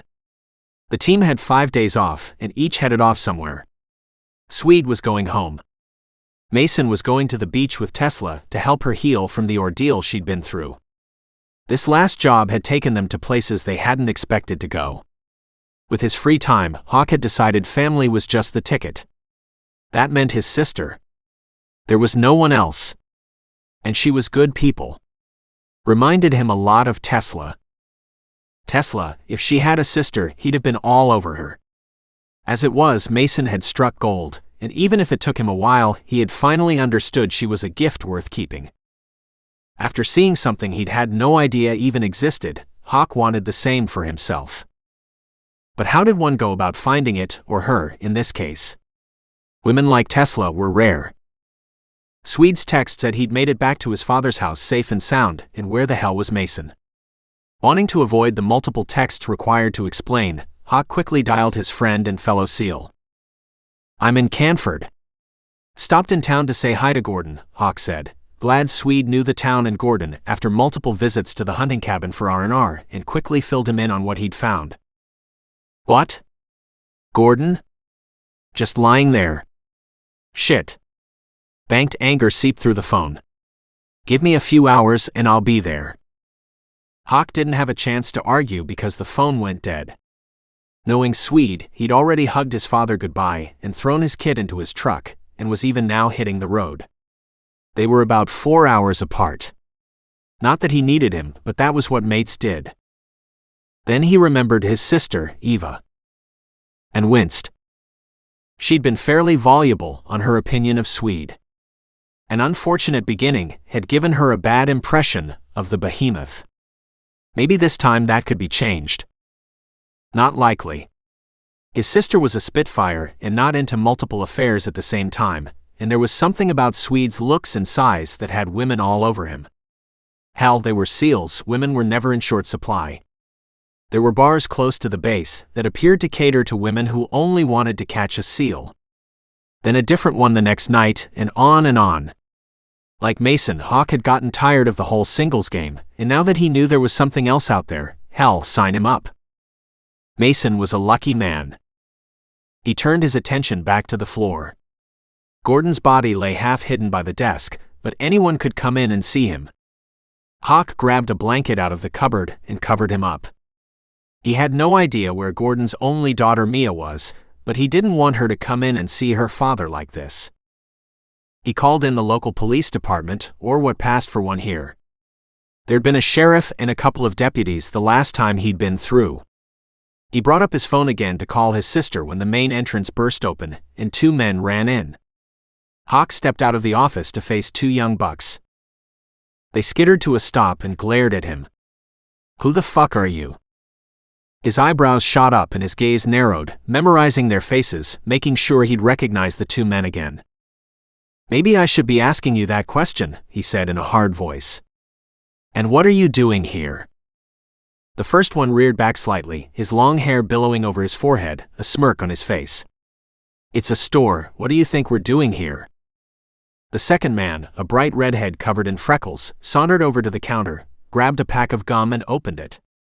He tossed a piece to his buddy and took a strip for himself before popping it into his mouth. Then pocketed the rest. Hawk watched him, anger burning. He'd made no attempt to pay for it. Nor had he even looked to see if Gordon was around. As in, he didn't expect him to be here. Had these two been the killers? He motioned to the gum in the man's pocket. You gonna pay for that? Nah, see, it's my store. Hawk turned his head ever so slightly. The two men backed up. Did you say it's your store? Hawk asked in a low, deadly soft voice. The long-haired punk looked at the redhead. Well, it will be. My old man is buying it off of Gordon. Then it's not your store right now, is it? Hawk said, his voice hard. The two men were smarter than he gave them credit for, as the one man pulled out a handful of change and tossed it on the counter. There. No biggie. Gordon doesn't mind. They backed up a step. Hawk advanced. He doesn't. The two men shook their heads. The second one grabbed a chocolate bar off the shelf as he headed for the door. Nah, he called back defiantly. He doesn't mind in the least. And the two raced out laughing like loons. Hawk stood inside the door, looking out the window as he called his sister.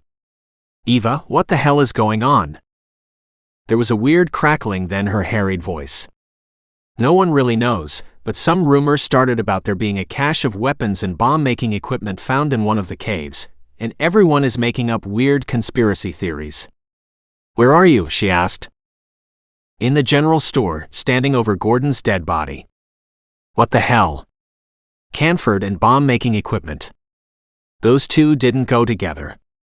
Never had. This was country at its finest. Slow, easy, and very quiet. He heard her cry of horror. What? He's been shot through the back of the head. Oh my God. There was a shocked silence, then she said, Any sign of anyone else around? Half the damn town appears to be standing around, he snapped. And they look both excited and terrified. I know. I am too. There was an odd sound like gears crunching. He looked outside and watched his beautiful sister get out of her ancient truck and run up the stairs to the front door, her cell phone still at her ear. She burst through the door and ran into his arms.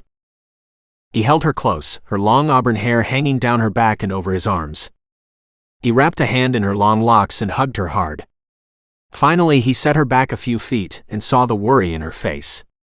He gave her a little shake. A cache of weapons? And bomb-making equipment in, she took a deep, ragged breath. Chemicals. And many of the tubs are empty. He shook his head. If that were the case, there'd be the military here. Hell, I could just as easily be called as well, depending on what's needed. She nodded. The sheriff hasn't said anything. The locals are just rehashing gossip, but no one knows anything for sure. Then I can guarantee that someone else knows because town gossip never stays local. True, but the sheriff was trying to keep everyone calm until he could get the right people here.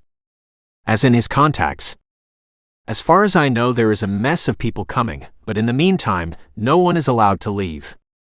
And everyone is terrified. No one is drinking the water, in case it's poisoned, etc. He nodded. Rumors ran rampant without any kind of control. But he also understood people. That meant there was going to be hordes of media within hours. Canford was off the beaten track, but there were good roads in and out. They'd find the small town eventually. Eva gripped his arms. Did you mean it, what you said about Gordon? He tugged her back into his arms for a quick hug, then stepped back and motioned to the office door. He's behind there.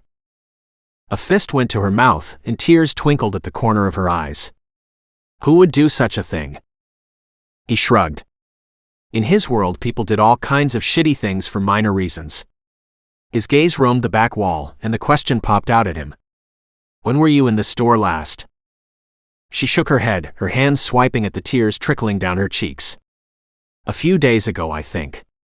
To see Mia. Mia. Gordon's daughter. Right, and she was Eva's best friend. Any idea where she is? Spelunking training, she whispered. I've been calling her, but she's not answering. Of course not. No reception underground. Spelunking. Really? And the gun case over there. He pointed to the empty one on the wall. Do you remember if it was empty before? She gasped and stared. I have no idea. He walked over to the cabinet and could see the lock had been smashed. Had Gordon refused to open it? He would. He was that kind of man. He'd also have been damn mad to have his guns taken and used in a criminal offense. Especially in his own murder. Do you think it's related? No idea, but how could it not be? When a town goes wild, then the townsfolk do too. Anyone scared and not owning their own firearms might have considered this worth doing to protect themselves. And the theft of the firearms might not have anything to do with Gordon's death. Given where he lay, they may not have seen his body. Or after finding the store deserted, they might have just taken the opportunity to snatch the firearms. But chances are the two incidences were related. A stretch not to be. Then he remembered the earlier visitors. 2 young punks came in 10 minutes before you got here. One planned to steal a pack of gum, and the other one did take a chocolate bar and laughed about it. And you didn't pound them into the ground? She asked in surprise. Wow, what happened to my big brother? Gordon was lying in the office, and I wanted to find out if they knew. But outside of stealing and acting as if they knew Gordon wouldn't know, they made no actions that let me see they knew anything about his murder. Billy and Travis, she said instantly. Bullies and local rich boys. So rich they have to steal. He saw it often. Rich kids who figured the rules didn't apply to them. Only Canford wasn't a hotspot for the rich. Although the condos on the lake were changing that. If Billy and Travis were examples of the new arrivals, he wasn't impressed. Something like that. Billy's father is buying up land throughout the area right now. She shrugged. Lots of people are selling and lots are holding out. Causing a big division in opinion locally. The one kid mentioned his father was buying the store from Gordon. Eva shook her head violently. No, Gordon was very against that, and he'd been offered a decent price. But he wouldn't have anything to do with it, as Tom, the father, planned to give the store to his son Travis. Mia felt the same way. I agree with Gordon. Hawk glanced behind him. But I wonder how she's going to feel about that now. Book 2 is available now.